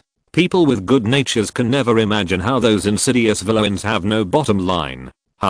Professional team, I just want to play football quietly, but you guys are making it as exaggerated as a Hollywood spy movie. Harding, you are really deliberate. Duran smiled coldly in his heart and then said in a deep voice, Rick, let's talk about your problem later. The most urgent thing now is to leave here as soon as possible. Yes. Rick took out his mobile phone tremblingly and dialed for help. However, there was no signal in the warehouse at all, and the call could not be made at all. Duran also took out his mobile phone and changed several positions in a row, but he couldn't make a call for help. Rick was so anxious that he pulled the iron door like crazy. Someone, come, let us out. I'll give you any money you want.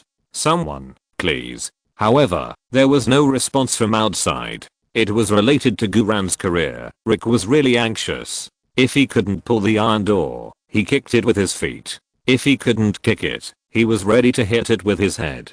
Duran stopped the panicked Rick. Okay, don't waste your brain. The other party is well prepared. This door is obviously not open. We have to find another way. Rick shed tears in despair. I'm sorry, boo. I hurt you. I have been an assistant for so many years, and I really didn't expect to encounter such a sinister thing. Teammates on the same team actually used such a shady trick to deal with their own people. This is so hateful. After we get out, I must report to Old Rice. Clean up the black sheep in the team. Light Rick dropped a blue skill bubble. It's a pity that Rick is not a star. Otherwise, his negative emotion value this time will definitely generate red talent points. Duran focused his mind and took a glance, taking a break from work +1. Duran, Rick, I didn't expect you to be such a great eunuch. Duran simply ignored it. Duran also had no time to comfort Rick's depression and despair, but continued to calmly observe and analyze the things that could be used in the abandoned warehouse. The more desperate the situation, the more Duran could remain calm and rational.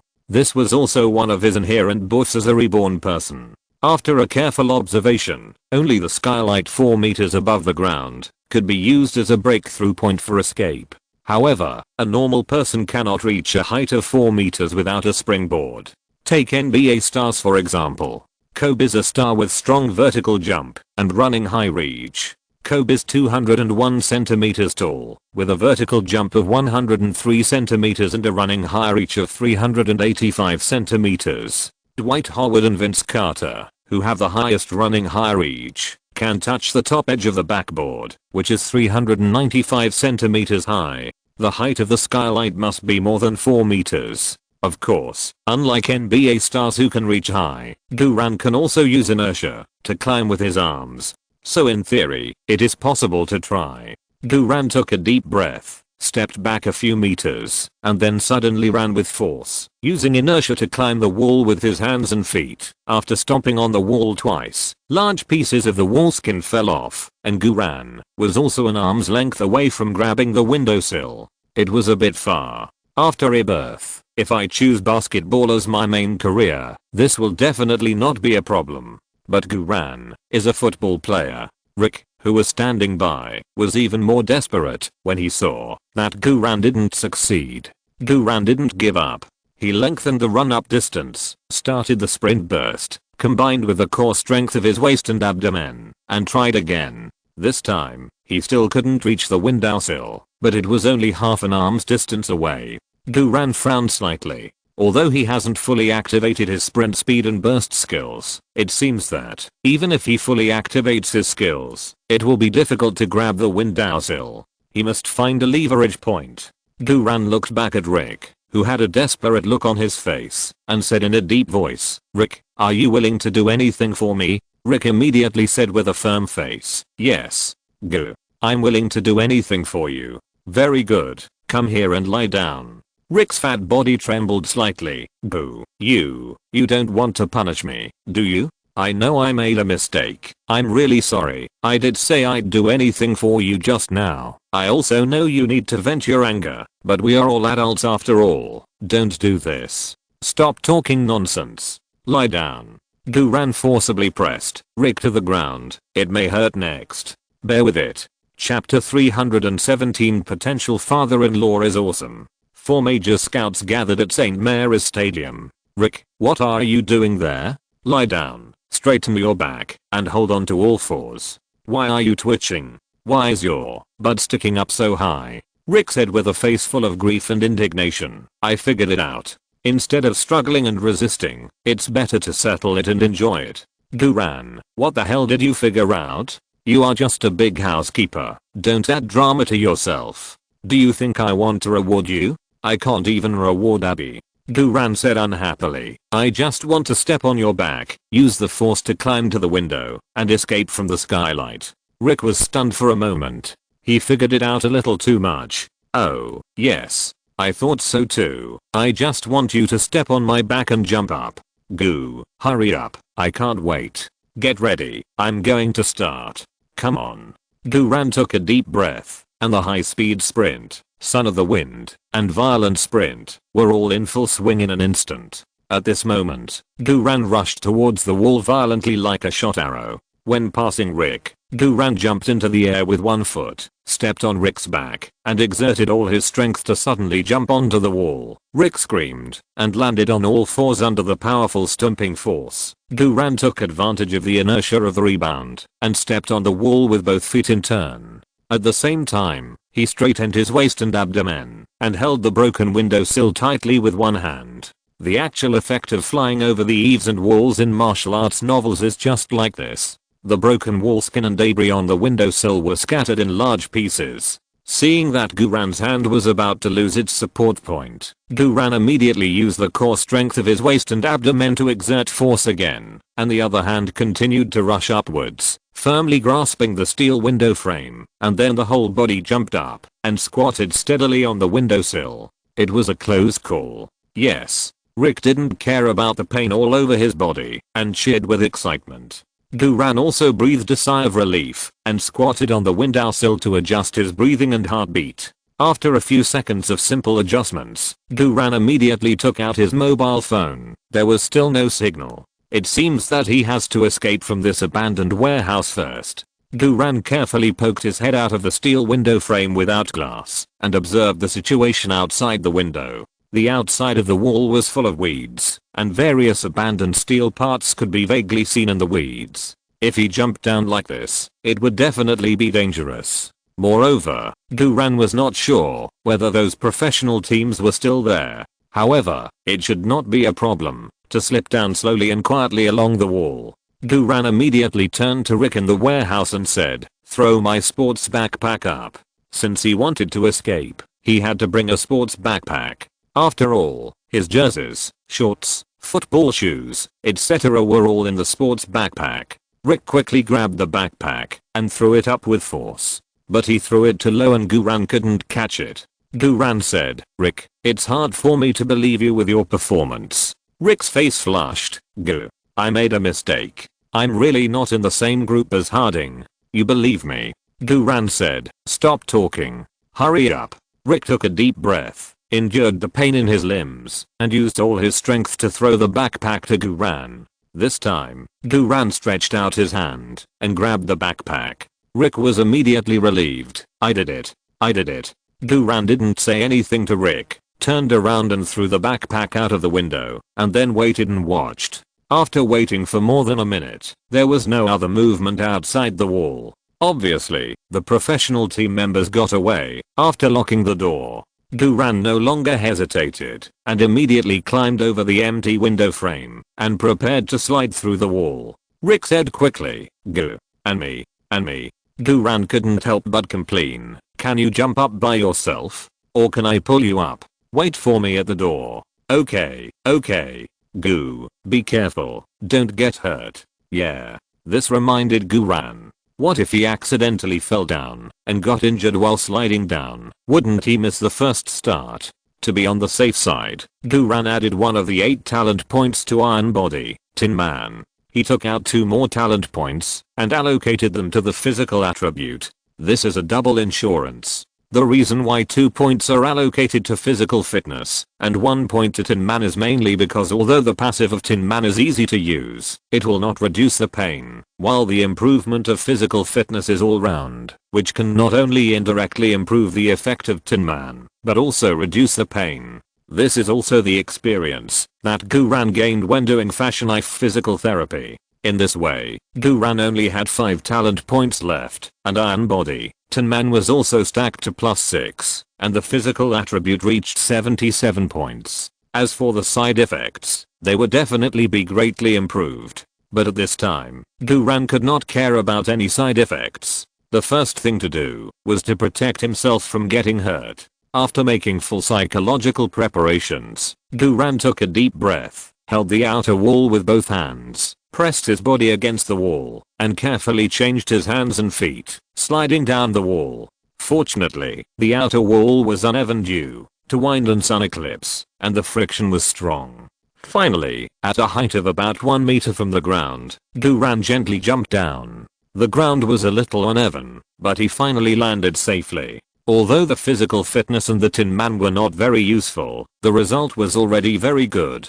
After Duran landed, he was not in a hurry, but quickly observed the surrounding environment to confirm that there were really no professional team members left here, and there was nothing unusual around. So he picked up the backpack and ran quickly to the location of the KN. Obviously, the professional team didn't want to cause any deaths, they just wanted to trap them in the warehouse. Duran ran to the KN and immediately checked if the vehicle had been tampered with. Sure enough, all 4 tires of the KN were punctured. Damn. Duran looked at the KN lying on the ground, his heart burning with anger. Sooner or later, he would have to find this group of professional teams and make them pay the price of professionalism. But now, he still had to find a way to get out as soon as possible and go to St. Mary's Stadium. Duran turned back to the warehouse, thinking about countermeasures in his mind. Now the time for the game is getting closer and closer. It is definitely unrealistic to want to walk to St. Mary's Stadium. The mobile phone signal is not good either. If you want to get a mobile phone signal, you must spend at least 10 minutes to walk out of this barren land. Most of the club staff and team players have already arrived at St. Mary's Stadium. Even if they can find an area with a signal and ask the staff to turn back from the crowded stadium area to meet them, they will probably be stuck on the city road. Not to mention taking a taxi. Even if there is a signal, There will be no taxes coming to such a place.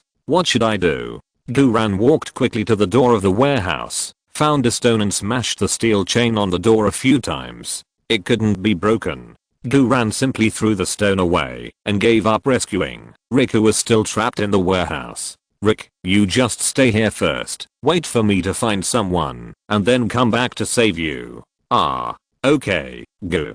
Don't worry about me first. The important thing is that you have to catch up with the game, and you must not let that son of a bitch Harding succeed. Well, then I'm leaving. I'll go find a signal first. Okay, wait.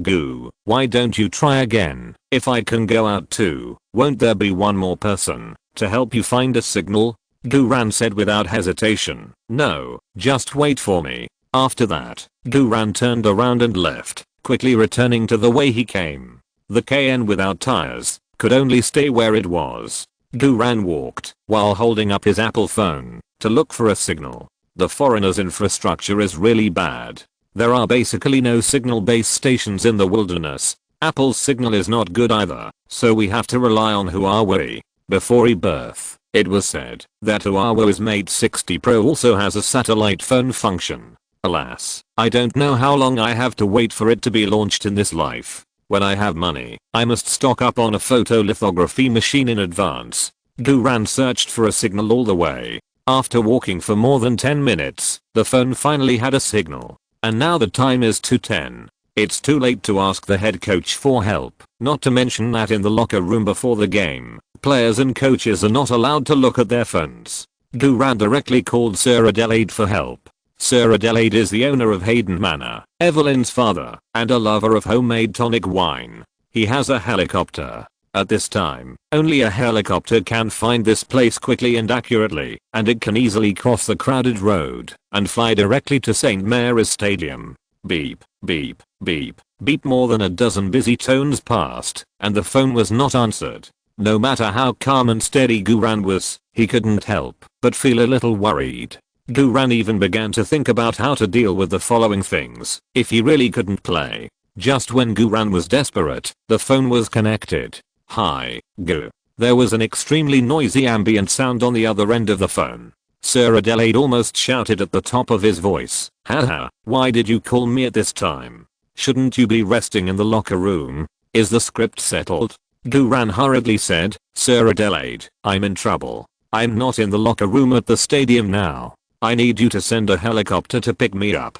Sir Adelaide on the opposite side shouted. Ha ha ha. That's right. The atmosphere at the scene is really hot. I haven't been to St. Mary's Stadium to watch a game for a long time. I remember that last season, the attendance rate of St. Mary's Stadium was less than 60%, but today's friendly match was actually 90% full. Everyone is waiting for you to start. Duran, damn it. Adelaide, you actually went to the scene to watch the game. Your company is about to be split up, and you still have the heart to come and watch me play football? No wonder it's so noisy around. Plus, the signal is so weak, it's strange that you can hear what I say clearly. Duran immediately shouted loudly, Sir, I sent you a message. Pay attention. Sir Adelaide also shouted, that's right. We must win. We must win. Listen, the whole stadium is shouting your name. We are all waiting for you to come out and warm up. Ko Duran yelled at the top of his voice. Text message. Text message. Look at my text message. This time, Sir Adelaide seemed to hear it. What? Look at you? That's right. I'm here to see you. Look at my text message. Text message. Ah. Text message? What text message? Duran didn't waste any words, just hung up the phone and quickly typed a text message. Save me, sir. Sir Adelaide's text message was really replied very quickly. What's going on? Duran immediately replied, I'm trapped outside. I need you to send your helicopter to the following address to pick me up to the stadium, quickly. Then, Duran sent his location. Sir Adelaide didn't respond for a full minute. After waiting for another half a minute, Sir Adelaide's text message popped up. The helicopter has been arranged. Try to stand in a conspicuous position. Damn. The potential father-in-law is awesome. Duran suddenly felt his adrenaline bursting and couldn't help but clench his fist and cheer. Duran also replied, thank you sir. Sir Adelaide replied, "You're welcome, family. I'm looking forward to your wonderful performance at St. Mary's Stadium. Remember to come to the manor to eat and drink together in the evening. This must be agreed. It seems that I have to ride horses again tonight." Guran could only reply, "Okay." Next, it's a matter of waiting patiently. At this time, at St. Mary's Stadium, the home and away fans have basically entered the stadium. The red and white flags of the Saints have turned this square stadium, which can only accommodate more than 32,000 fans, into a sea of joy. The D-Head Southampton fans who hold membership season tickets occupy the North Stand. The shouts from the North Stand are also the strongest, and a giant red banner with the words "There is a handsome Oriental man named Guran" is hung at the bottom edge of the stand. Some fans on the North Stand have red and white paint on their faces and hold lit red fireworks in their hands. The atmosphere of the home court is extremely strong. The East and West Stands are also the territory of Southampton fans. Many students, teachers, and parents of Southampton High School have come to St. Mary's Stadium, eagerly looking forward to their hero Guran's first appearance at home. The beautiful cheerleaders of the Guran Global Support Club swung their thighs in unison and danced the can-can. Elizabeth Olsen also sat in the wives group area behind the home team's bench early, her face full of excitement. On the main stand, the top executives of Southampton Club all arrived and took their seats. The major media and scouts also sat in the back area of the main stand.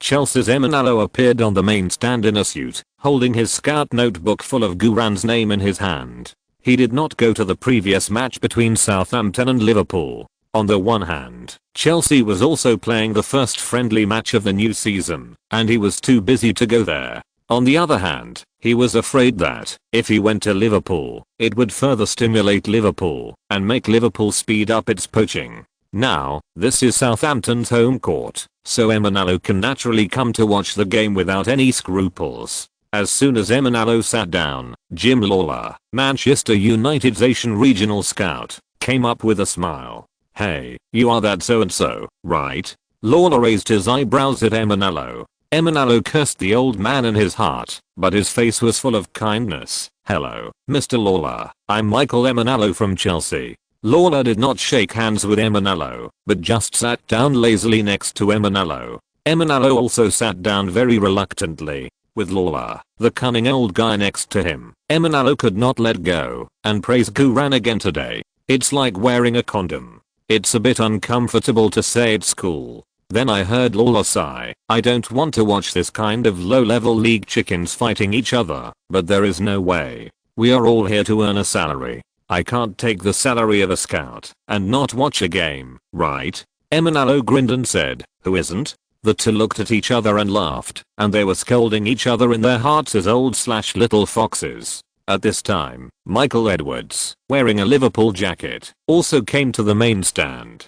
Emanalo and Lawler frowned at the same time. Edwards also saw the two Premier League seniors, and immediately came over to greet them with a smile. "Hello, I'm Michael Edwards, the technical deputy director of Liverpool." Emanalo nodded cautiously to Edwards. But Lawler was full of disdain. "Didn't you Liverpool just draw with Southampton? Why are you here?" Edwards smiled and said without disguising, "Oh, we want to poach Guran, so we have to track Guran's performance for a long time." Lawler, Emanalo, Edwards smiled and said, "You two should also want to poach Guran, right?" "Ha, how should I put it? I'm from Southampton, and Guran is also my fellow countryman from Southampton. I think I have more advantages than you two, so you two should just give up on this idea and don't waste time and energy here." "Fuck, Liverpool, you are too arrogant, right? Guran is Chinese. Who is your fellow countryman?" Exclamation mark. Lawler did not hide it and said coldly, "I once brought the Chinese Dong Fang's hero to Manchester United. From this perspective, Manchester United is Guran's fellow countryman." Hey, is this even more far-fetched? Emanalo adjusted his glasses on the bridge of his nose and smiled confidently. "It doesn't matter whether we are fellow countrymen or not. I'll just say one thing. Guran gave me a gift on my daughter's birthday." Edwards shrugged. "So what? Your club's offer is not as high as our Liverpool's offer." At this moment, Manchester City's new assistant coach David Platt came over excitedly. "Hey, Jim. Hey, Michael. Hey, Liverpool friends." When Lawler and the other two saw the star David Platt, they were all shocked. "David? Really? Why are you wearing Manchester City's clothes? Didn't you coach a high school team before? I watched you get beaten up by Guran in the semi-final." David Platt's face turned red. "Haha.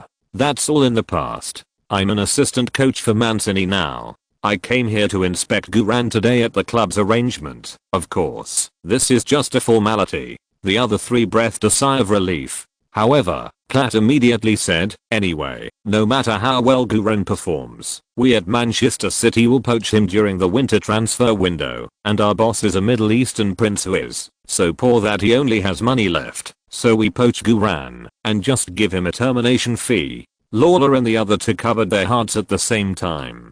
In today's English football, who can be as rich as Manchester City? Even if Liverpool wants to pay a termination fee to poach players, they are not as happy as Manchester City. Lawler said, "In fact, Guran is not that good.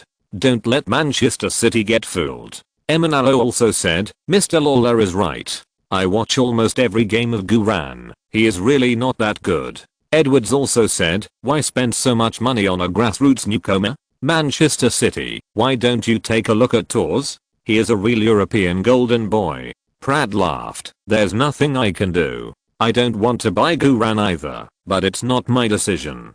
Besides, there's not much money, right? It's just a matter of His Royal Highness buying a few more pipes of oil." Lawler and others were so angry that their teeth itched. At this time, the live band performance ended, and the green field began to clear. The scouts and media reporters sat down one after another. The players of Torquay United, wearing black and yellow game jerseys, took the lead in walking out of the player tunnel and entered the field to start adaptive warm-up.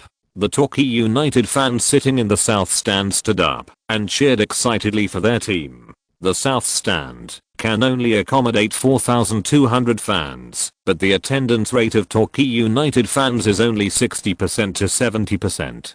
After all, Torquay United Club is very small, and their home stadium is built in a residential community, which can only accommodate 6,500 people. It is very good to have more than 2,500 fans in today's friendly match. The shouts of Torquay United fans were soon drowned out by the boos of Southampton Saints fans. In the UK, there is no fake friendship between fans, just a word of fight. Every Saints fan is eagerly looking forward to their star of hope, Guran. At the same time, in the home team's locker room, Coach Adkins frowned, and Guran's exclusive coach Jacob paced back and forth impatiently. The home team was about to go out for adaptive warm-up, but Guran had not returned yet and the phone was unreachable. It was a very serious situation for a player to disappear before the game started.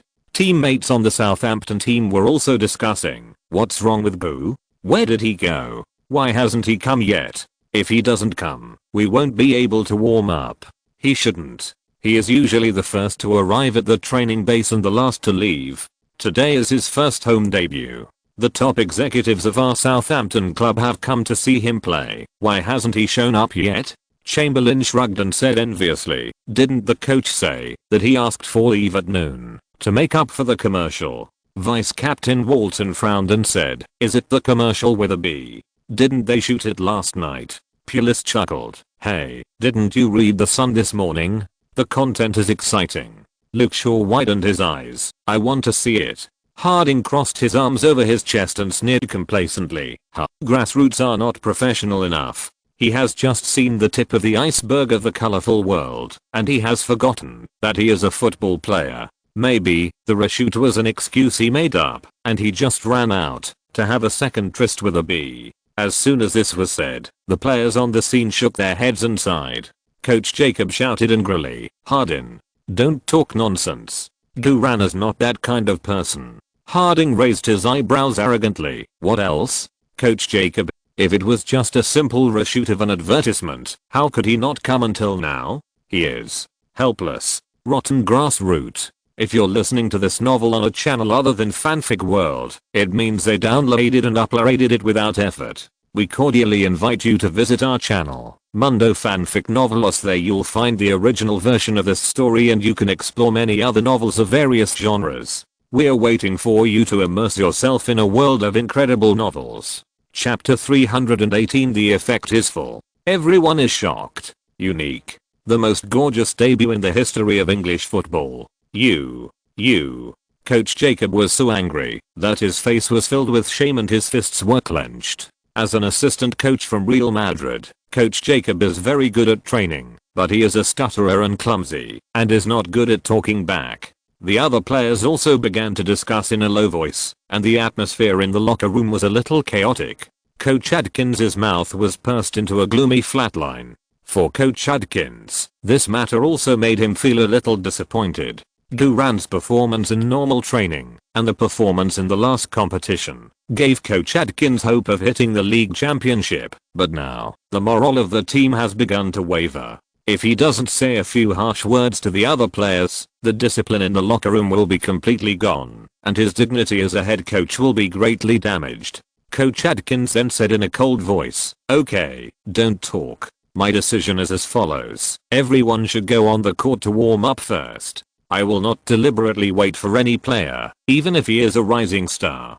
If Guran hasn't arrived before the game officially starts." Coach Adkins paused and looked at Harding. Then, "Harding, you will start." Heh. Harding smiled contemptuously, his face full of coolness. His macro expression seemed to say, "Now you remember me, the official left back. I'm not the substitute for Guran.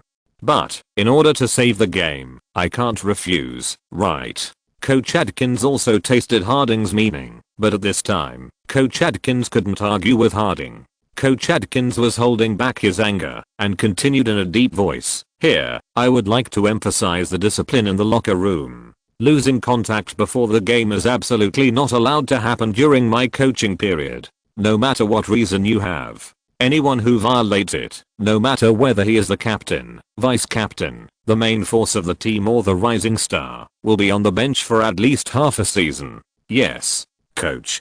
The players responded in unison. Guran's team members were anxious. Lambert and Villana were also really anxious for Guran. It's about his career. If a rising star can't play for half a season, his career will really be ruined. And Harding looked arrogant. His goal has basically been achieved. As long as Guran doesn't come in another 20 minutes, then Guran will never be able to gain a foothold in Southampton club in the future. Coach Adkins said with a gloomy face, "Go on the court and warm up." "Yes, coach." Led by Captain Davis, the Southampton players left the locker room and walked out of the player tunnel. The DJ at St. Mary's Stadium cheered passionately, "Saints, let's welcome Southampton," with the warmest applause and the most passionate cheers. "Yeah. Guran. Guran. Guran." All the Saints fans stood up, waving their team flags and Saints scarves, ready to witness Guran's debut at St. Mary's Stadium. However, until the starting players and substitutes entered the green field, Guran did not appear in the fans' field of vision. The Saints fans were all stunned. "What's going on? Am I blind? Why can't I see Guran with black hair? I didn't see him either. Guran is so handsome, he must be the focus of the whole audience as soon as he appears on the field. Why can't I find him? I'm still wearing Guran's number 8 jersey, but there is no number 8 among the Southampton players on the field. What's going on? I came here for Guran. What is Southampton club doing?"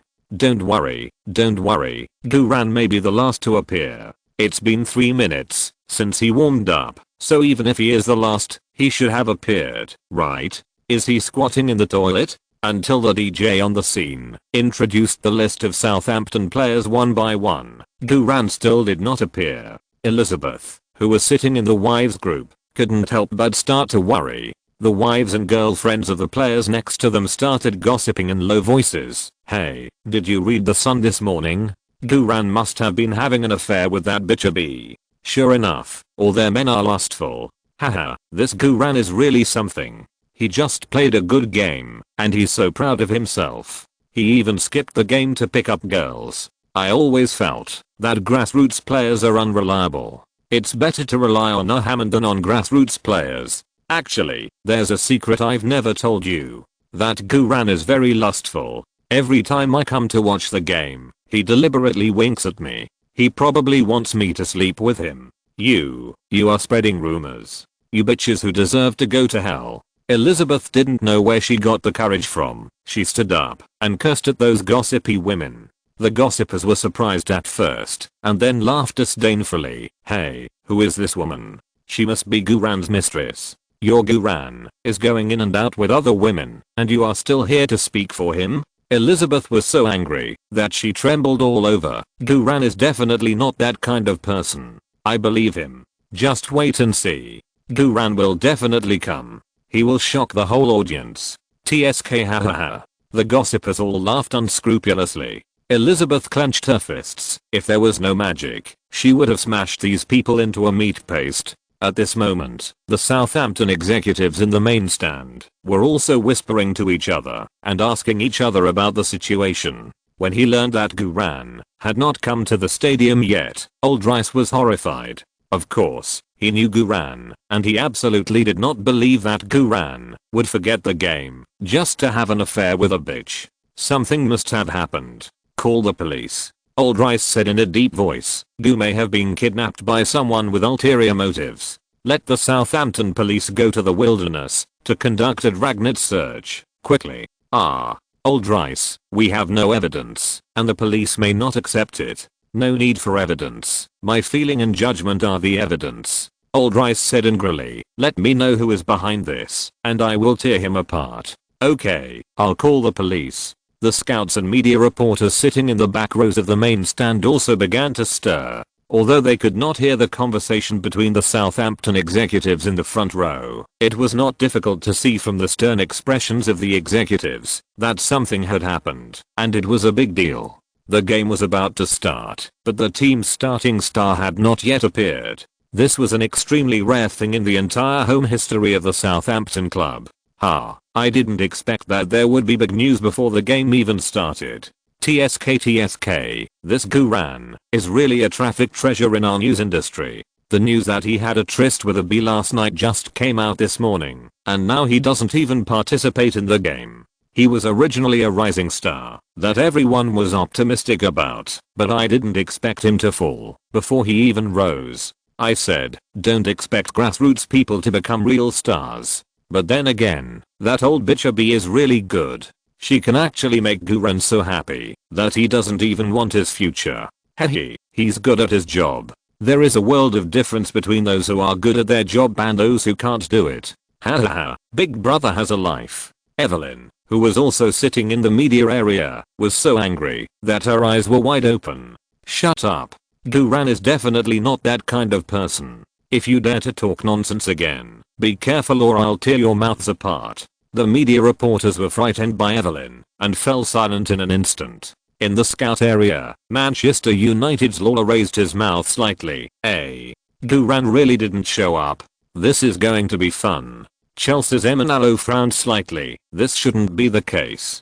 Did Guran encounter any problems at the club? Did Guran want to transfer, but Southampton didn't agree, so he was hidden by Southampton? If that's the case, Liverpool's Edwards' eyes lit up. That's great. This way Guran will have a better chance of transferring to Liverpool. What a pity. Manchester City's Pratt smiled and said, if Guran wants to transfer, he will transfer to our Manchester City. All four scouts were secretly gearing up. Although it was a pity not to see Guran play, if there was a rift in the relationship between Guran and Southampton, then the corner would be very easy to dig.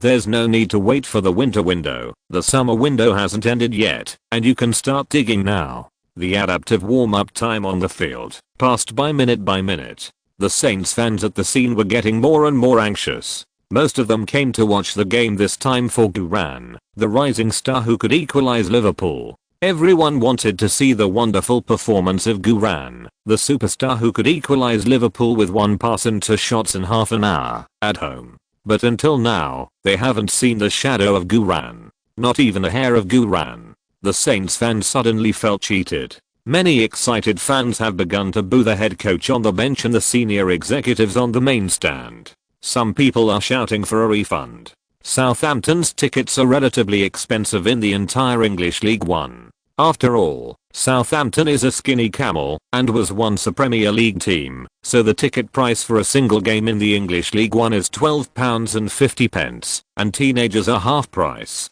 Compared with other team tickets that do not exceed £10, it is indeed expensive. The ticket price for this pre-season friendly match was different from that for the English League One, because there were many performances by local bands, plus the first home game of the new season, and Guran's popularity. The ticket price for this friendly match reached £17.50. This is equivalent to the price of watching a Premier League game. With such a high ticket price, but Guran was not there, the Saints fans were naturally very dissatisfied. The DJ on the scene tried to comfort them, but it was difficult to control the situation. Head coach Adkins sat on the bench with his lips pursed, and his mood was extremely depressed. He was not considering the ticket price at all, but the problem of how he would arrange his troops in the future. If Guran did not come, without Guran, Southampton would be like losing a strong arm. At the same time, a small helicopter was flying to the wilderness according to the navigation. Guran stood on a flat land where he could land, waved the red and white jersey in his hand, and signaled to the pilot. The pilot immediately pressed down the flight steering wheel and landed slowly. Guran did not wait for the helicopter to land steadily, and rushed to the helicopter against the strong airflow. The pilot asked, "Excuse me, are you Mr. Guran?" Guran said, "Yes. You are finally here." The pilot said, "I'm here to pick you up for the game on the orders of Sir Adelaide. Did you leave anything behind?" Guran quickly fastened his seat belt and urged, "No. Take off quickly." "Okay. The flight may be a bit bumpy, and the vomit bag has been prepared for you, just to the left of the seat." "Got it." Guran complained in his heart, "Don't be funny. I can vomit? Do you think I'm Wei Zhang?" The helicopter took off immediately, turned around in the air, and then rumbled towards the direction of St. Mary's Stadium.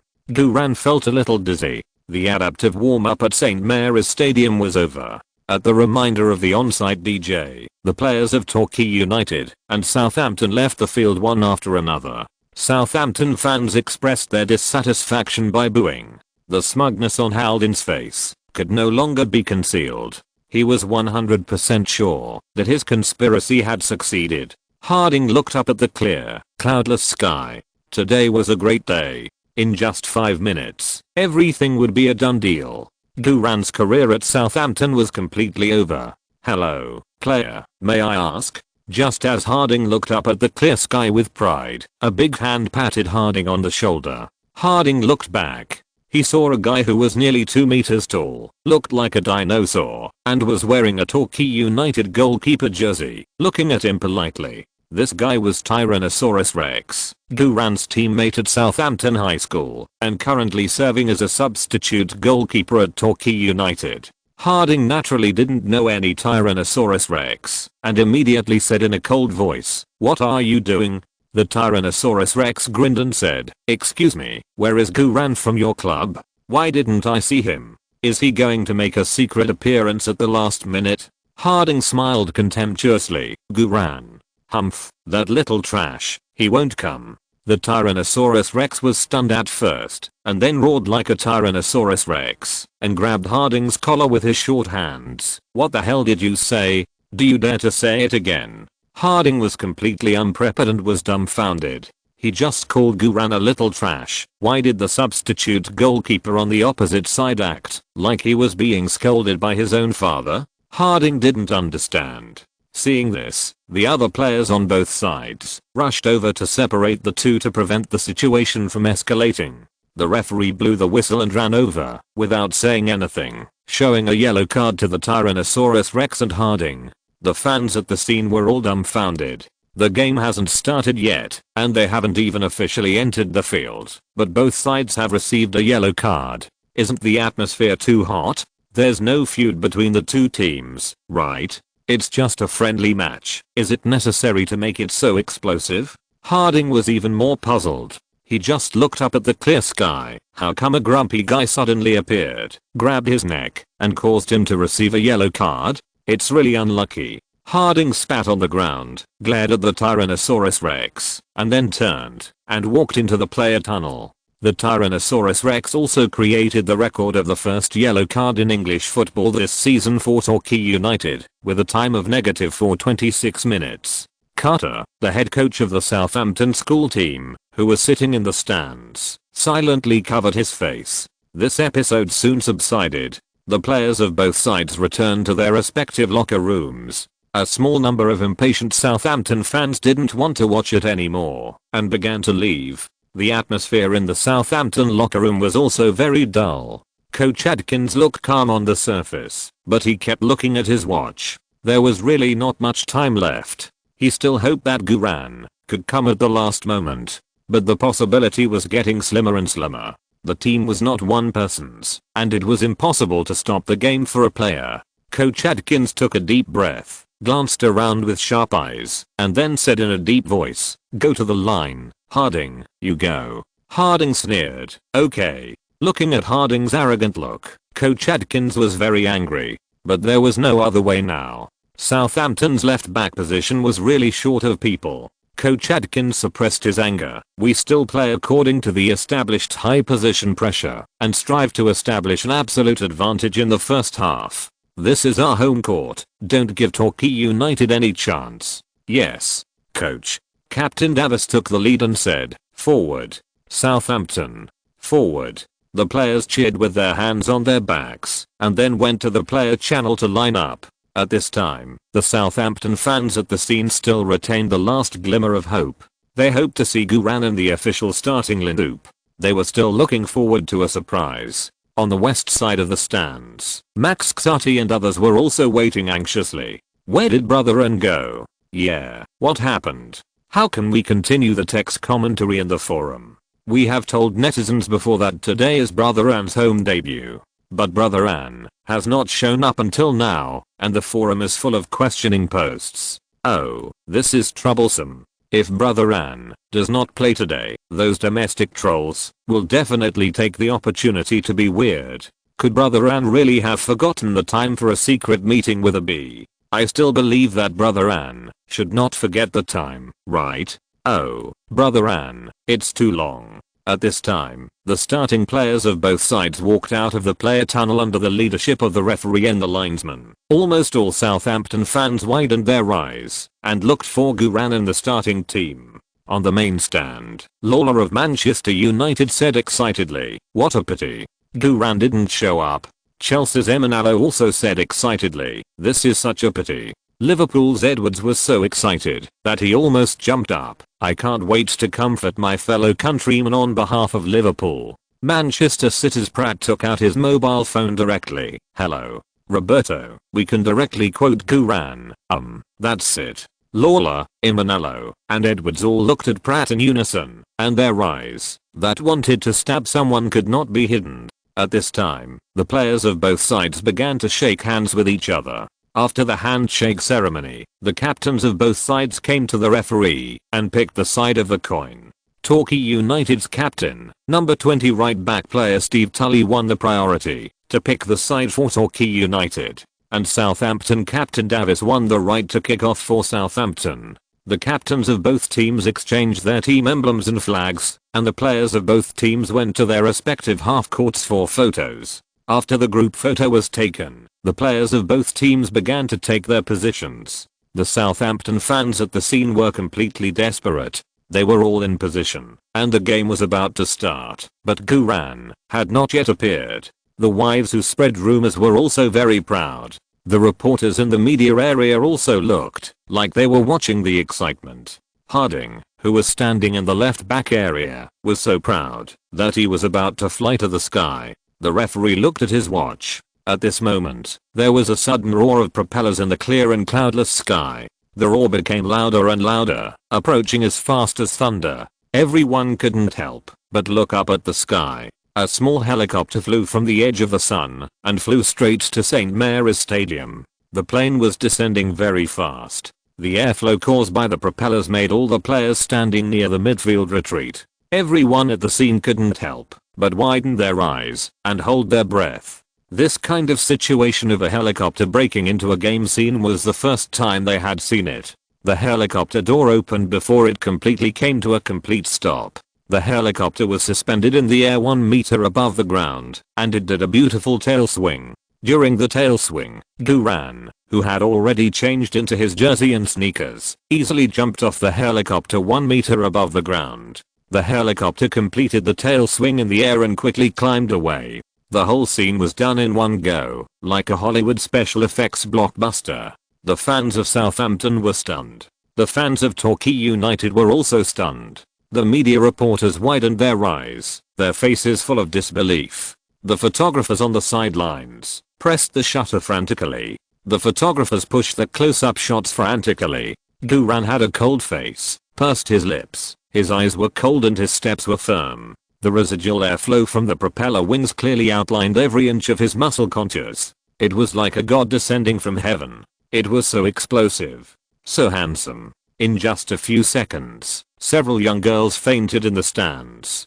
When everyone thought that Duran would not show up, Duran descended from the sky in the most shocking way. Such an appearance was beyond everyone's expectations. Oh my god. Am I dreaming? Duran. It's really our Duran. Oh hoo. Yeah. Ah hoo hoo.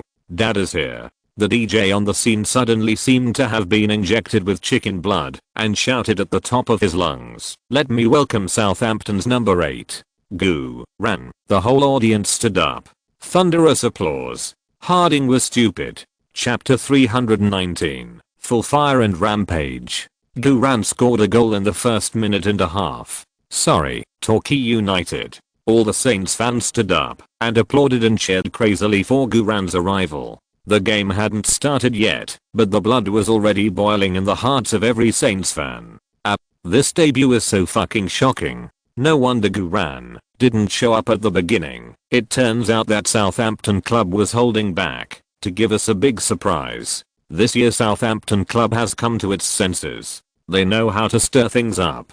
This is great. I have to say, this way of debut is really perfect. Debuting by helicopter is really unprecedented. Hahaha, this kid Duran is really a treasure trove of hot topics and traffic.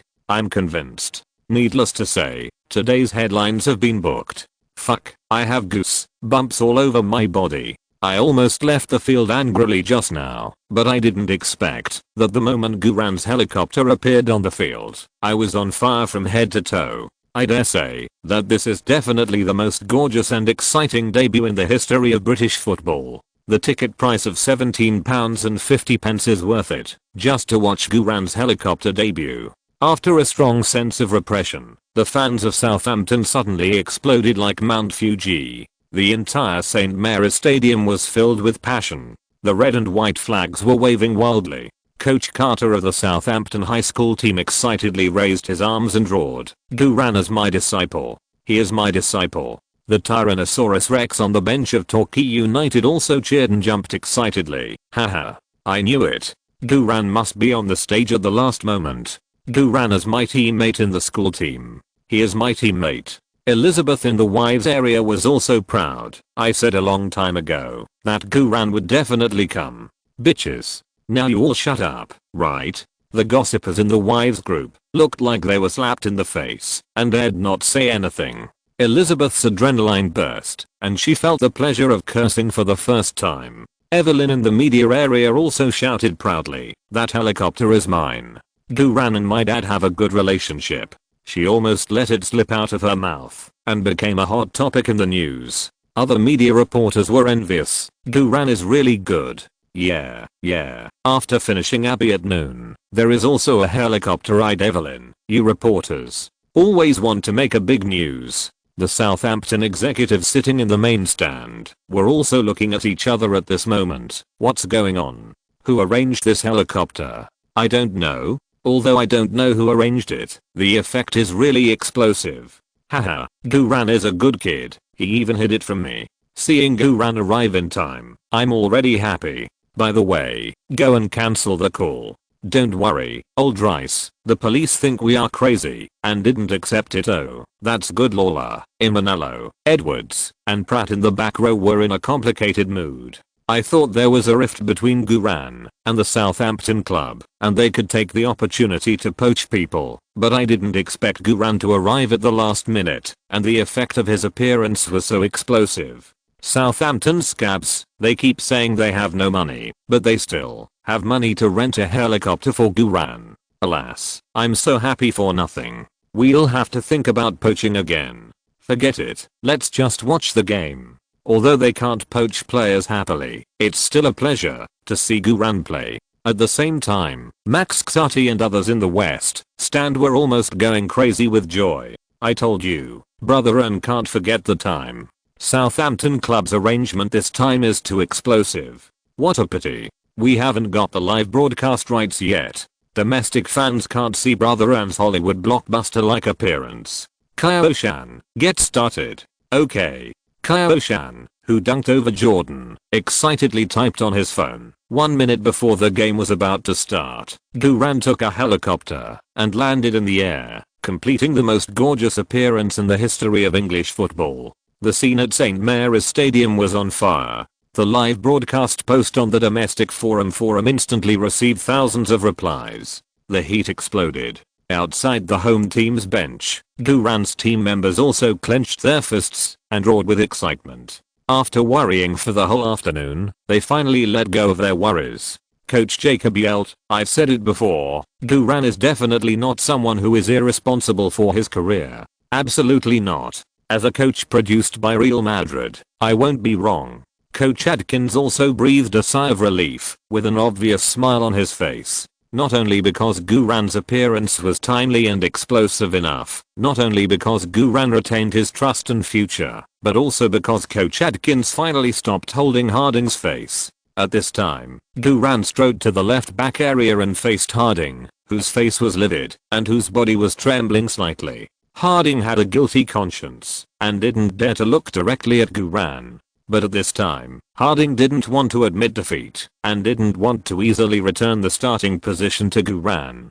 "Gu, although you came, it's useless. Coach Adkins asked me to start." Guran's throat moved, and then he opened his mouth and sprayed Harding in the face. The scene exploded immediately. I thought it was already very explosive for Guran to fall from the sky in a helicopter, but the scene now is even more explosive. Is this a prop? It's more real than an R-rated movie. Too funny. Ha ha ha. Southampton's tricks this season are really wonderful. Just like a blockbuster. This shot, they have to mosaic Harding's face during post-production, right? Otherwise, it won't meet the broadcast standards. Guran sprayed Harding with mosaics on his face. Ha ha ha. How could they know that Guran really held it back all the way? It was all because the helicopter pilot boasted about what kind of Marine Corps ace he was during the flight. Guran ignored him, so he showed off his skills in the air. Before leaving, he also performed a hovering tail swing. Who can't handle this job on the first helicopter ride? So, Guran vomited all onto Harding's face. Harding opened his mouth wide for a moment, then he howled like a ghost. My hair, my ears, my eyes. They are all blocked. And my nose. It's stuffy. My mouth is full of it. My goodness. Harding didn't waste a single drop of what Guran sprayed. He took it all. After Guran finished vomiting, he wiped the corners of his mouth comfortably and immediately felt refreshed, as if the whole world was transparent. The referee ran over with a wrinkled nose. "What's going on? You 12 people. Who will start?" Harding collapsed and screamed. Guran said as a matter of course, "Mr. Referee, isn't this obvious enough?" The referee immediately said to Harding, whose face was covered in dirt, "Get off the field quickly, or I'll give you another yellow card, turning your 2 yellows into 1 red. Coach Adkins also shouted in the tactical area, "Harding, what are you still doing on the field?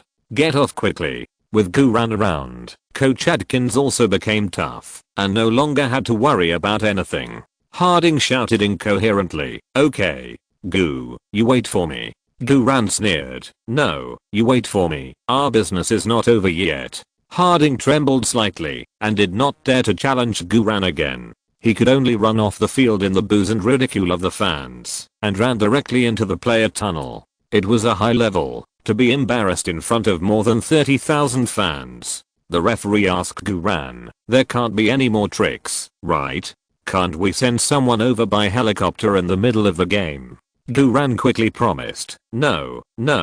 The referee then ran back to the midfield, glanced at his watch, and blew the whistle to start the game. This was already 3 minutes later than the scheduled game time, but fortunately this was just a pre-season friendly match, so it wasn't that strict. As soon as the whistle blew, Duran immediately got into the game and followed the Southampton formation to press forward. It's still fun to play football, although there were quite a few twists and turns before the start of this game, and he almost got caught. Fortunately, he finally relied on his calmness and wisdom to overcome all difficulties and made his debut as a starter. Let's go. Duran's blood boiled in his heart. While running forward to support, Duran quickly observed the situation on the field. Although he didn't have time to warm up, he trained hard enough in normal times, so even if he didn't warm up, his condition wouldn't be much worse. Southampton's basic formation is still the usual 442. But unlike the game against Liverpool, today's 442 is a compact 442. The three lines of the team are all moving closer to the center, deliberately leaving gaps on both sides of the wing, and using this as a stranglehold trap for high pressure. As the left back, Duran is closer to the rib area. The position of the right back Butterfield is also symmetrical, and the two full backs are very high. The positions of the two central defenders Walton and JD are also moved forward a lot, close to the position of the defensive midfielder. If you still stay in the backcourt when playing against a weak team, there will be nothing to watch. The left forward is Holmes, and the two midfielders are Lambert and the 19-year-old number 27 player Gobon Hammond, and Billis, who performed poorly in the last game, were both pressed on the bench by coach Adkins today. The right forward is still Schneiderlin, and the current organizational core of this formation is also Schneiderlin on the right side. The two forwards are number 20 Team Flower Lallana and number 40 Tony Garrod. Now, right winger Schneiderlin is dribbling the ball on the right, while Lallana and Garrod have penetrated into the 30-meter area of Torquay United at high speed. With the advantage of home court, Southampton's offensive was very fierce at the beginning. On the other hand, the players of Torquay United did not seem to be in the state yet. The scene of Duran taking a helicopter to the field just now was still deeply shocking their bumpkin-like hearts. Torquay United's overall pressing was very loose, and the gaps in defense were also very large. Schneiderlin almost relied on his personal ability to rush straight into the right side. Lallana and Garrod also had a good space for interweaving. Torquay United did not have any star players. The only thing worth mentioning was their number 17 centre-back Dennis Lawrence and number 22 left-back Adam Smith. Dennis Lawrence was once the main central defender of the Trinidad and Tobago national team. In the 2005 World Cup qualifiers, it was this 201 centimeters tall central defender who defeated Bahrain with a fierce shot and helped Trinidad and Tobago enter the World Cup finals for the first time. However, Dennis Lawrence is now 35 years old and is on the verge of retirement at any time. It can be said that Dennis Lawrence's physical and competitive state are in a rapid decline. Adam Smith was loaned to Torquay United from the Premier League team Tottenham Hotspur. Although Adam Smith is only 175 centimeters tall, he has good speed and is very creative on the wing. Apart from this, the other players of Torquay United are mediocre. Torquay United's first goalkeeper is number 14 Sam Pearce. The left back is the just mentioned number 22 Adam Smith. The central defenders are number 17 Dennis Lawrence and number 4 Mark Ellis, and the right back is number 20 Steve Tully. The left midfielder is number 6 O'Kane. The two midfielders are number 8 Jack Richardson and number 11 Nicky Flo, and the right midfielder is number 33 Jack Thompson. The two forwards are number 10 Scott Lundell and number 26 Ashley Yalman. At this time, Schneiderlin made a sudden stop and turn in front of two Torquay United defenders, flashing across channel. The two defenders of Torquay United obviously turned slowly, and the other defenders did not form a joint defense to make up for the position. Schneiderlin immediately sent a beautiful diagonal pass to the front of the penalty area. Lallana ran quickly, and under the physical confrontation of the opponent's number 4 central defender Mark Ellis, he raised his left foot and easily unloaded the ball, and then dribbled directly into the penalty area. Number 8 Jack Richardson retreated to defend, with a small pull on his hands. Number 17 Dennis Lawrence did not choose to rush up to confront Lallana, but retreated to the small penalty area very experiencedly, to block the angle of Lallana and Garrod's connection. The other Torquay United defensive players were also shrinking rapidly. Although Torquay United is a second tier team, and although Torquay United's formation is somewhat loose, these players are professional after all. To put it bluntly, even a loose team like Torquay United plays more compactly than the Chinese Super League teams. Lallana attracted two defensive players in the middle, but he couldn't get rid of them easily. After trying to break through once, there was still no good angle for passing and shooting. Lallana then half-turned to protect the ball and knocked the ball back to the midfielder number 27 Gobone, who was inserted in the back row. Gobone had already entered the penalty area. After getting the ball, he was a little impatient and directly shot a long shot. This kick was not powerful. Experienced central defender Dennis immediately jumped high and headed the ball out of the penalty area. Torquay United's number 11 midfielder Nicky Flo was closest to the ball. Nicky Flo ran towards the rolling football calmly, ready to launch a fast attack in the middle after getting the ball. However, at this moment, a black and white lightning suddenly cut in from the left rib without any warning. Number 8. Duran. The helicopter player. Duran's cutting speed was very fast, and there was no defensive player to intercept. Torquay United did not react at all, and did not think that a left back's cutting could cause much threat. Number 11 Nicky quickened his pace to chase the ball and prepared to collide with Duran. Torquay United's defensive characteristics are not based on technology, but on physical hardness.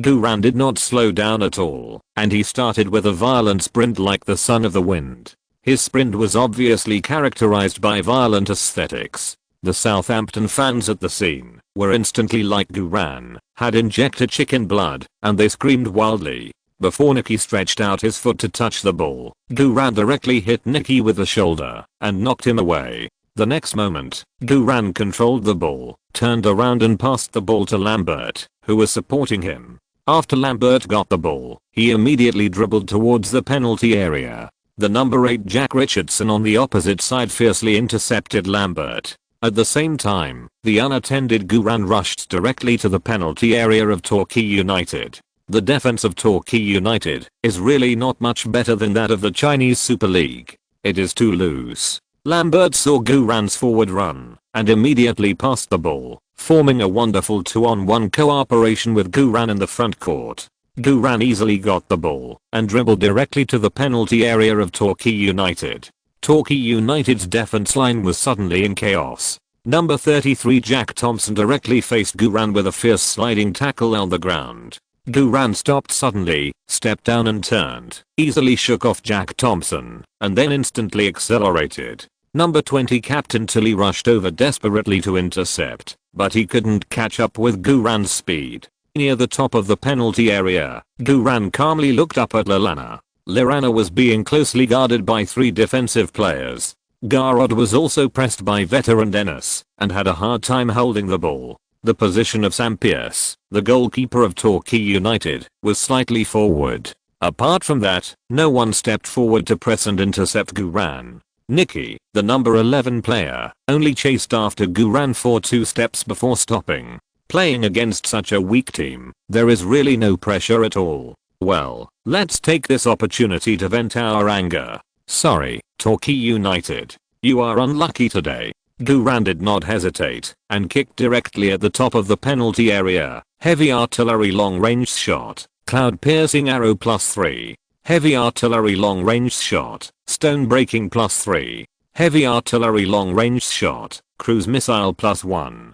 Top pass and shot. God's kick +1. Full firepower. The football rose from the ground at an elevation of 30 degrees, with a stone breaking force, precision, and surprise, and shot directly into the upper left corner of the goal. Everyone at the scene was suffocated. The speed of the ball was so fast, full of the sense of explosion of violent aesthetics, just like a sharp bayonet blade with lightning attached, tearing through the air, swiftly, powerfully, and accurately stabbing into the goal of Torquay United. The goalkeeper of Torquay United didn't react at all, just stuck in the same place, motionless. The next moment, the ball went in. The net in the upper left corner of the goal was fiercely poured into the air. The net caused the entire goal to tremble slightly. Everyone was shocked. Duran let out a breath of stuffiness in his chest. He looked up to the sky and roared. It was awesome. The referee blew the whistle and gestured to the center circle. The goal was valid. The score on the big screen of St. Mary's Stadium was immediately rewritten as Southampton 1:0 Torquay United. Yeah, Southampton fans cheered and jumped wildly. The North Stand, the East Stand, and the West Stand all shook violently at the same time. The fans' emotions were like a top roller coaster. From the extreme depression of thinking that Guran would not appear before the game, to the ecstasy of seeing Guran's wonderful long-range shot. It was only 3 minutes. The adrenaline of Southampton fans was completely ignited by Guran's decisive and domineering goal. Only the south side of the stands, where the away fans were located, was as silent as death. What? What is this? It's only 1.5 minutes into the game. It's a friendly match. Don't you give them any face? Can you be so awesome just by coming by helicopter? The fans of Torquay United were all dumbfounded. The players on the field of Torquay United also stood there with their hands on their hips, their faces numb. Under the feet of many players, blue skill bubbles fell. Guran then chopped the wind with one hand, happily ran wildly on the field to celebrate, and checked the bubbles by the way. Guol. The DJ on the scene shouted at the top of his lungs. The goal was scored by Southampton's number 8, the superstar, Guran. This is Guran's first home game after joining Southampton. Guran really lived up to everyone's expectations. Guran scored a goal just 1.5 minutes into the game. Let's cheer for Guran 3 times together. Guran, up, Guran, up, Guran, up. The atmosphere of St. Mary's Stadium was extremely hot under the guidance of the DJ. The miniskirted beauties of Guran's global support group danced the can-can in unison. Elizabeth, who was sitting in the wives group area, cheered and jumped with all her heart, her voice almost hoarse. Her chest hurt. But Elizabeth didn't care at all, because it was so cool. Max Xati and others in the West Stand excitedly raised the national flag and cheered for Guran crazily. This was the proudest moment. Kyo-shan, who dunked over Jordan, quickly typed on his phone. 1 minute into the game, Guran cut in and scrambled for the clearance of the opposing central defender. He made a wonderful one-on-one cooperation with his teammate Lambert, then dribbled the ball in the way that Cristiano Ronaldo knocked the ball away and slid away the sliding tackle of the defender and shot at the top of the penalty area. The ball went in. Guran scored the first goal for Southampton. St. Mary's Stadium was on fire. After Guran scored this goal, he didn't even sweat. He hadn't even finished warming up yet. The live broadcast post on the domestic forum instantly had thousands more replies. In the main stand, Evelyn was so excited that she couldn't help but touch her hot neck with both hands. It feels so good. It feels so good right from the start. Other reporters in the news media area also became active. Fuck you. This ball is awesome. Guran is really a top-notch star. This ball has the right angle, speed, and power. It can be as unexpected as it can be. Killer. Top killer. A killer who kills people invisibly. This will be a massacre without a doubt. Look at the goalkeeper of Torquay United. He didn't even have a subconscious reaction to save the ball. He was just standing there. The Torquay United team never thought that a left back would run to the middle to grab the clearance ball, right? They didn't expect that this left back would dare to shoot directly at the top of the penalty area, right? Guran's performance was too explosive. When I think about how Guran spent a whole night and a whole afternoon with a bee, and then he was able to kick such a wonderful shot on the court, I admire him so much. Yeah, I admire him too. Guran is really a role model for us men. He shoots on the court, after shooting off the court. Evelyn. Chapter 320. 30. Gulala's connection ignites the whole audience. The sideways hook shot that shocked the whole audience. In the scout area, Lawler of Manchester United said excitedly, "Too fast." Guran scored a goal before I even had a chance to sit down. Southampton really had a fantastic start. I can feel Guran's strong desire to score. Confirmed. This is the essence of our Red Devils spirit.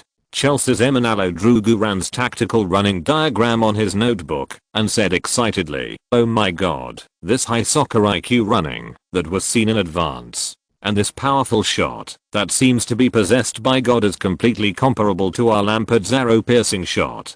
Duran is a natural blue soldier.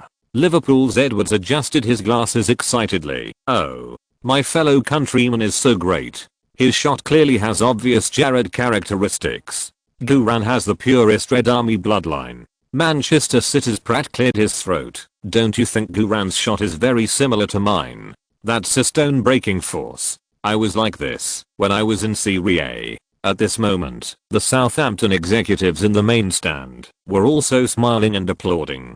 Ha ha ha. Gu is awesome. This is a perfect home start. I'm so excited now. I don't have to take the blue pill tonight. If I'm not mistaken, Duran used Alan Shearer's celebration. I used to think Alan Shearer's celebration was as rustic as it could be, but today I see that this celebration is so damn handsome. This is a good start for Southampton. This 1.5-minute goal also indicates that Southampton will definitely be able to kill all sides this season. I can't wait to see Duran play in the English League One and abuse all opponents. Duran said in the Forward Saints that he wanted to be the top scorer in the English League One. I think he was being conservative. Ha ha ha.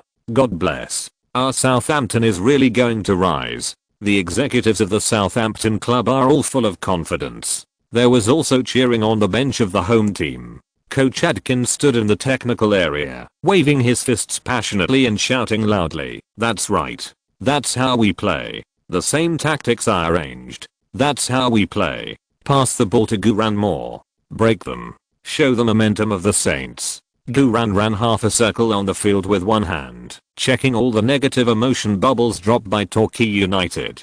Except for the heading competition drop by veteran Dennis and the stepping turn drop by number 10 Scott Lundell, the skills dropped by other Torquay United players were pretty rubbish. Duran concentrated his mind and picked up the heading competition and stepping turn in the air. In this way, the heading competition was stacked to +3 and the stepping turn was stacked to +2.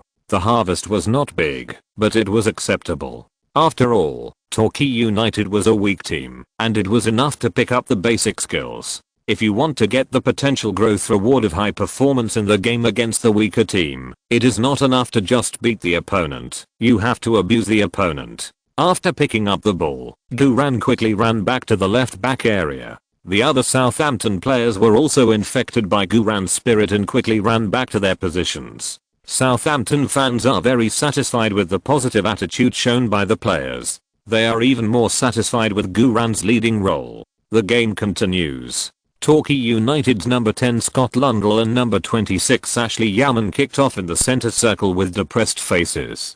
Torquay United's style is not good at defense and likes to play fast breaks. After number 10 Scott got the ball, he made a short pass directly to number 11 Nicky Flo, who was advancing in the middle. After Nicky got the ball, before he could dribble forward, Lallana, Lambert and Schneiderlin launched a regional triangle defense against Nicky. Southampton's defensive hardness in the middle made it impossible for Nicky to dribble and pass the ball forward. Nicky could only pass the ball to his own left forward number 6 O'Kane. Schneiderlin immediately moved to the side, compressing O'Kane's dribbling space. Southampton's right back Butterfield also immediately came up and formed a stranglehold with Schneiderlin on the side. Lambert also moved to the right to help defend. The other Southampton players also moved their center of gravity to the right to maintain integrity and compactness. Southampton's high pressure began to take shape. Southampton's right and center were basically airtight. Duran also moved from the left back area, following the overall formation to the vicinity of the center circle. Onan, who was holding the ball, could not find a breakthrough route under the high pressure and could only use his body to hit Butterfield. Butterfield was knocked to the ground immediately, but Onan himself also stumbled and fell on the sideline. The ball hit Butterfield, who was lying on the ground, and went out of bounds. Southampton's high pressure was very successful, but Butterfield's reaction was still a bit rough, and he lost the ball out of bounds. Torquay United's head coach stood in the technical area and shouted, "Hurry up.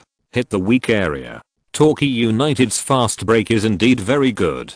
While Torquay United's head coach was shouting, Onan got up from the ground, picked up the football out of bounds, and threw it hard towards the midfield. Number 11 Nicky rushed up quickly to make a bridge and headed the ball to the left side of the Southampton team. This fast break idea is correct. It is to take advantage of the fact that the center of gravity of the Southampton team is still in the midfield and the right side, and directly fast break to the relatively wide left side area.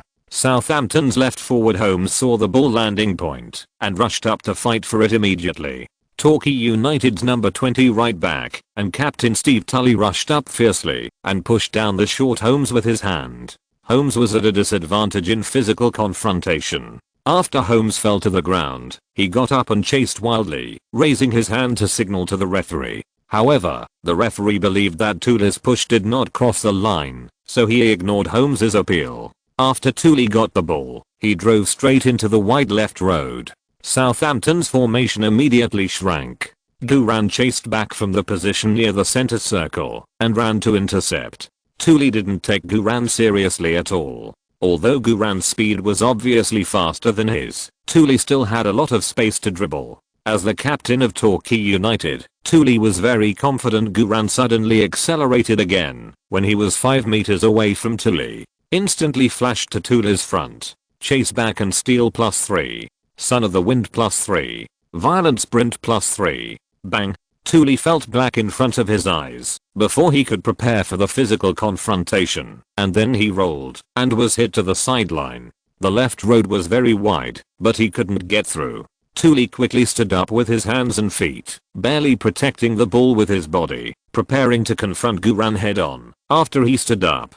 But Guran didn't give him half a second. He pushed his hips and stuck Tully, who was half kneeling on the grass, and then snatched the ball with a precise steal. Oh, oh, oh. The Southampton fans roared excitedly. They never get tired of watching this kind of purely physical confrontation. After Guran successfully intercepted the ball, he dribbled directly at high speed and took the ball down the left side. The Southampton players were already familiar with Guran's style. The entire Southampton team immediately switched from defense to offense and rushed forward to support. The reaction of Torquay United was obviously half a beat slower. Torquay United's right side was extremely empty, and the defense line was extremely lax. When Guran dribbled at high speed into the 30-meter area, only a right forward Jack Thompson came forward to intercept Guran. Jack Thompson was aggressive and obviously intended to use a rough foul to disrupt Guran's defensive counter-attack.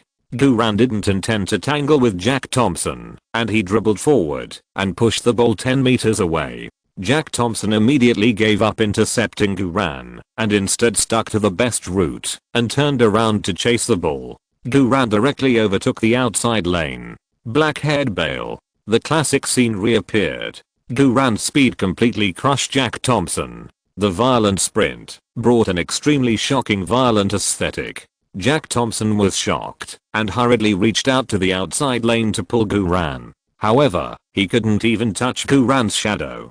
Guran caught up with the football like lightning and received the pass he had made 3 seconds ago. This passionate scene immediately made the Southampton fans at the scene explode with adrenaline, cheering wildly. At this time, Southampton's front court players were basically in place. Guran had no need to cut inside and then continued to go to the bottom. At least 3 defensive players of Torquay United hurriedly moved to block. The goalkeeper of Torquay United also moved to the near corner of the goal with a nervous face. Guran lowered his shoulder like Matthews, knocked down one of the defensive players who rushed up to press, and then pretended to cut into the small penalty area. It is extremely difficult to cut in from here, and even if it succeeds, there is almost no angle for shooting. But Guran's feint still deceived more Torquay United defenders. When all the attention of Torquay United was focused on blocking Guran's cut, Guran suddenly stopped, then made a step down turn, and made a rainbow pass,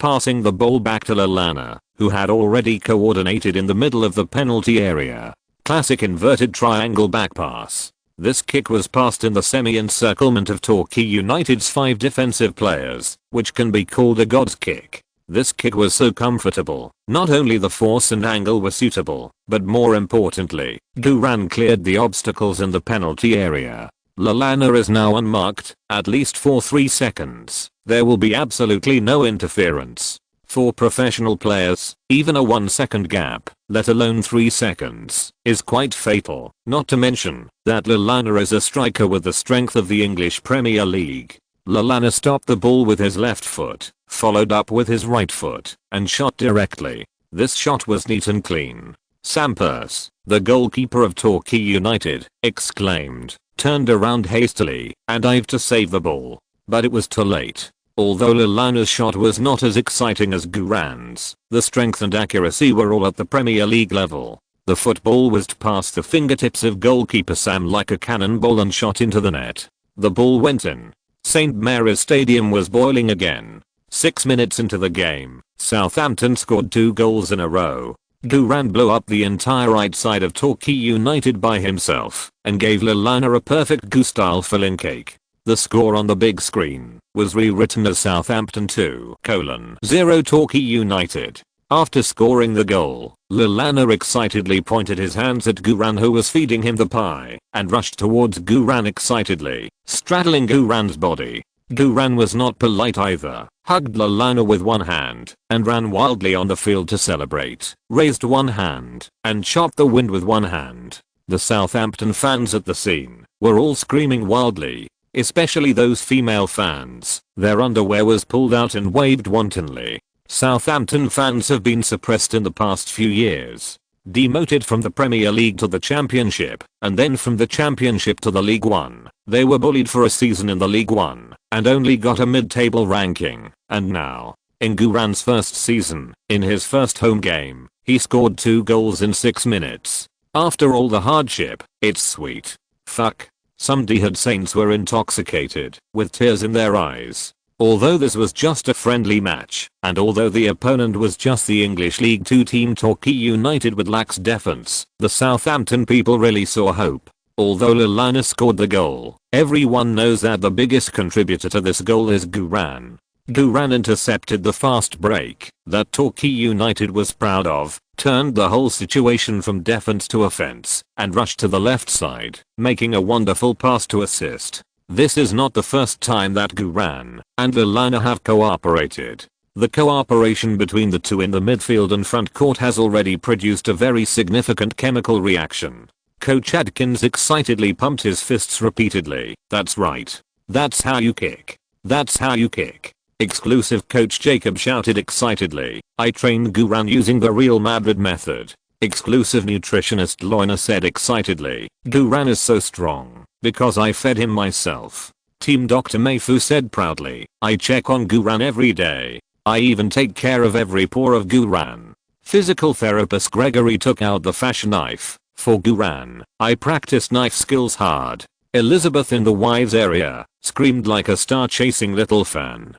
Gu. I love you. I love you. Evelyn in the media area was trying hard to suppress the pleasure in her heart and whispered in a low and trembling voice, no, it's too fast. I haven't finished the pleasure just now, and it's coming again. Oh. Lorna of Manchester United gasped in shock. Boo. He's going crazy. 1 shot and 1 pass within 6 minutes. This efficiency is too strong. Chelsea's Emanalo praised, while drawing a tactical map, Gu's running and tearing are just like God himself playing football. Liverpool's Edwards also shook his head in disbelief. Gu has improved more than the Anfield battle. I can't believe it. It's only been a week. With his speed of improvement, it won't take a year for him to sweep the Europa League with us Liverpool. Manchester City's Pratt smiled happily and said, the head coach of Torquay United must have also experienced the confusion, helplessness, and despair I felt when facing Guran. I'm so glad that I don't have to taste this feeling anymore. Because Guran will soon be our Manchester City man. On the green field, Guran ran half a circle holding Lallana and picked up a cut inside and a stop and accelerate by the way. In this way, Guran's cut inside is stacked to +3 and the stop and accelerate is also stacked to +3. These two skills are also basic skills, and Guran needs to strengthen such basic skills in the lower leagues. A personal system rating of B can stack skills up to +4 at most. If you want to break this limit, you have to upgrade your system rating to A. To upgrade from B to A, you need to obtain and use 50 talent points, and at least 15 sub-attributes must reach 75 points, and officially appear in professional matches. Obtaining and using 50 talent points is definitely enough. Appearing in a formal professional match is also enough. Although pre-season friendly matches do not count points, they are definitely formal professional matches. The really difficult thing is to reach 75 points for at least 15 sub-attributes. Guran now has exactly 15 known sub-attributes, but 8 of them are less than 75 points. Of course, some sub-attributes that are not displayed may be higher than these 8 known sub-attributes, especially the attributes of the spirit category, but it is estimated that it is difficult to directly exceed 75 points. Therefore, it will take time and accumulation to reach the system rating of A. There are still 6 pickup progress today. After this wave of pickups, Guran put down Lalana and turned to run to the left back's defense area. Lalana, you just hugged me passionately. Why did you suddenly become cold to me? Is there something I didn't do well enough? Should I repay Guran with my heart? The game continued. Torquay United, which was 2 goals behind, began to get impatient and began to fight harder. Southampton, which was 2 goals ahead, played more and more methodically. High pressure was greatly trained in actual combat. The game was in the 15th minute.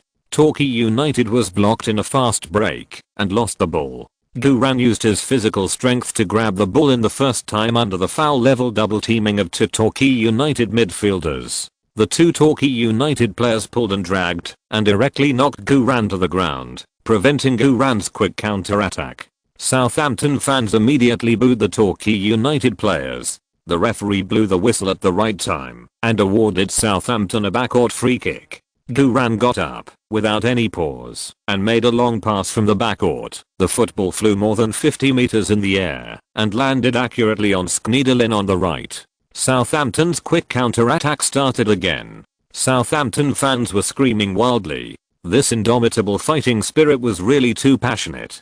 Torquay United panicked instantly. They thought they could stop Guran's quick counter-attack by pulling him down, but they didn't expect Guran to be able to make such a high-quality long pass quickly. Schneiderlin saw the landing point without any pressure from the defense, easily stopped the ball at his feet, and then accelerated to break through the penalty area. Torquay United central defender number 4 Mark Ellis rushed out of the penalty area and roughly knocked Schneiderlin to the ground. After Schneiderlin stood up, he immediately applauded Guran, who made the long pass. Guran's passing vision was really great. Within a minute, Torquay United committed 2 fouls. Southampton fans booed Mark Ellis wildly. The referee called Mark Ellis over and gave him a warning. After all, it was a friendly match, and the referee did not want to control the game by showing a card. Southampton got a set piece outside the penalty area on the right side, which was about 25 or 26 meters away from the goal. The first penalty taker, Lalana, stepped up to take the set piece.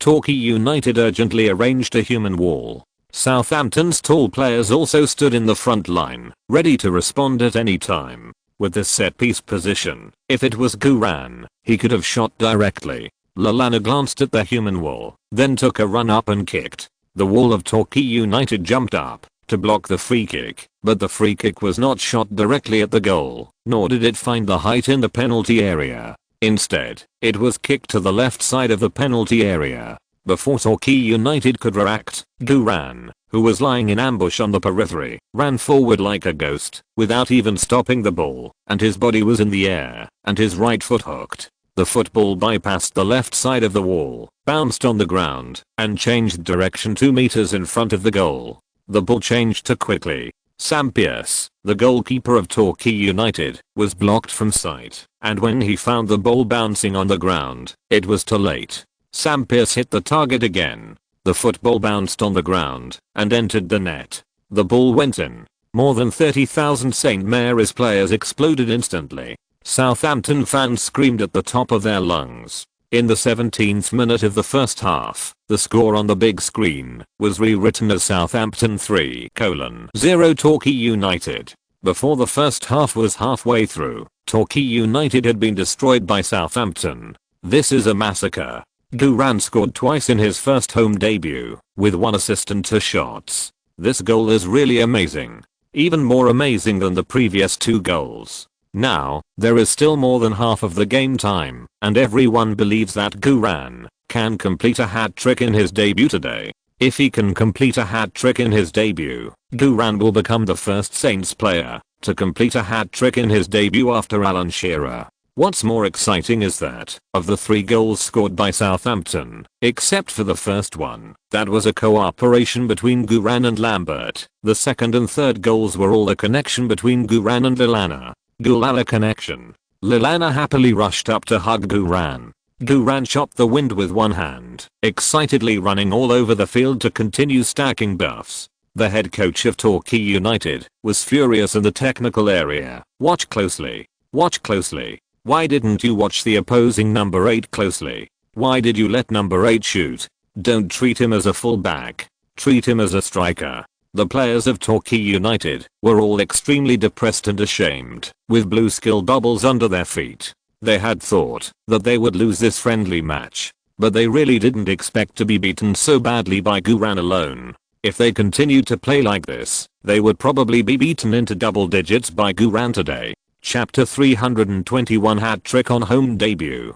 Comparable to Ibrahimovic, Duran received the first yellow card. The DJ at the scene roared excitedly, 3:0. 3:0. The goal was scored by Southampton's number 8, our superstar, Duran. This is Duran's second goal in this game, and it is the most exciting one of the 3 goals in this game. A sideways hook and groundbreaking shot. By the way, the second most exciting goal of this game also came from Duran, a super long shot at the beginning. The moment Duran jumped off the helicopter, he was destined to make the greatest home debut of the century at St Mary's Stadium. The new seasoned Southampton team has been completely upgraded to a powerful team after Duran joined. With Duran, the English League One championship is not a dream. The Saints are moving forward. Let's cheer for Duran 3 times together. Duran, Chinese dad. Duran, Chinese dad. Duran, Chinese dad. Southampton fans, regardless of gender, age, seniority, or ordinary fans, were all roaring with excitement. Passion is contagious. Even Coach Carter was shouting dad passionately. Elizabeth was also shouting dad while jumping with the ball, and Evelyn was shouting even more passionately. Evelyn's biological father Sir Adelaide shouted more vigorously than Evelyn, which made Max Xati and other Chinese fans a little embarrassed. They just came to watch a game, but they were given the title of uncle. Southampton fans have not been so crazy for many years. Even when Alan Shearer, Peter Crouch, and Gareth Bale were in Southampton, Southampton fans were not so crazy. It's not that Duran has surpassed stars like Alan Shearer, but because Southampton was still a Premier League powerhouse back then, and now Southampton has become a mid-level team in the English League One, and Duran is equivalent to the glimmer of hope they see in adversity. Is there anything more exciting than grasping hope in adversity? Duran's performance filled all Southampton fans with anticipation. Duran's sideways hook not only ignited the passion of a stadium, but also ignited the passion of a long silent southern football city. At this moment, Duran on the green field did not think so much, but quickly gathered his thoughts and picked up 3 skill bubbles. Goal sense +2. Strengthened position defense +2. Outside in step pass +3. There are still 3 more pickup progress today. Just continue to abuse. After this wave of pickups, Duran quickly ran back to stand. The other Southampton players also followed Duran back to stand with high morale. The whole Southampton team was full of fighting spirit. Such a massacre is really enjoyable. The game continues. Torquay United, which has lost 3 goals, still has to fight against the crazy Southampton team. Torquay United frequently played high balls and long passes on both sides, trying to play behind Southampton. This offensive idea is actually correct. After all, Southampton uses high pressure, and all 3 lines are pressed very forward, leaving a lot of space behind. But the problem is that Southampton's strength is much higher than Torquay United, and Southampton's overall formation is well maintained. Torquay United did have a few good long passes, but they all fell into Southampton's offside trap. As the first half of the game progressed, Torquay United became more and more impatient, and their defensive moves became more and more aggressive. Rough defense, leaky positioning, and a loose pressing mentality caused Torquay United's backline to frequently sound the alarm under Southampton's high pressure tactics. In the 25th minute of the first half, Lambert and Skneedlin worked together on the right side to strangle O'Kane's pass. Lambert turned around without hesitation and knocked the ball back to Guran, who quickly responded, and Guran made a breakthrough. As soon as Guran got the ball, the Southampton fans in the stadium instantly became passionate, roaring and cheering wildly. The head coach of Torquay United shouted angrily in the technical area, "Stupid asses. Keep an eye on number 8. Keep an eye on number 8. Never let him break through." The three players of Torquay United immediately double-teamed Guran. Guran's route to the bottom was blocked, and he immediately dribbled the ball to the middle. As a left back, Guran's range of activities is very large, almost spanning the entire left and middle areas. The defensive players of Torquay United have never encountered such an opponent who plays football unconventionally and can only be led by Guran. Guran did not wait for the defensive players of Torquay United to outflank and directly made a long and powerful pass near the center circle. The magic lamp pointed the way. This low ball was like a sharp razor, shaving close to the grass, leaving a shallow knife mark in an instant. Southampton fans feasted their eyes. The football quickly and accurately penetrated the already loose three lines of Torquay United and passed it directly to Garrod, who had already rushed into the small penalty area. Garrod stopped under the close defense of veteran Dennis Lawrence and then turned halfway to shoot the ball into the far corner of the goal. Dennis Lawrence desperately fell to the ground to tackle the ball. The football was poked out of the end line near the goal line. Oh. Southampton fans held their heads and lamented. If this ball had gone in, it would have been so cool. Guran's straight pass was so gorgeous, but it was a pity that Garrod was still a little short. Garrod also knelt on the ground and beat the grass in frustration. He had missed Guran's excellent pass twice today. Southampton fans immediately gave Garrod and Guran applause to encourage them. Although the ball didn't go in, this kind of kicking and cooperation was really pleasing to the eye. With Guran, no one would doubt that Southampton would be revived and rise. This shot also made Torquay United sweat coldly. They were almost going to be scored 4 goals in the first half. The veteran Dennis Lawrence, who defended the ball, was lying on the grass in pain and couldn't get up for a long time. He tried his best when tackling the ball, and it seemed that he had a thigh muscle strain. It was just a pre-season friendly, but the game was played to this extent, and both sides were a little red-eyed. Southampton was killing, and Torquay United was being beaten. Dennis Lawrence can be regarded as the pillar of Torquay United. Now Dennis is injured, which is undoubtedly a disaster for Torquay United, which has poor defense. The referee ran over to check Dennis's injury, and then summoned the emergency team on the sidelines to carry a stretcher to the field. The head coach of Torquay United frowned and signaled a substitution. The 18-year-old Ed Palmer was warming up urgently on the sidelines. Taking advantage of this time, Guran and other players also came to the sidelines to replenish water. Elizabeth, who was standing in the wide group area behind the home team's bench, excitedly waved at Guran's jump.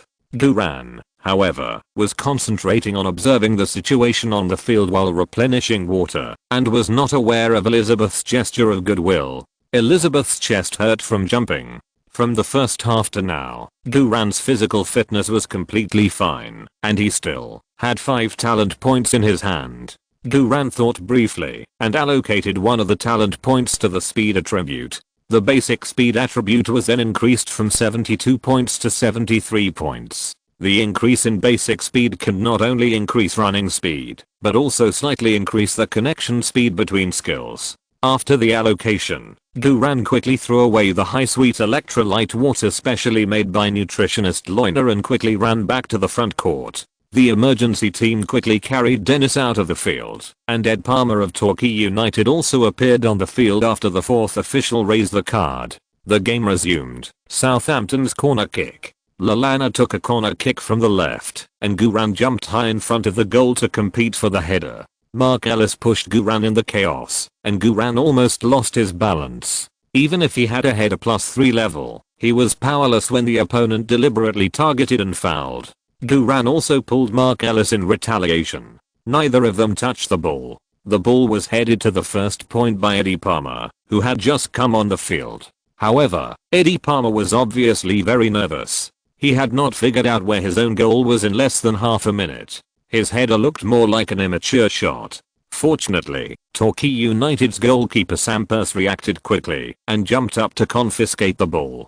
Torquay United's defense line was all scared and sweating. Sampers held the ball and cursed Eddie Palmer, who had just come on the field, with banned words. Eddie Palmer was scolded so much that he dared not look up, let alone talk back. The game continued. The two sides launched a fierce melee on the wing. There was not much time left in the first half, and the players of Torquay United became more brutal. Guran was taken care of by Torquay United. As long as Guran started to move, even if he had not touched the ball yet and was just running in and out, at least two Torquay United defenders would come close to him and harass him with small dirty moves. The more critical the player is, the easier it is for the opponent to foul and target him on the field. This is also the only way to become a real star. Guran naturally knew this, and Guran's running in and out was more or less harassed by the opponent's small moves. The Southampton fans at the scene booed the Torquay United defenders. Coach Adkins stood in the technical area and loudly pressured the referee, but the referee still did not interfere too much with Torquay United's dirty tricks. Kyo Shan, who dunked over Jordan, couldn't help but shook his head and wrote on his phone, "The standard of British referees is really not good, and it's not much better than the level of domestic referees." Coach Adkins turned back to the bench in anger. "Chamberlain, warm up." Chamberlain, who was originally a little depressed, jumped up excitedly. "Coach, you finally remembered me. Ha ha ha. How can I, Alex Chamberlain, be missing in this massacre?" As he said that, Chamberlain excitedly took off his shorts. Coach Adkins put his arm around Chamberlain's shoulders and said, "Your task after you come on the court is to provide more support and cooperation for Guran, and use your sprinting to help Guran share the firepower. I was impressed by your cooperation in the last game, and you should do the same in this game." Chamberlain, "Coach, I can actually go to the middle." "No, just cooperate with Guran." At this time, Southampton formed an offensive on the right side. Schneiderlin used his personal ability to deftly pass the first defensive player who rushed over, and then passed the ball directly to the middle of the penalty area. Garrod rushed to the front with full energy, using his physical advantage to eat Jack Richardson, who came to defend him. Other defensive players of Torquay United blocked and double-teamed Garrod. Garrod turned to protect the ball and knocked the ball back to Lallana, who had already run parallel to the left wing of the penalty area. Torquay United's defense line is really full of loopholes. After Lallana got the ball, he easily cut into the penalty area. Guran also accelerated from the left and sprinted, ready to support Lallana. However, just as Guran accelerated, Jack Thompson, who was guarding him, grabbed Guran's jersey from behind and prevented Guran from speeding up. Guran didn't care and went straight to the son of the wind, violently sprinting to the fullest. Seeing that he couldn't hold Guran, Jack Thompson actually grabbed Guran's neck directly. Guran suddenly felt a little suffocated, and then he backhanded a heavy elbow cannon. Jack Thompson immediately fell to the ground and wailed in pain. Guran took the opportunity to get rid of him and quickly moved forward. Beep, beep. The referee blew the whistle. At the same time, Lallana's shot was blocked by Torquay United's goalkeeper Sampers. The next moment, Torquay United's captain Steve Tully blocked the first point. If Guran had not been blocked by a tactical foul, he would have had a chance to compete with Tully for the first point, and with Guran's violent sprint and physical confrontation ability, he would have been able to steal the ball and make a supplementary shot. What a pity. Southampton fans sighed. Torquay United played very dirty in this game. But it was not entirely Torquay United's fault. After all, this kind of dirty trick is also quite common in England's lower leagues. The referee stopped the game, and Jack Thompson rolled on the ground with his chest covered. The referee signaled the emergency team to come on the court to examine and treat Jack Thompson. Southampton fans booed Jack Thompson angrily. Everyone's eyes were sharp. It was Jack Thompson who first strangled Guran from behind. After the doctor of the emergency team examined Jack Thompson, he gave him some water and then quickly left the field. Jack Thompson stood up with a painful face amid the long booing. Looking at his expression, it didn't seem like he was pretending. The referee did not let him go for this. He decisively took out a yellow card and punished him for pulling someone from behind. Southampton fans applauded and cheered happily. But then, the referee called Guran in front of him and showed him a yellow card. Guran was very real, and he spread his hands to the referee with an innocent face to express his incomprehension. Southampton fans immediately booed the referee angrily again. The referee still insisted on his penalty. Guran could only smile and shake his head to accept it. Lambert and others ran up, hugged Guran, and patted his head to comfort him. This was also Guran's first yellow card in an official match. Of course, the yellow card in the friendly match will not affect the next game at all, let alone the English League One, Cup and other games. Guran turned around and smiled at Jack Thompson, who was still covering his chest. Jack Thompson couldn't help but shiver. In the scout area, Lawler of Manchester United smiled and commented, "Guran is still very individual, a bit like Ibrahimovic, who will take revenge on the spot." Chelsea's Emanalo also smiled and said, "Guran has a high football IQ. He is definitely not an impulsive type. He is also indirectly warning those players who want to use dirty tricks on him to be careful." Liverpool's Edwards exclaimed, "He is really my fellow countryman." Manchester City's Pratt smiled and said, "Who can be a real star without a temper? I think Guran is gradually adapting to his star role." At this time, the fourth official raised a sign and Southampton made a substitution. The ineffective left midfielder Holmes was replaced, and the ambitious Chamberlain was replaced. As soon as Chamberlain came on the court, he ran to Guran and said, "Boo, Coach Adkins asked you to cooperate with me more and pass the ball to me more." Guran ran directly past Chamberlain. The game continues. The referee awarded Torquay United a free kick in the backcourt. Torquay United immediately launched a fast break. Torquay United's left midfielder O'Kane received a long diagonal pass from the backcourt and dribbled directly along the right side of Southampton. Southampton's Butterfield went up to intercept, but Onan used his body to push him away, and a huge gap appeared on the right side of Southampton. Onan drove the ball straight into the 30-meter area, and then Onan made a cross pass into the penalty area. Torquay United's number 10 striker Scott Rendell held off Walton, stopped the ball, turned around and kicked. Goalkeeper Davis leaped. The football brushed Davis' fingertips, hit the goalpost, and bounced out of the end line. Wow. Southampton fans all breathed a sigh of relief. This ball was too thrilling. Fortunately, the home goalpost helped. It must be said that although Torquay United is a weak team, they are still good at fast breaks. The game continued. The pace of both sides was very fast, and the gunpowder smell was further intensified. In the 43rd minute of the first half, Torquay United's number 11 Nicky Flo was intercepted by Lambert and Walton when he broke through the front court. Walton unceremoniously shoveled Nicky to the ground. Lambert took the opportunity to steal the ball and then quickly split the ball to Guran, who had already run out of space on the left. Guran then accelerated with the ball. Jack Thompson, the right forward who was elbowed by Guran before, was obviously a little timid and did not dare to confront Guran directly. Two other Torquay United defenders quickly double-teamed Guran. Chamberlain accelerated and ran wildly on the wing, reaching out to Guran for the ball. Torquay United's captain Tooley immediately ran up to block Chamberlain. Guran did not play any tricks and continued to dribble the ball across the middle, tearing through Torquay United's defense with pure speed. Chamberlain, who was ignored, had a black line on his face. Torquay United's captain Tooley had an even darker face. Torquay United's overall defense was half a beat slower, and there was a huge loophole in the penalty area. Guran suddenly kicked and passed the ball diagonally from the middle to the left side of the penalty area.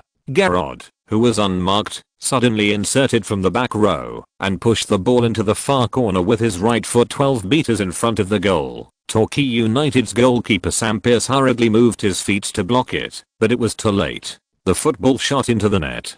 The goal was valid. With Guran's continuous feeding, Garrod finally got it. The score on the big screen immediately changed to Southampton 4:0 Torquay United. This was really a massacre. Before the first half was over, Southampton had already scored 4 goals. Southampton fans happily jumped in the stands to celebrate. Even a player like Gerrard, who was not in very good form, could be fed a goal by Guran. Who else could stop Guran's fiery form? Exclamation mark. Who else? After scoring the goal, Jared slid down on his knees in excitement and threw himself directly at Guran's thigh. Gu. Benefactor. Jared hugged Guran's thigh and trembled with excitement. Let's do it again. Let's do it again. Okay. Lolana and others also rushed up to hug Guran, not letting Garrod enjoy it all by himself. Beautiful. That's how you play. Coach Adkins punched repeatedly on the bench and celebrated excitedly. The first home game of this season is really inspiring. The Torquay United team on the field was depressed, and their morale was extremely low. Guran took the opportunity to concentrate his mind, and picked up 2 skills. Short pass cooperation +1. Powerful out of bounds +1. These 2 skills are also basic and necessary skills. After this wave of picking up, there is only one last chance to pick up today. The last pickup will naturally be left to Austrian sister Elizabeth. After the celebration, Guran was the first to run back to the left back position. The 4th official raised a sign, indicating that there would be 3 minutes of stoppage time in the first half. The game continued. The gunpowder smell on the field became more uncontrollable. Although 4 goals were scored before the end of the first half, Torquay United still chose to play against Southampton 46th minute of the first half. Torquay United formed an offensive on the left side of Southampton. Right forward Jack Thompson received the pass from Jack Richardson and then dribbled forward at high speed. The other players of Torquay United also followed suit and had no intention of defending. Torquay United's captain Tully also supported Jack Thompson not far away. Southampton immediately put high pressure on the opponent on the left side. Chamberlain and Guran jointly strangled Jack Thompson. It was called a joint strangle, but Chamberlain played a little cleverness and deliberately did not stick to Jack Thompson. Chamberlain wanted to wait for Guran and Jack Thompson to get entangled, and then he would take the opportunity to rush up and steal the ball. This is a genius idea, but Jack Thompson chose to go far away and confront Chamberlain. Chamberlain, are you afraid that there is something wrong with you? Chamberlain gritted his teeth and stuck close to Jack Thompson and wrestled with each other. Chamberlain was about to use his physical strength to hold Jack Thompson and forcefully steal the ball. Jack Thompson stubbornly turned halfway to protect the ball, exposing the gap to Guran. Guran easily stole the ball from Jack Thompson without any effort. Chamberlain, you will bully me? Chapter 322. 50. Hat trick in first show. The situation is out of control. Guran is injured. It's true that Chamberlain really did have some effect after he came on the court. After Guran stole the ball, he didn't pause at all, and he sped up on the spot. The violent aesthetic sprint scene reappeared. Seeing this wonderful scene, all the fans of Southampton were full of adrenaline, jumping and cheering wildly. The male fans cheered and jumped. The female fans cheered and jumped. Especially the big ball. My chest hurts after watching this game. But no matter how painful my chest is, it can't stop the enthusiasm of the female fans. It's so exciting to watch a body like this that has no skills and is forced to fight. Almost at the same time, when Guran sped up, the other players of the Southampton team also followed suit and ran wildly. Southampton's defensive counter-attack came again. Southampton's home performance today is really strong, and everyone seems to have been injected with chicken blood. Guran is undoubtedly the key figure in Southampton's defensive counter-attack. Torquay United was still attacking the previous second, and this second they could only turn around and defend in a hurry. Chamberlain also wanted to assist on the wing, but Jack Thompson grabbed Chamberlain's ribs in response. Chamberlain thought, wow, you and Guran are in the same group, right? How much benefit did Guran give you to make you defend me so desperately? Jack Thompson thought, damn it, if I can't stop Guran, can I stop you? The two wrestled again. Seeing this, Steve Tully, who was also on the left side, immediately fell to the ground and slid towards Guran regardless of everything. Guran accelerated very quickly, not paying any attention to Tully at all. Tully shoveled away. With Tully's shovel, Torquay United's left side defense was completely destroyed. The left side was flat. Guran continued his violent and aesthetic sprint, dribbling the ball from the left ribs and heading straight into Torquay United's penalty area. Guran's speed was too fast. It seemed as if he was stepping on lightning with a sense of destruction. Full of violent aesthetics, not to mention the defensive players of Torquay United. Even the midfielders and forwards of Southampton could not keep up with Guran's sprinting speed. At this moment, there were only 3 defensive players and a goalkeeper in Torquay United's penalty area. One of the defensive players came up and stretched out his hand to grab Guran's jersey. They definitely couldn't stop Guran with conventional interception defense, so they could only use dirty tricks. In this case, Guran could choose to turn around and protect the ball and pass the ball back to Lalana and Garrett, who were rushing over desperately. However, facing Torquay United's loose defense like a Chinese Super League team, Guran was still very confident to challenge them alone. The first hat trick in his career was right in front of him. Guran first used his toes to buckle the ball inward, and then his body shook. At this moment, Guran's body center of gravity tilted to the left limit. The ankles bore the weight of the whole body, almost to the limit of twisting. No one would doubt that Guran was preparing to break through to the left. The defensive player who rushed up first missed the ball, and then subconsciously followed Guran to move to the left to block. But the next second, Guran pulled back the center of gravity with his powerful waist and abdomen, breaking through to the right instantly. Matthews dropped his shoulders. Super extreme and wonderful. Matthews dropped his shoulders. The whole audience exclaimed. This Matthews dropped his shoulders. It was too explosive. The power of male hormones was bursting. Several female fans in the stands fainted directly. The photographer Kakaka on the sidelines pressed the shutter desperately. The player defending Guran slid to the ground in embarrassment, his face full of incredible horror, and became the most conspicuous background board. At this moment, the whole stadium of St Mary's Stadium was boiling. Every Southampton fan stood up and roared at the top of his lungs. They were all looking forward to Southampton's 5th goal in the first half, which was also Guran's first hat trick in his home debut. Torquay United's defense in the penalty area was like black stockings, torn apart by Guran's 2 consecutive super smooth passing moves. A narrow, fleeting shooting channel was right in front of Guran. Torquay United's 2 central defenders, Mark Ellis and Ed Palmer, quickly closed the door to defend Guran. Guran did not hesitate, seized this fleeting opportunity, stepped forward with his left supporting leg, and swung his right foot to shoot. In a panic, the newly replaced young central defender Eddie Palmer desperately slid towards Guran's left supporting leg ankle. Guran felt the danger. But at this moment, it was too late to dodge. Continuing to shoot would hurt, but not shooting would still be possible to get hurt. Fight. Guran continued to shoot with his right foot, and at the same time quickly concentrated his mind to allocate 1 talent point in his physique. The next moment, the football was like an electromagnetically powered cloud-piercing cannonball, shooting straight to the top of the goal with a devastating force. 15 meters away from the goal, such power and speed, as well as the sudden attack like a dagger, made goalkeeper Sam Pearce have no time to react. Sam Pearce hit the target again. The football immediately shot into the net. The huge impact shook the entire net. Even the goal was buzzing. At the same time as the goal was scored, Eddie Palmer's studs hit Guran's left ankle heavily. Guran's ankle was twisted immediately and could not support it. Guran fell painfully in the penalty area, and bright red blood immediately soaked through his white socks.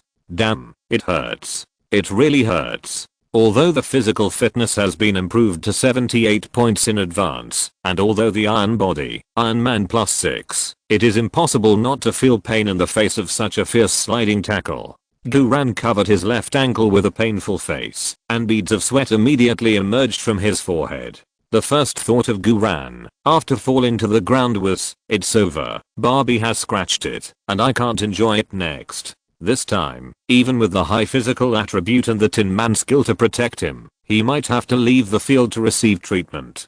Guran was annoyed. Wow. Seeing Guran being tackled to the ground, the entire St Mary's Stadium exploded instantly. Southampton fans had no intention of celebrating the 5th goal in the first half and Guran's hat trick. Everyone covered their hearts and mouths in fear and worry. All the happiness before could not withstand the heartache at this moment. If they could choose, Southampton fans would rather Guran not score this goal, or even the current score was only 1:0, than hope that Guran would be in trouble. The Southampton players on the field rushed to Guran frantically. Lalana, Lambert and others eagerly hugged Guran and asked about his injury. The hot-tempered Vice Captain Walton rushed directly to Eddie Palmer, who was frightened, and his face was pale, and grabbed his neck. Even Chamberlain rushed up angrily to ask for an explanation for Guran. The situation on the field was completely out of control. The players from both sides gathered together,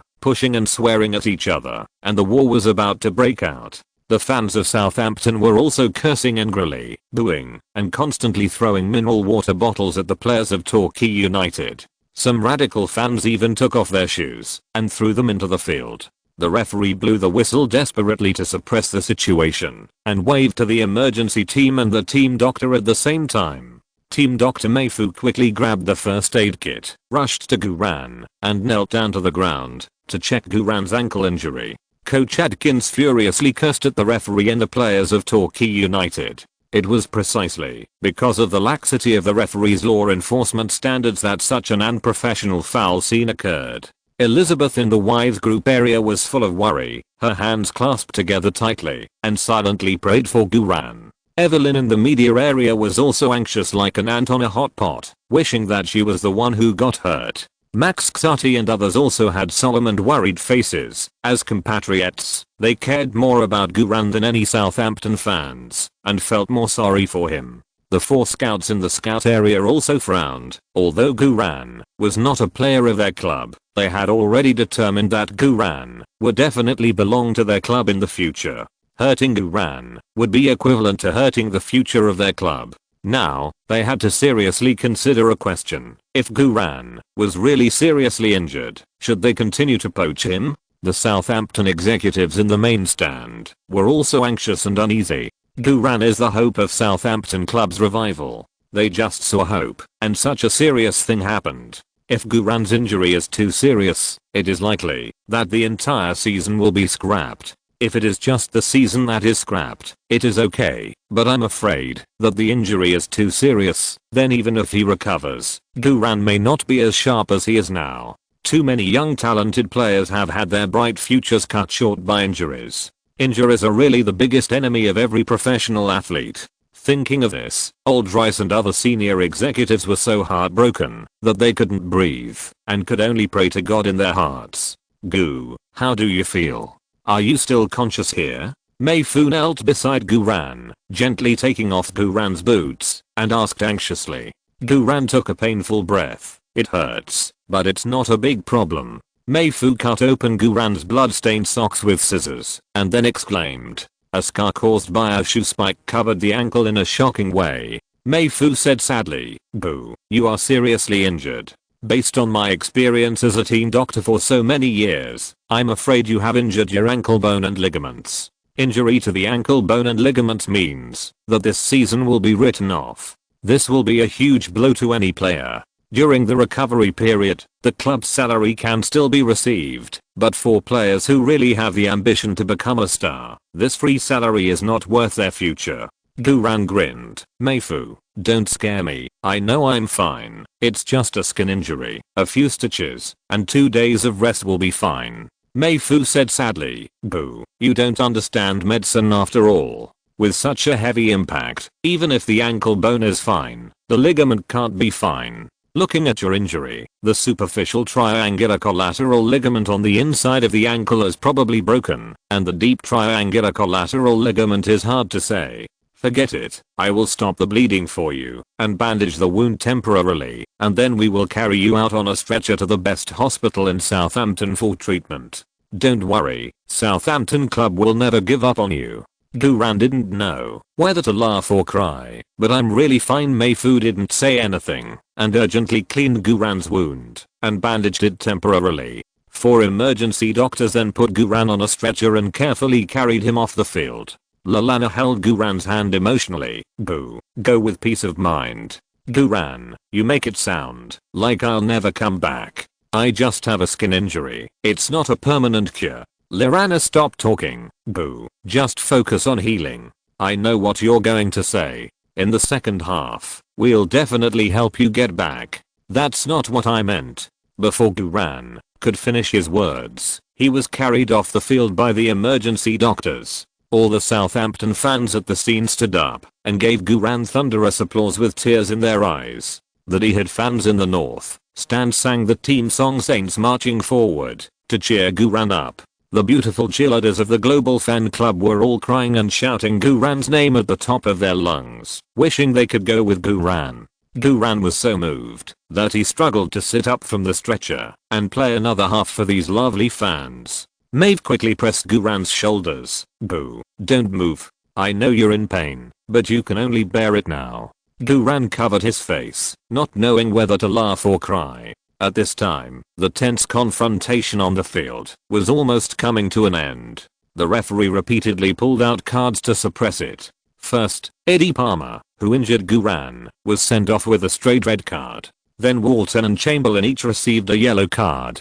Torquay United's captain Steve Tully, left back Adam Smith and goalkeeper Sam Pearce also received a yellow card each. The first half of the game has not yet ended, and the referee has already shown 9 yellow cards and 1 red card. Southampton fans are not satisfied with this punishment result. If it is according to their wishes, Eddie Palmer should be sent to the guillotine to relieve the hatred in their hearts. Eddie Palmer left the field crying, and what greeted him were the crazy boos, saliva, various mineral water bottles, and toilet paper from the fans on both sides of the players' tunnel. Guran was directly carried out of the emergency medical channel, accompanied by the team Dr. Mayfu, and took an ambulance to the best hospital in Southampton. Along the way, Mayfu kept making phone calls to report Guran's condition. The nervous mood spread in the ambulance. Taking advantage of the gap, when Mayfu finished a phone call, Guran hurriedly said, "Mayfu, actually, I'm fine Gu, you are really strong.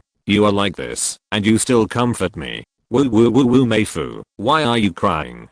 I'm really fine. Woo woo woo, Gu you are really strong what fuck." Guran gave up explaining, and lay down directly in the ambulance. Anyway, even if he explained again, he couldn't play in the second half of the game. Alas, the first home debut, I thought I could easily play the whole game, but I didn't expect such an accident. I was not injured when I escaped from the warehouse, and I was not injured when I took the helicopter. I was injured by a tackle in the game after all my calculations. Things are unpredictable. Even if there is a system, it is not as great as heaven. In this matter, I blame myself for being greedy. If I were a little more despicable, I could keep my composure and make one more pass, and it would be better. If I could pass the goalkeeper, then the shot would be safe. No wonder Ronaldo likes to pass the goalkeeper before shooting. It may not be for showing off, but a means of self-protection. This injury can be regarded as a wake-up call for my future career in advance.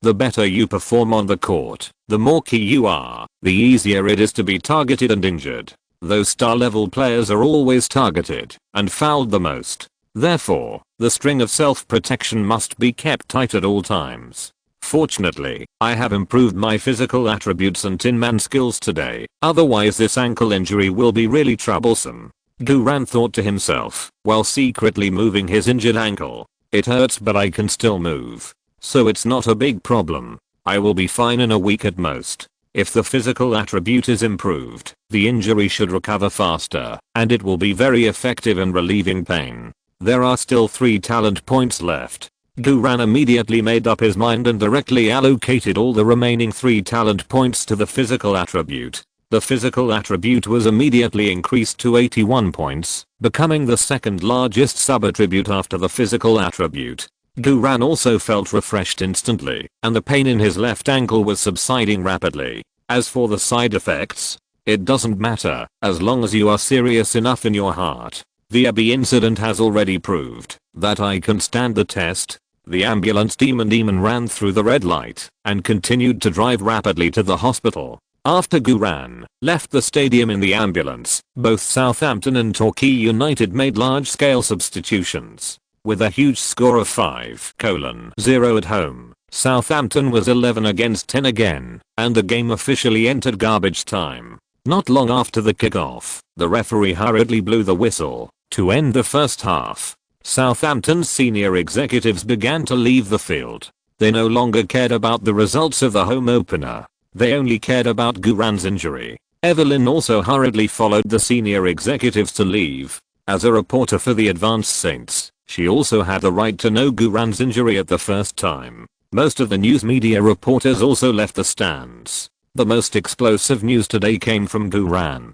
Wherever Guran went, they naturally had to follow. The 4 scouts in the scout area also had a solemn face and stood up and left together. He was as concerned about Guran's injury as the Southampton senior executives. If Guran was really seriously injured, they would have to adjust their strategy of poaching. Coach Adkins also wanted to go to the hospital to care about Guran's injury, but he still had to lead the team to finish the second half of the garbage game. More than half an hour later, the ambulance stopped at the door of Southampton University Hospital. Southampton University Hospital is not only the best hospital in Southampton, but also the best comprehensive hospital in the entire Pan-South region. The orthopedics department of Southampton University Hospital is particularly famous, and the head of the orthopedics department is Dr. Smith Bob, who enjoys a high reputation worldwide. As soon as Maeve entered the hospital, he shouted, "Quick, find your Dr. Bob.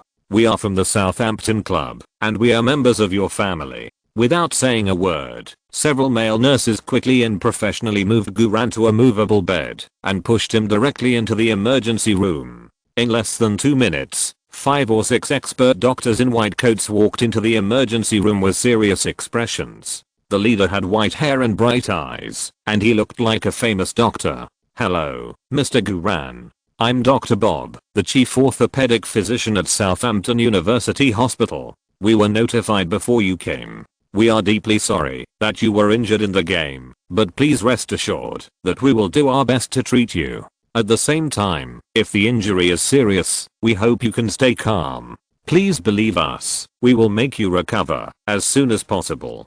Guran quickly said, "Thank you, doctor. Actually, Before Guran could finish, Meifu said anxiously, "Hello, Dr. Bob. I'm Guran's team doctor. Guran's current condition is not optimistic. His left ankle suffered a serious sliding tackle from a professional player half an hour ago. At that time, it was visibly twisted and deformed by the tackle. When I bandaged it for the first time, I judged that Guran's tibial joint, tibiatellar joint and subtalar joint of the ankle were likely to have suffered comminuted fractures, and the anterior talofibular ligament and other ligaments might be ruptured. I think Guran needs a comprehensive diagnosis as soon as possible, and then come up with a safe surgical plan that can protect Guran's career prospects, and gather experts for surgery as soon as possible." Guran. Dr. Bob did not look directly at Meifu, but nodded slightly, and then looked at Guran and asked, "Mr. Guran, how do you feel now?"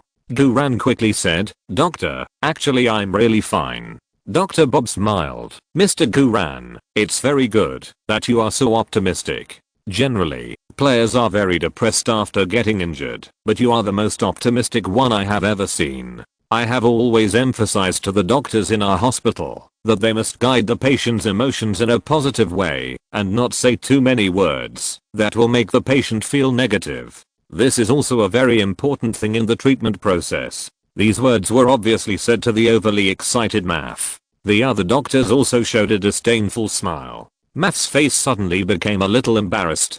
Dr. Bob said steadily, "Okay, now let me personally check your injury." As soon as Dr. Bob raised his hand, the other doctors around him stepped forward to cut off the temporary bandage on Guran's ankle. Dr. Bob raised his hand again and asked another doctor to clean Guran's wound. "Mr. Guran, this may be a little painful. Please be patient for a while. It's okay, come on." With 81 points of physical strength as a backing and iron body, 10 man plus 6, Guran did not feel much pain, but the disinfectant was a little cold and killing, so Guran frowned slightly. Dr. Bob exclaimed, "Mr. Guran is the strongest patient I have ever seen. Now, let's take a look at the ankle problem." Dr. Bob nodded, and a doctor next to him helped him put on a medical mask. He is indeed a world-class doctor, and it is difficult to imitate him when he pretends to be cool. Dr. Bob, who put on the mask, then bent down to check. The next second, Dr. Bob was stunned. Chapter 323 Miraculous Dr. Meifu. All the senior executives were shocked. "Guran, I won't pretend anymore. I have extraordinary talent." The famous Dr. Bob looked at Guran's ankle and was stunned for 5 seconds. Maeve had never seen the best orthopedic surgeon in the South being so helpless. Maeve's heart sank. "Dr. Bob, is it serious?" Dr. Bob took a deep breath. "Oh my god, I can't say it's serious. The next sentence must be it's quite serious," and Maeve's tears burst out instantly. Among all the employees of Southampton Club, Maeve has been in contact with Guran the longest and has the deepest feelings. Now that Guran's foot is broken, even the best orthopedic surgeon in the South is helpless, and Guran's professional career is about to come to an end. Maeve is not only sad for Guran's future, but also for his own future. Originally, with Guran, the rising star, he could also rise to the sky with his family, but now, it's all over. Just when Maeve raised his hand to wipe his tears, he heard Dr. Bob exclaim, "From your description and the swelling of your ankle, Mr. Guran should be seriously injured. But from the external wound, it seems to be healing soon." Maeve covered his mouth and said sadly, "Yes, it's almost healed." Maeve thought he was hallucinating. "Dr. Bob, what did you say just now?" Dr. Bob repeated seriously, "Yes, if you had sent it a little later, the wound would really heal." Maeve said angrily, "Dr. Bob, I respect you very much, but you are still joking in this situation. Don't you think it's too much?" Dr. Bob took off his mask and pointed to the wound on Guran's ankle. "You are also a doctor. Look for yourself." Maeve looked down and was stunned in an instant. What's going on? When he was on the green field, Maeve saw the shocking scar on Guran's ankle with his own eyes. But now, just over half an hour later, the wound has not only stopped bleeding, but also the wound is as if it was perfectly sutured by God, leaving only a narrow shallow wound. This Mayfu, with his lifelong medical knowledge, could not explain this situation. Guran cleared his throat and said realistically, "I have to thank my exclusive team, Dr. Mayfu. He took extremely professional and correct treatment methods as soon as I was injured. His medication and bandages were even more magical. I thought I was finished, but under the professional treatment of Dr. Mayfu, my wound healed quickly, and my foot can move. If you don't believe me, just look." As he said that, Guran shook his injured ankle. Wow. Maeve almost fainted in fear. "Gu. For God's sake, don't move." Dr. Bob said, "Mr. Guran can shake his ankle on his own, which means that his bones and Achilles tendon ligaments are fine. This is really amazing. Judging from the muscle tissue around the ankle, Mr. Guran should be seriously injured, but the current situation shows that Mr. Guran's injury is not as serious as we thought." Guran smiled and said, "How should I put it, Dr. Maeve, you are really worthy of being the first doctor of our Southampton club." Dr. Bob couldn't help but look at Maeve. "You are quite capable." Maeve suddenly felt that he was so stupid. He had already made the worst plan, but in the blink of an eye, he became a miracle doctor? This must be a dream. Maeve secretly pinched his thigh. "Fakimi. This is not a dream. This is really not a dream." Maeve grinned excitedly, and his macro expression management was out of control. Life's inexplicable ups and downs are so fucking exciting. "Of course," Dr. Bob continued, "we can't judge the problem of bones, muscles, and tendons with the naked eye. We also need to take an X-ray to see the condition of the bones, and then use CORT to scan the superficial situation, and then use MRI to check the potential hidden dangers in the deep layer. We not only have to check Mr. Guran's ankle, but also his knees and waist to ensure that there is no mistake." Mayfu said dazedly, Of course. Dr. Bob waved his hand, and a doctor immediately came forward to reapply medicine to Guran. It must be said that the doctors at Southampton University Hospital are indeed more professional than the team doctor. But in Guran's heart, Mayfu is still the number one doctor. Otherwise, it really can't explain that he was so seriously injured but nothing happened. Soon, Guran was sent to the scanning room for various professional scans and examinations. With the Southampton club as a signed board, Guran can naturally get the top treatment. The scan results came out very quickly. The bones, Achilles tendons, and ligaments were all fine. Only the soft tissue around the ankle was bruised, at most a minor injury. Seeing such test results, Maeve gasped repeatedly. Maeve witnessed the scene of Guran being tackled to the ground. At that time, Guran's ankle had been twisted and deformed to the extreme, and Eddie Palmer, that greenhorn, kicked very hard, and didn't use any force at all. Any player in the team would have been crippled by the tackle, and even if they were not crippled, they would have been out for at least half a season. But Guran, who had obviously suffered an extremely serious injury, did not suffer any broken bones, but only a minor injury of soft tissue contusion. This is simply a medical miracle, and it was a medical miracle that he witnessed with his own eyes. With such an injury, it only takes a week of recuperation at most, or even less than a week, to resume training. Sitting in a special ward that was as luxurious as a 5-star hotel, Mei-Fu looked at the scan report, looked at Guran, and then looked at the scan report again, his face still full of disbelief. Mei-Fu couldn't help asking, "Gu, how could you be okay?" Guran smiled. "Mei-Fu, don't be so modest, isn't it because your medical skills are so miraculous?" I cough. Mei-Fu supported his forehead. "Indeed, I'm quite confident in my medical skills. But," Mei-Fu suddenly slapped his thigh excitedly, "I figured it out. This must be related to your own physique. Gu, have you been very hard to get injured since you were a child?" Guran blinked and said realistically, "How did you know?" Mei-Fu said excitedly, "That's right. Your physique must be gifted. It's the kind that is extremely hard to get injured, and even if you get injured, it won't hurt your bones. Ha ha ha. God bless Southampton. God bless. Gu, you are one in a million. Do you know how lucky it is for professional athletes to have a gifted physique?" Mei-Fu danced excitedly. Guran secretly breathed a sigh of relief. "I finally fooled it. I'm really a genius." Guran cleared his throat and said with a sense of reality, "Ah. So that's how it is. It turns out that I'm gifted. However, I think in addition to my giftedness, it is also thanks to all the care you take for me." Matt was immediately flattered and got carried away. Ha ha ha ha. Right. That's it. At this moment, Old Rice rushed into the special ward with a group of senior executives and reporter Evelyn. When Guran saw Old Rice and Evelyn, he immediately struggled to sit up straight. "Oh my god. My Gu.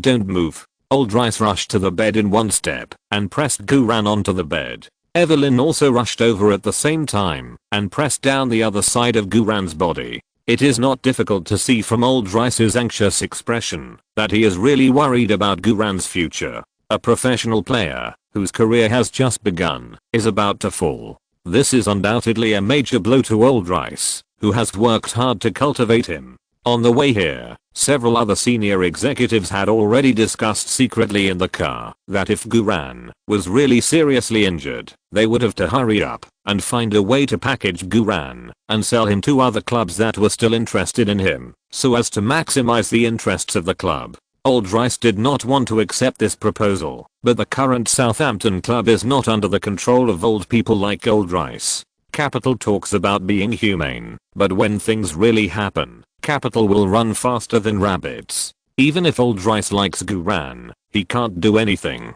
Old Rice is carrying a heavy pressure in his heart, and he can only bear this pressure by himself, and he can't tell Guran. As a reborn, Guran has a very high emotional intelligence, so he can naturally see the pressure of Old Rice. Except for Old Rice, the eyes of other senior executives are not so clear, but a little more evasive. Guran didn't feel disappointed. Capital is originally this kind of only talking about interests virtue, and it is foolish to expect Capital to be kind.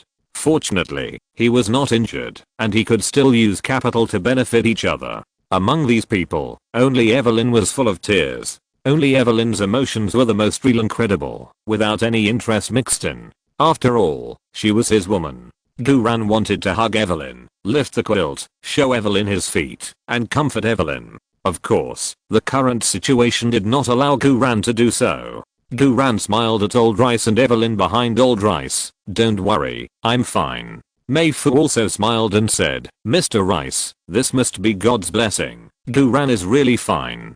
Don't comfort me." Old Rice said angrily, "Gu was shoveled so badly, how could he be fine? I know it's hard to believe, but Guran is really fine, at least, not as serious as you think." As he said that, Mei-Fu handed the X-ray, CT scan, and MRI to Old Rice. "If you don't believe it, look." Old Rice took it with a suspicious look on his face, and checked it one by one with his eyes wide open. More than 10 seconds passed, and the atmosphere in the luxurious special grade ward was as depressing as if it was filled with water. Old Rice's brows were getting tighter and tighter. I don't understand.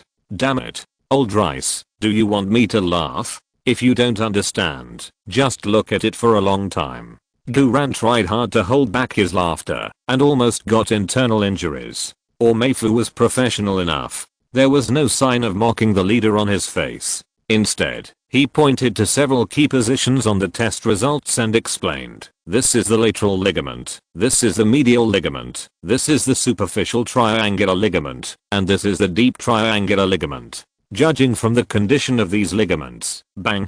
Before Mae finished speaking, Old Rice suddenly closed the test results and then said in a deep voice, there are too many people here, only 2 or 3 people will be left. Evelyn, you go out too. I will call you in for an interview later. Evelyn looked at Guran with reluctance. Guran winked at her comfortingly. Go out first. Okay then. Evelyn walked out of the ward sadly. Several senior executives also left, leaving only Old Rice, CEO Mark Fry, Sports Director Mark Walker and Financial Director Nicola Costa in the ward. Nicola Costa wanted to leave, but was retained by Old Rice. After all, although Nicola Costa is currently the financial director, he will serve as the new CEO of the club after the new season starts. The true situation of Guran's injury naturally needs to be known to the new CEO. After the door of the ward was closed, Old Rice lowered his voice and said, okay, Meifu, you can talk now.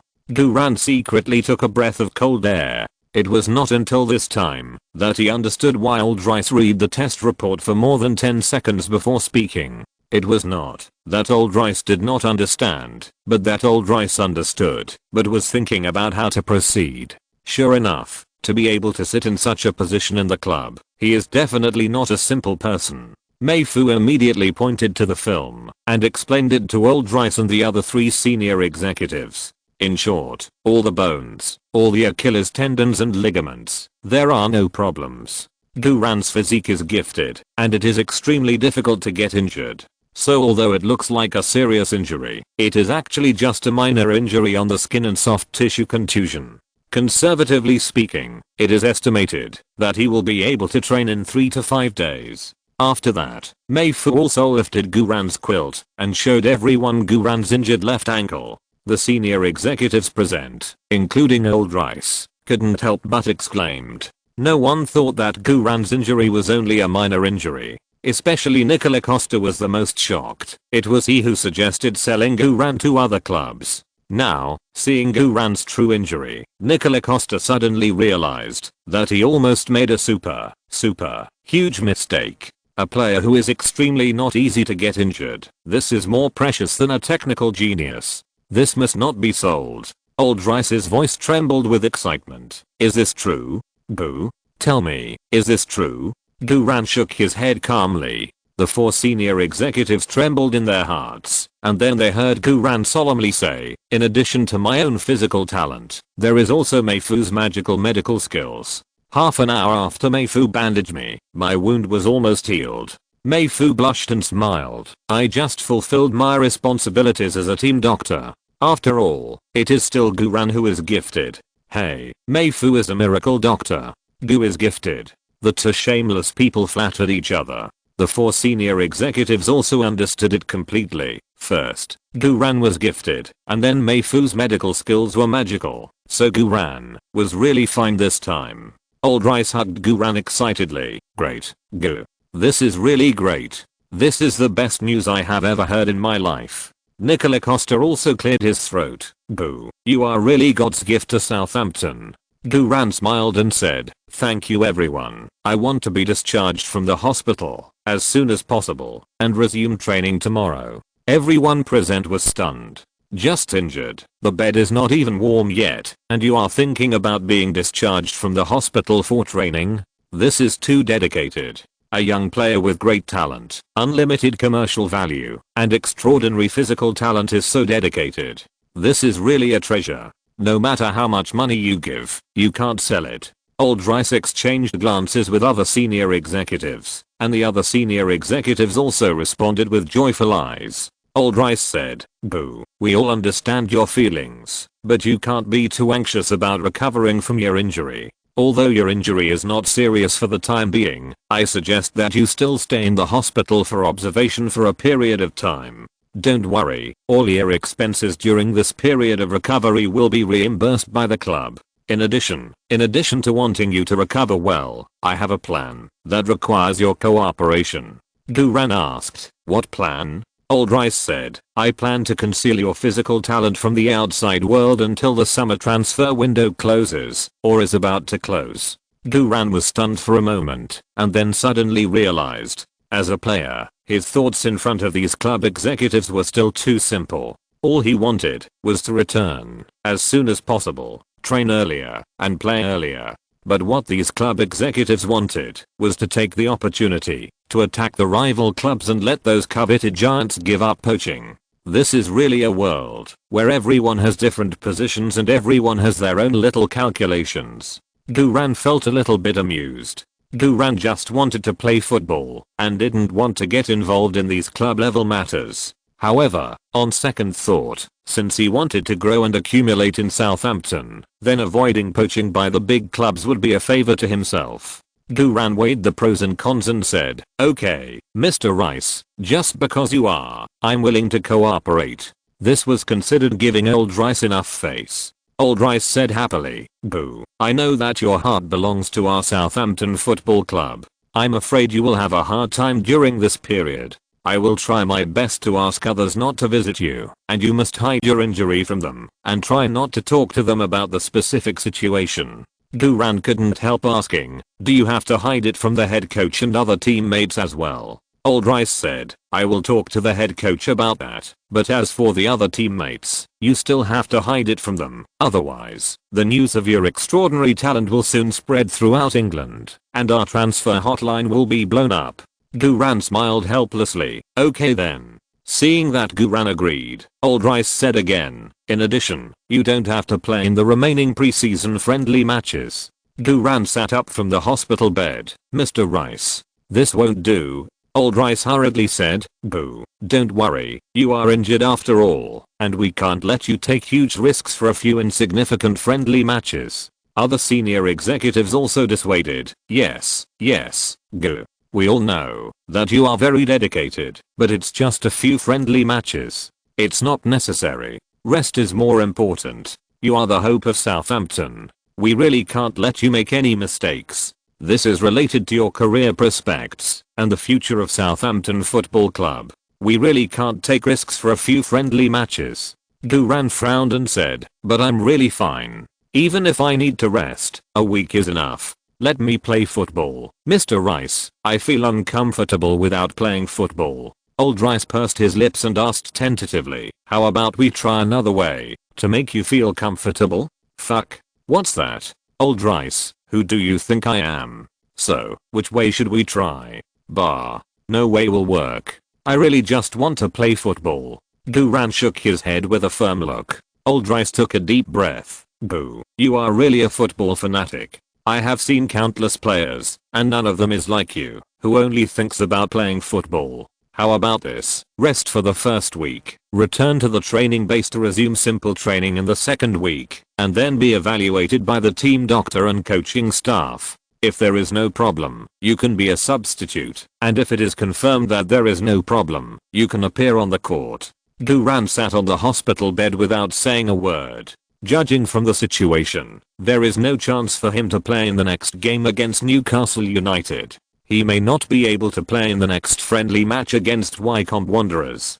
He may be a substitute in the City Derby against Northampton. Finally, he should be able to start in the friendly match against Arsenal. After the 4 friendly matches, the summer transfer window will be closed, and when other wealthy clubs react, they can only stare blankly. If he can start in the match against Arsenal, it is not unacceptable. In addition, he can also concentrate on finishing the hand-drawn script and even the contract for Avengers 2, Age of Ultron within these 3 weeks. Duran immediately said, I require that I must start in the game against Arsenal. In addition, my appearance rate must be increased in the official competitions such as the English League One and the Domestic Cup. If we don't discuss conditions at this time, when will we discuss them? We are all here to sell ourselves, so we have to raise the price when we should. Old Rice immediately said, no problem. You can start the friendly match against Arsenal. As long as you are in good condition, you can play the whole game. I will discuss this with Coach Adkins later. I think he will be happy to do so. As for the appearance rate in the English League One, we are preparing a new contract for you. We will give you the new contract within 2 days to ensure that your appearance rate will be increased. Damn, I have only played 2 friendly matches. No, it should be 2.5 friendly matches, and I'm already going to get a 3rd professional contract? This is too crazy, right? The new contract will definitely not only increase the appearance rate, but also increase the weekly salary and benefits. Of course, it is also necessary to increase the minimum termination fee clause. It should be said that Old Rice is definitely an old fox, and he is also very smart. Duran said with a smile. Okay, Mr. Rice, I accept your proposal. In addition, I have something else I want to talk to Mr. Rice and the senior management. Duran paused for a moment. I think you must be wondering why I was late for my home debut and arrived by helicopter at the last minute before kickoff. Chapter 324 Duran, I want to be alone. Lalana. Ah. What a ruthless club. As soon as these words came out, the senior executives such as Old Rice suddenly widened their eyes in astonishment. The helicopter incident was indeed something that puzzled them, but because Duran suddenly left due to injury, they had no time to think about it. Now, Duran suddenly mentioned it, which meant that there must be something hidden in it. Old Rice immediately asked, the helicopter appearance was not the way you carefully designed it to appear. Duran smiled. No, I was deliberately designed by someone. If it weren't for Evelyn's father Sir Adelaide's help, I would have been trapped in an abandoned warehouse in the wilderness and couldn't get out. What? Old Rice and others all exclaimed. Duran then briefly told the ins and outs of the incident. His tone remained calm throughout, but everyone present had a huge wave in their hearts. Such a sinister and vicious incident actually happened in a professional club. Old Rice was so angry that his teeth itched and his back felt cold. I said at the time that Duran must have been in trouble. Unexpectedly, someone deliberately framed him. Goo, leave this matter to me. You rest assured to recover. I will definitely give you a satisfactory explanation. Harding, this bastard. I will cut him into pieces. This was also the first time that Old Rice was so angry. Duran smiled and said calmly, thank you, Mr. Rice. However, I don't want the club to force Harding to terminate the contract so that we have to compensate him for the termination fee. Old Rice immediately said with a serious face, I understand. Goo. We must not let him get away with it. I know what to do. Goo. Is there anything else? Duran thought about it and thought hard, and it seemed that something seemed to be wrong, but after so much happened today, he couldn't remember it. Forget it. If you can't remember it, don't think about it for now. It must not be an important thing. I'll talk about it when I think of it. Duran smiled and said, nothing. Old Rice said, okay, then we won't disturb you from recuperating. I'll let Evelyn come in to interview you later. By the way, how do you know Evelyn's father, Sir Adelaide? Well, I've played wild games twice in his manor. Of course I can't say that. Duran cleared his throat. This is a long story. Old Rice smiled. Let's talk about it later. Let's go. Okay.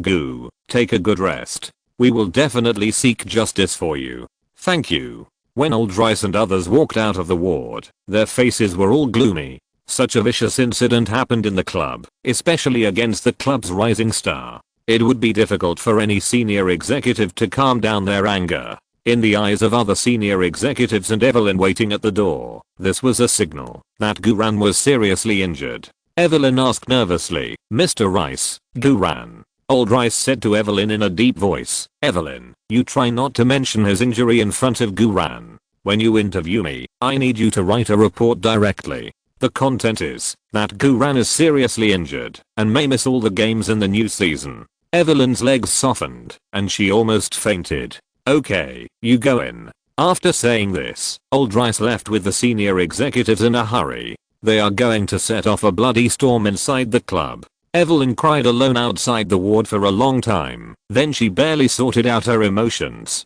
put on a relaxed smile, and pushed the door into the ward. When Guran saw Evelyn walking in alone, he couldn't control his eyebrows and danced. "Hi Evelyn." Goo. Evelyn tried to control her grief and smiled softly at Guran. "Come here, let me hug you." As he said that, Guran was about to lift the quilt and get off the ground.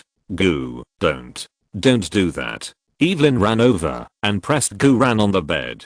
Guran took advantage of the situation and hugged Evelyn's slender waist and fumbled, "I don't know what's wrong. I always feel that you are particularly beautiful today." Evelyn was wearing a more formal red and white professional suit today. This was also a professional suit for asking questions at the post-match press conference. There was nothing special about it, and it would not make people have improper thoughts. However, Guran, who had just increased his physical fitness to 81 points, was full of pictures of playing in the wild with Evelyn. Evelyn pressed Guran's hand anxiously. "Goo, you are so seriously injured. Don't move." Guran said indifferently, "I'm fine. I'm really fine. Injuries should be concealed from others, but there is no need to hide them from your own woman. If you don't believe me, I'll show you." As he said, Guran was about to lift the quilt to show Evelyn his ankle. Only halfway through, Evelyn anxiously pressed down the quilt. "Goo, don't do this. Really, I know you are uncomfortable now. I want to, but we can't do that kind of thing at this time. If I do that kind of thing with you at this time, then am I still a human being? What's the difference between me and a beast? What the hell? Evelyn, why did you suddenly become so serious? Why didn't you say that when you were playing in the wild? Don't you usually like playing in the wild the most? Is it because the hospital is not wild enough? I don't know if there is a small forest outside the hospital. Bah. I really just want you to see my injury. I'm really gifted." Guran took a deep breath. "Evelyn, you misunderstood. I don't want to take off my pants. I just want to show you my ankle. My ankle is really fine. It's just a little swollen, and I can get out of the ground after the swelling goes down." Evelyn blushed. "What swelling? Guran, don't say such weird things. I don't understand what you are saying. What the hell? What's weird about me? No. I have to show you today, otherwise I will become an indecent person, right? So, I can only use force." Guran immediately grabbed Evelyn's wrist with one hand and lifted the quilt with the other hand. "Evelyn, look, you must look." Evelyn struggled with a sad face. "Goo, don't do this. Really, you really don't do this. I don't want to look. I really don't want to look." Guran continued to pull. "Just look, just look. Can I still eat you?" No, I'm afraid that if I look, I can't help but eat you." "Hey, something's wrong with you. You actually want to eat my ankle? Look. Don't do this. Don't do this." The two people's movements became more and more intense, and Guran's blood was heated. While they were tearing each other vigorously, Dr. Bob and a group of orthopedic surgeons pushed the door and walked in to check on the ward. The doctors were all stunned. Guran quickly picked up the quilt to cover his vital parts. Evelyn also quickly struggled to get up from the bed and buttoned up the inexplicably loose buttons on the chest of her shirt. Dr. Bob asked curiously, "What are you doing?" Evelyn said quickly, "I'm a reporter from the Advanced Saints, and we were just interviewing." Guran said without blushing, "Ahem, yes. I was just demonstrating to this reporter what a red card foul is." "Oh." Dr. Bob nodded. "Then you continue. I also want to see what kind of postures a red card foul is." Evelyn said quickly, "The interview is almost over. Boo. You have to take a good rest. Don't let your mind wander. I'm leaving." Evelyn was reluctant to leave, but she had to leave at this time. If she didn't leave, she was worried that Guran's injury would be more serious. The side effects of 81 points of physical fitness are too cruel. Guran watched Evelyn's slender back as she left and swallowed his saliva subconsciously.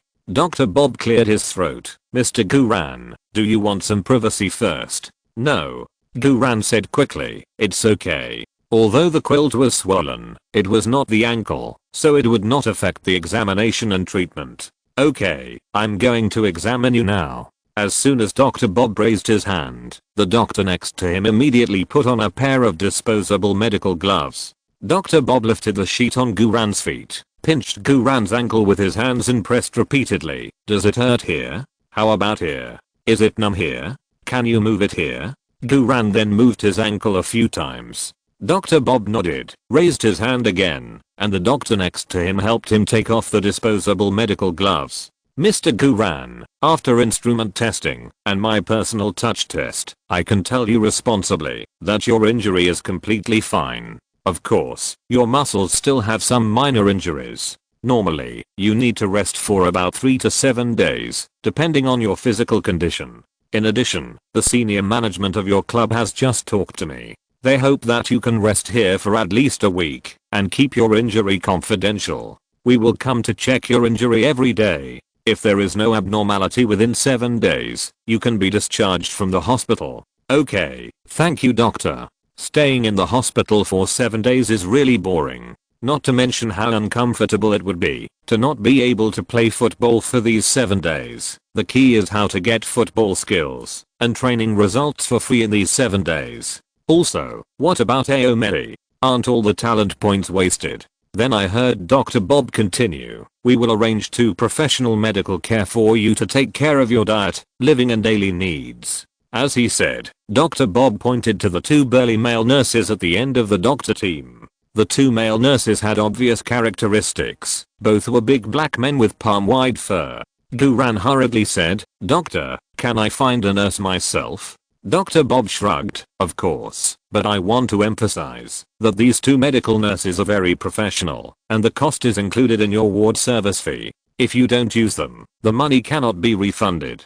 Guran said firmly, no problem. Good guy. 2 big black men with palm-wide fur. Who can stand this? Dr. Bob said, you can only find 2 nurses yourself at most. Guran said, I'll find one. Dr. Bob said, okay, next, I will arrange for a doctor to put a plaster on your ankle until you are discharged from the hospital. In fact, your injury does not require a plaster cast, but this is the requirement of your club to prevent outsiders from knowing your injury, so please understand. Guran smiled helplessly. Okay, the doctors quickly got busy, and Mayfu also stepped forward to help. After a while, Guran's left ankle was covered with plaster. The plaster went all the way up to Guran's knee, covering most of his good leg. Guran wondered, is this necessary? Dr. Bob smiled and said, this is the requirement of your club. Well, now, even if Evelyn wanted to see the injury, she couldn't. Guran lay down with a melancholy look on his face. Dr. Bob took the opportunity to say to Mayfu, your medical skills are pretty good. How about it? Are you interested in working for me as a doctor? Mayfu's eyes widened with excitement. Me? Dr. Bob smiled and said, yes, I'm very optimistic about you. Oh my god. Mayfu covered his chest. Am I really so honored? I actually got the affirmation of the famous doctor, Dr. Bob. This is something I never dreamed of. So, you agreed? Oh no. Mayfu grinned and said, I'm just happy and excited for myself. But I'm sorry, I still like the club. To be precise, I enjoy being with Guran and being Guran's exclusive team doctor. Although every day is very tense, every day is very exciting. Every day I have to work overtime every day, and I don't earn much, but I enjoy it. How to say it? Mayfu is not confused about big things. Mayfu knows very well that, although he played a role in this medical miracle, the real key is Guran's extraordinary talent. If you follow a famous doctor, you can only become a famous doctor at best. If he follows Guran, his reputation in the football star world will sooner or later surpass all doctors and cross the border and break the circle. Only a fool would leave Guran. Dr. Bob did not force him. Well, everyone has their own ambitions. Well, we will continue the ward rounds tomorrow. Goodbye. Goodbye, Dr. Bob. After Dr. Bob and the others left the ward, Mayfu happily approached Guran, who looked depressed, and said, Boo, is that nursing quota for you mine? I know you will definitely choose me. Guran said weakly, no. Mayfu's old face blushed, but I'm a doctor, I'm very familiar with you, and I know best how to take care of you. But you're not a woman. Guran cleared his throat. Mayfu, I want to be quiet. Oh, okay. Mayfu tactfully left the ward. Just as Guran closed his eyes, the door of the luxury special ward was knocked again. Hi, Gu. Coach Adkins and Lalana each held a bouquet of flowers and pushed the door into the ward. Guran's eyes suddenly lit up. Coach Adkins. Lalana. Why are you here? Coach Adkins stepped forward and held Guran's shoulder. Boo. Lie down quickly and don't move. Lalana said. After we finished the game, we didn't even have a post-match press conference and came directly to the hospital to see you. Originally, the whole team came, but when we arrived at the hospital, the doctor said that the club had an order that only 2 people could visit at most, so only the coach and I came in, and the other brothers were downstairs in the hospital. Goo, we are with you. Lalana looked at Guran's stiff plaster leg and couldn't help but feel sad, and tears were about to fall. Guran said quickly, I'm fine. I'm not seriously injured. Lalana wiped his tears and said, Boo, you're so strong and optimistic. Coach Adkins cleared his throat and nodded to Guran calmly. Boo, Mr. Rice has told me about your situation. Don't think about anything during this period of time. Just rest here. Okay, coach. Guran was reassured. Obviously, Coach Adkins knew the true condition of Guran's injury, but Lalana didn't. This meant that Guran could still start in the friendly match against Arsenal. Guran asked, by the way, how was the result of the game? Coach Adkins said expressionlessly, thanks to your wonderful performance in the first half, we easily won the home opener. Lalana said, yes, it was red carded. Coach Adkins also got a red card. Guran. Coach Adkins waved his hand. Let's not talk about it. The final score was 6-1. In the second half, you were not there, and the 2 teams played very fragmented. The rhythm of the game was always interrupted by fouls, so I let it go and practiced the 3-back loop. Guran's eyebrows moved slightly. The 3-back style of play was not in Coach Adkins' previous plan. It seems that Coach Adkins also doesn't like Harding's style, so he would rather use 3 backs than let Harding, the left back, play. Guran then asked, Coach, can you tell me about your 3-back formation? Lalana said in astonishment. Boo, are you crazy? You're so seriously injured.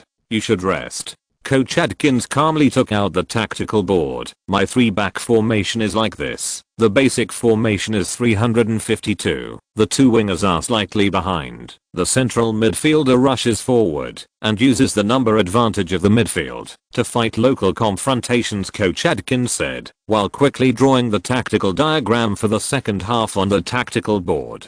Guran looked at it very seriously. This already means all-out attack and defense. When attacking, the 2 wingers will rush forward to become wing forwards, and when defending, the 2 wingers will shrink to become wing backs. In the absence of strong wing backs and strong defensive midfielders, this 352 formation is definitely smooth, but it still has advantages in positional battles against weak teams. But it is obvious that Coach Adkins has studied this set of tactics thoroughly enough. It doesn't seem to be a temporary idea, but more like a preparation for some new changes in tactics in the future. After introducing the 352 tactics, Coach Adkins said, Boo, although you were injured and left the field, you were still named the best player of the game. Your post-match score is 8.1 points. If you hadn't been injured, your post-match score would have been even higher.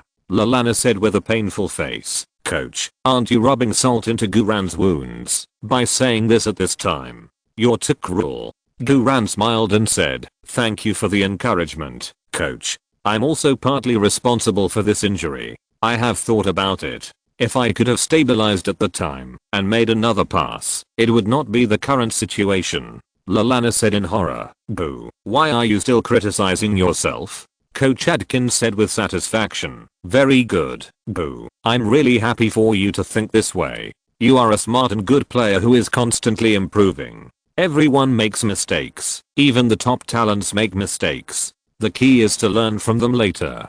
Guran said sincerely. Yes. Lalana took a breath. I can't tell which of you two is more cruel. Guran comforted Lalana. It's okay. It's okay. Oh, right. Lalana suddenly remembered something and then took out Guran's backpack and handed it to Guran. Here are your things. I got them all for you. Guran grinned and said, that's what I needed. Thank you, Lalana. Lalana shook his head in admiration. Boo, you are really too optimistic. Really too optimistic. Guran opened his backpack and took out his mobile phone. The phone was full of missed calls and unread text messages. Coach Adkins immediately packed up the tactical board, stood up and said, "Okay, it's time for us to go too. Goo, have a good rest. I'll wait for you to come back." Lalana hurriedly said, "Wait, coach. We only have this precious opportunity to visit. Can't we stay a little longer?" Duran said gratefully to Coach Adkins, "Thank you, coach. Well, I won't get up to see you off. No, goodbye." Coach Adkins nodded to Duran calmly, turned around and walked out of the ward. Lalana stomped his feet in anger. Does Southampton club still have any human touch? Goo, you must be strong. I know you must be an unspeakable pain in your heart now. It doesn't matter if the coach doesn't care about you. There is still me and the brothers downstairs. I'm willing to stay and be your listener. Duran waved his hand with his mobile phone. Goodbye, Lalana. After that, he buried his head in the text messages on his mobile phone. Lalana's lips trembled. Oh, goodbye. After Coach Adkins and Lalana left, Duran concentrated on checking his phone. There were hundreds of missed calls. There were hundreds of unread text messages. From Duran's small team staff to other staff of the club, including Kenny, the security captain of the training base. They all sent several text messages to express their condolences. Max Xati and others also sent condolence text messages, concerned about the injury. Duran was very moved, but did not reply. There were also condolence text messages from scouts of various small clubs, and condolence text messages from major media reporters. These people may not be sincere condolences, but more to spy on the news. Especially those media reporters, who are eager to make a big news every day. Now there is finally a ready-made big news. They will naturally not let it go.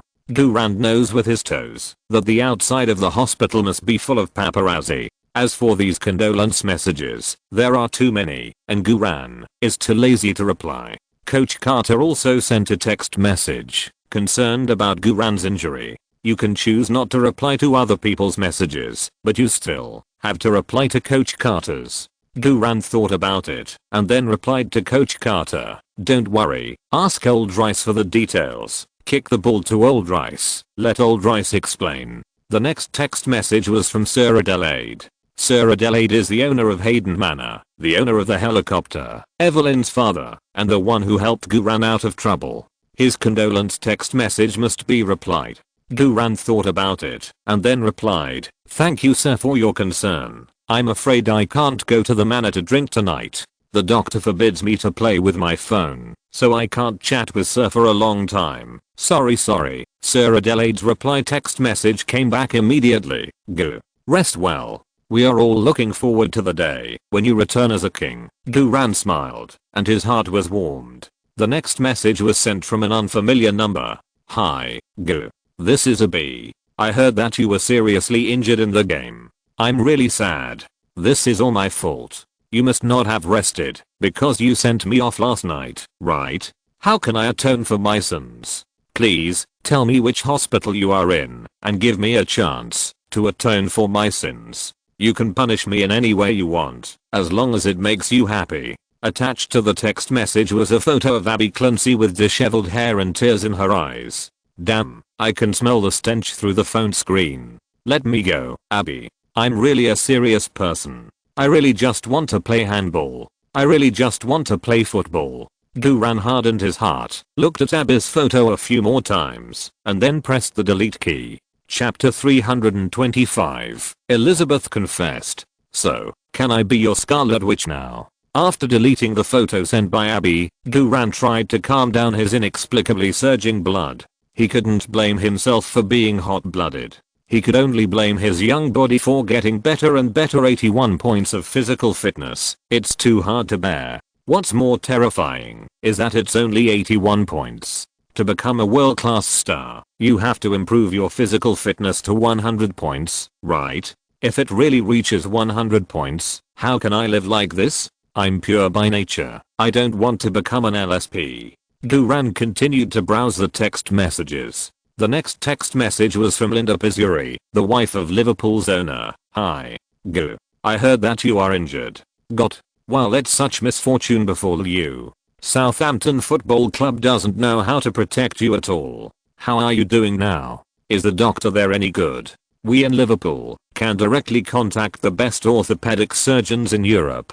Even if you are not a Liverpool player now, even if you may not become a Liverpool player in the future, it doesn't matter. As long as you ask, I will arrange the best treatment for you right now. Please don't hesitate. After seeing my message, please reply to me immediately, otherwise I will always worry about you.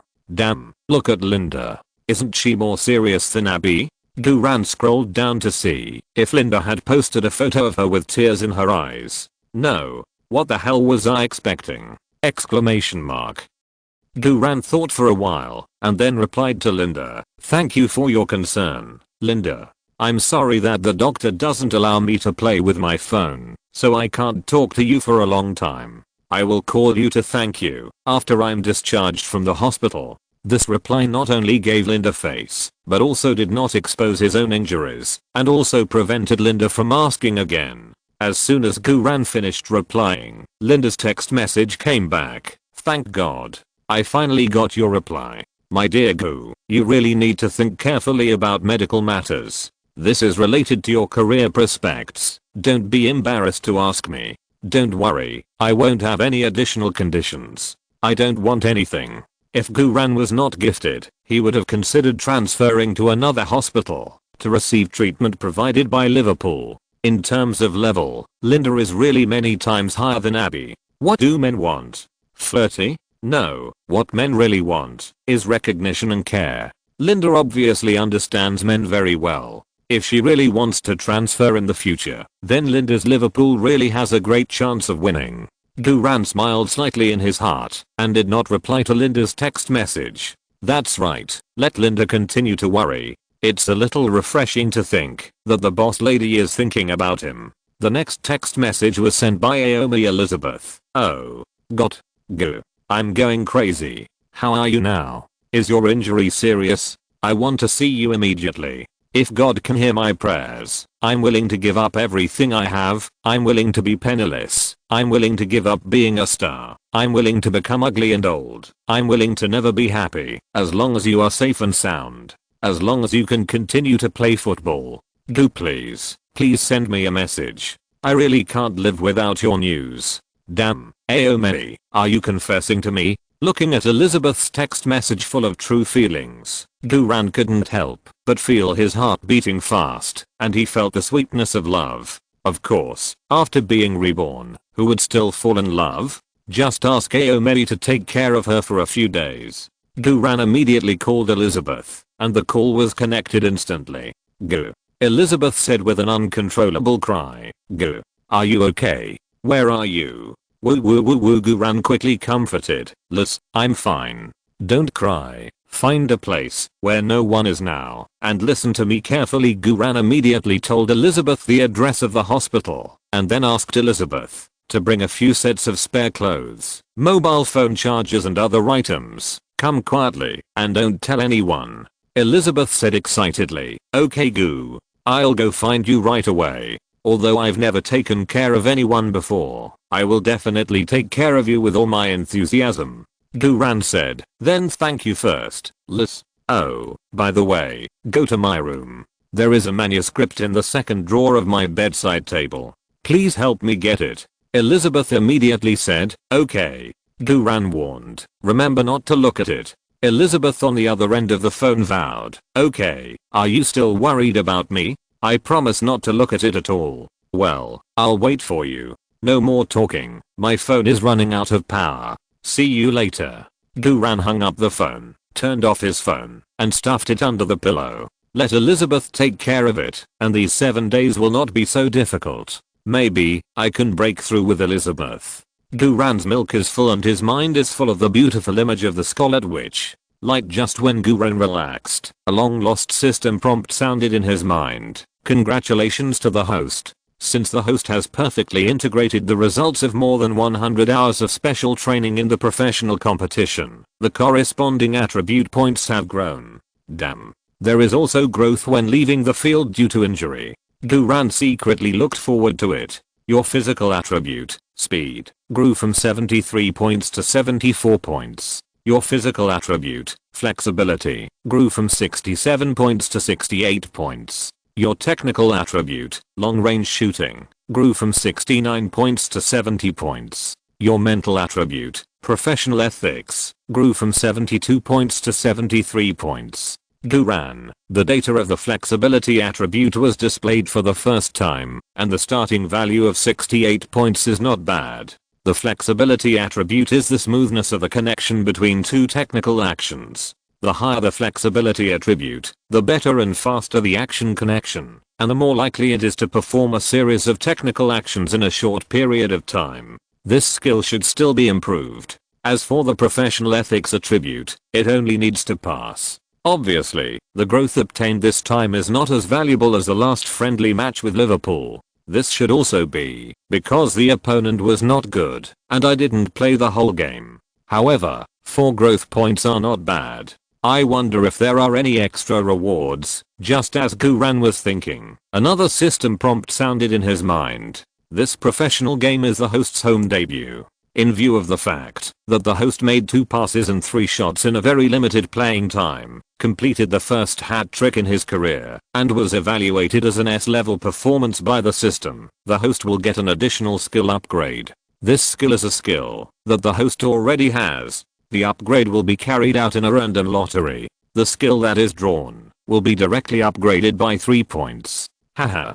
Sure enough, there is a hidden reward. The hat trick was not in vain. This injury is barely worth it. I hope I won't draw a skill as bad as the hand punch this time. As long as it is a football related skill, any skill is acceptable. Do you want to draw a random lottery now? Guran took a deep breath and said to himself, yes. Then, a lottery disc was generated in Guran's mind, and various skills that have been obtained were closely arranged in the disc. Guran concentrated his mind, and the light needle of the lottery disc started to rotate rapidly. God bless, Amitabha, William Shyanson, stop. The light needle slowly stopped. Congratulations to the host. The skill drawn in this system hidden reward lottery is Crotch Pass. Your Crotch Pass +1, upgraded to Crotch Pass +4, effective immediately. Damn, this is not a loss. The system is pretty powerful this time. The Crotch Pass skill is quite practical, and the opponent who is pierced through the crotch must be very angry, and the quality of the bubbles dropped will be better. This is equivalent to getting 3 talent points for free. Hahaha. I really want to get a Crotch Pass now. Unfortunately, why hasn't Sister Ao come yet? Guran lay on the bed and waited for a full hour, and Elizabeth finally pushed the door in, dragging 2 large boxes.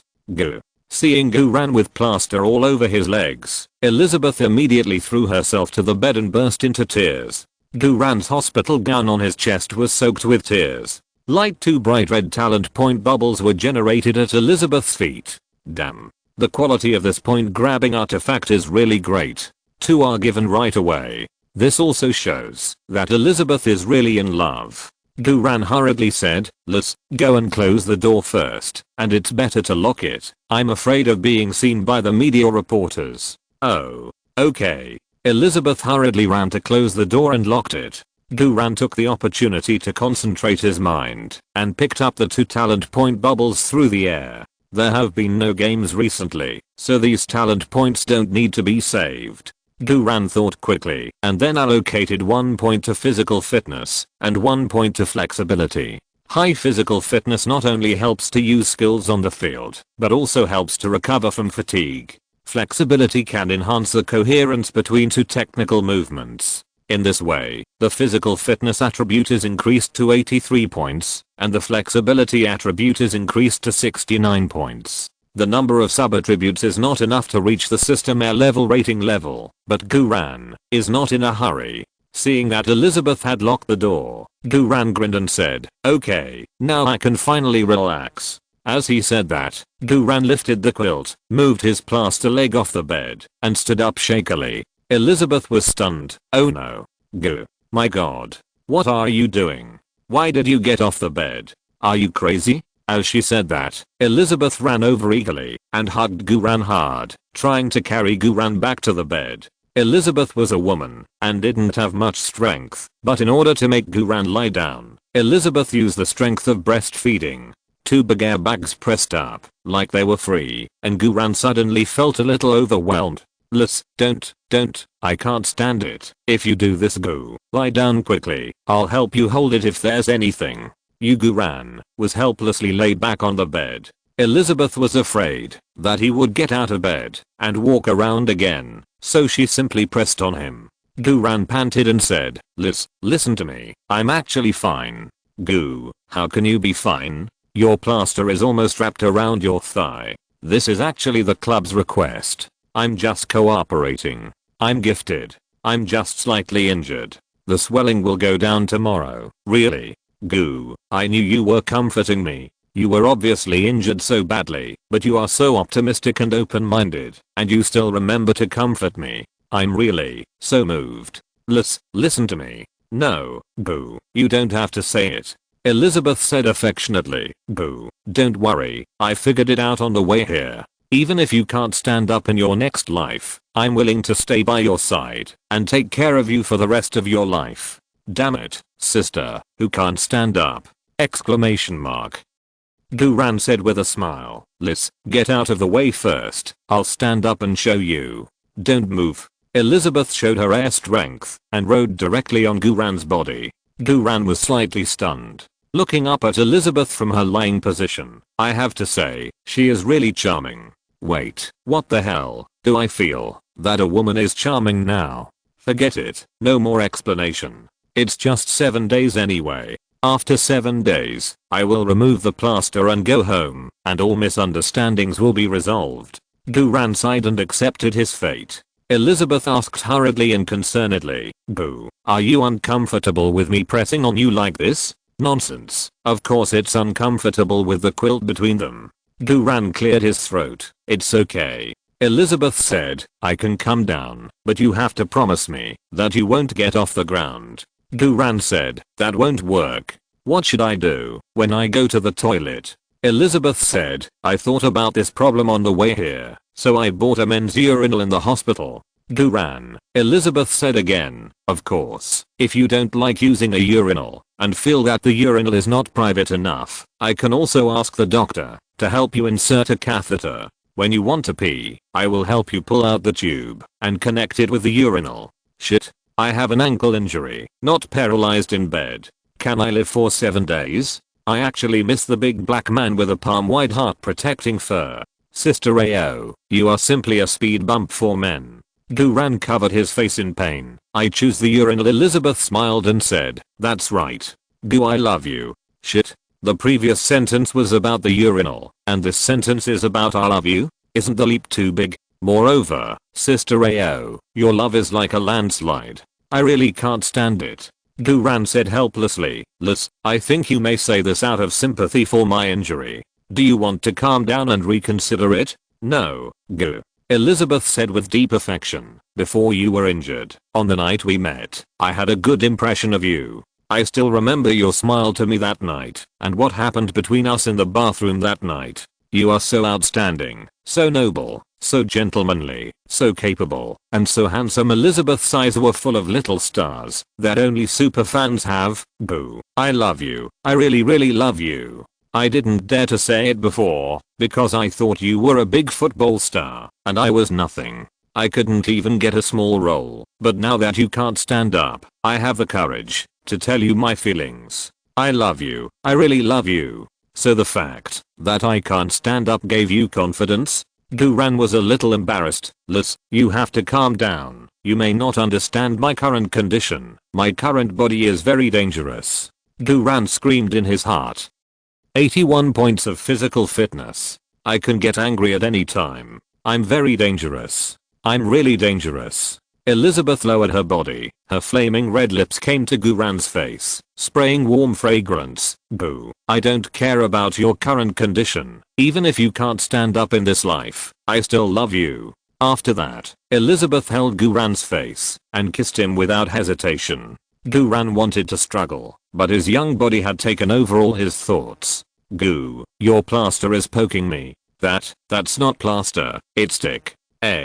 Wait, something's wrong with you. What are you waiting for? I told you I'm in danger now. Ran turned over and got busy with energy that night. The moon was in the sky. You must be busy with something very important. You must be. He should be done soon. Yes, he will be done soon. Grand Chamberlain Rick looked up at the starry sky outside the high iron window, then looked at his cell phone which had no battery and no signal, and finally huddled in the corner of the abandoned warehouse, shaking all night. The next morning, Duran stretched comfortably, and when he reached out, he touched Elizabeth who was lying beside him. Elizabeth's eyes were blurred, and she was embarrassed. Hate it. You are injured, and you have been tossing all night. You are not afraid of worsening your injuries and completely ruining your career prospects. Duran hugged Elizabeth. Liz, can you blame me for this? It's all your fault. You are so beautiful that I can't stop at all.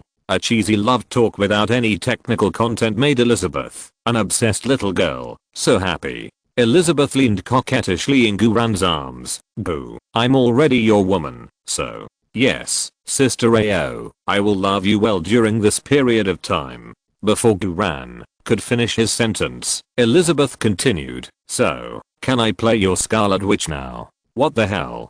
Question mark?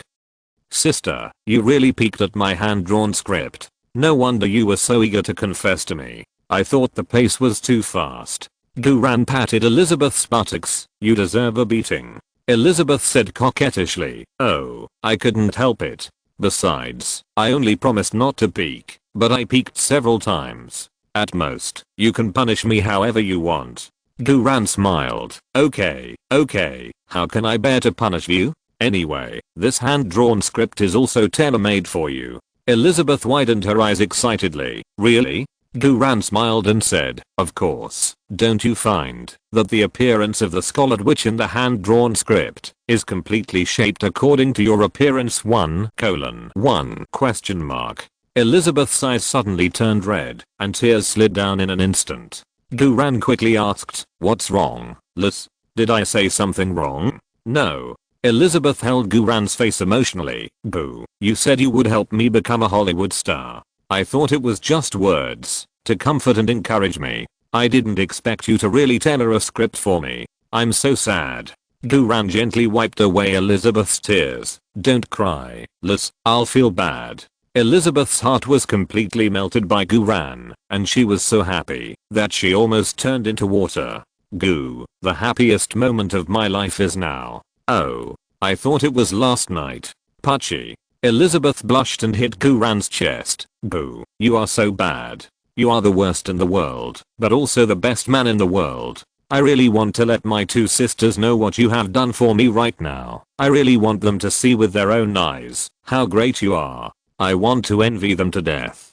Duran cleared his throat. Don't worry, there will be a chance. Elizabeth said excitedly. Boo, when are you going to continue hand drawing? I can't wait to see the rest of the story. What the hell? Is it okay to urge for updates online? Duran said helplessly. Liz, you know that I'm injured. This kind of thing can't be rushed. What's more, are you afraid that I will run away? Elizabeth immediately jumped out of bed, ran barefoot to the suitcase, took out the hand-drawn script. Anyway, you can't get out of bed, so hurry up and hand draw it. Duran slapped his thigh. Wait. I suddenly remembered something very important. Elizabeth asked quickly. What's the matter? Duran grabbed Elizabeth. Chen.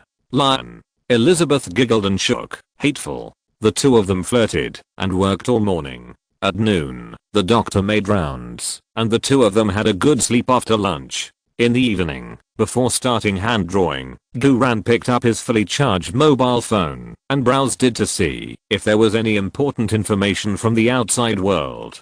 The news about Duran's injury was overwhelming, and there were many false news such as genius died young, dream of a wealthy family was shattered, whole leg was broken, and abandoned by the club. Duran just smiled after reading it. When he was about to put down his phone, Meifu sent a message. Hi, Gu. How do you feel today? Although I know your injury is fine, you have to be cautious and try not to move around.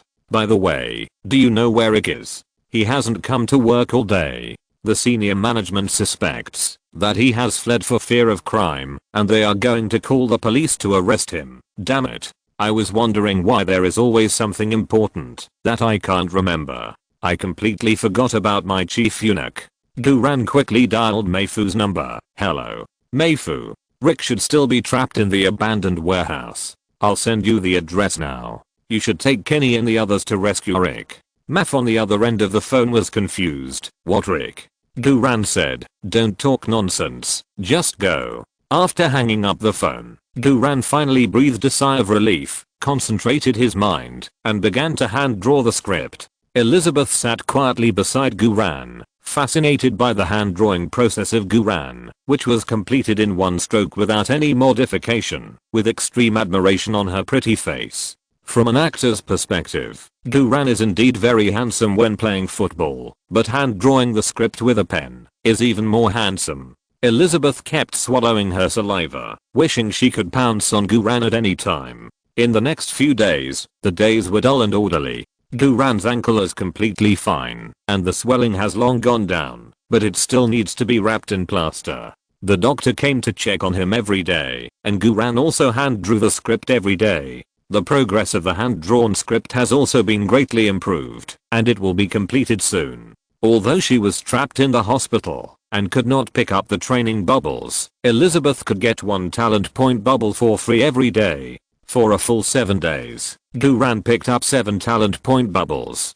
Today, it is finally the day for Guran to be discharged from the hospital. End of this chapter. Thank you very much for reaching the end. Don't forget to like. Looking for more exclusive content and immediate access? Subscribe to our Patreon. Remember, every like, subscription, or donation encourages us to continue. Thanks to everyone. See you in the next video.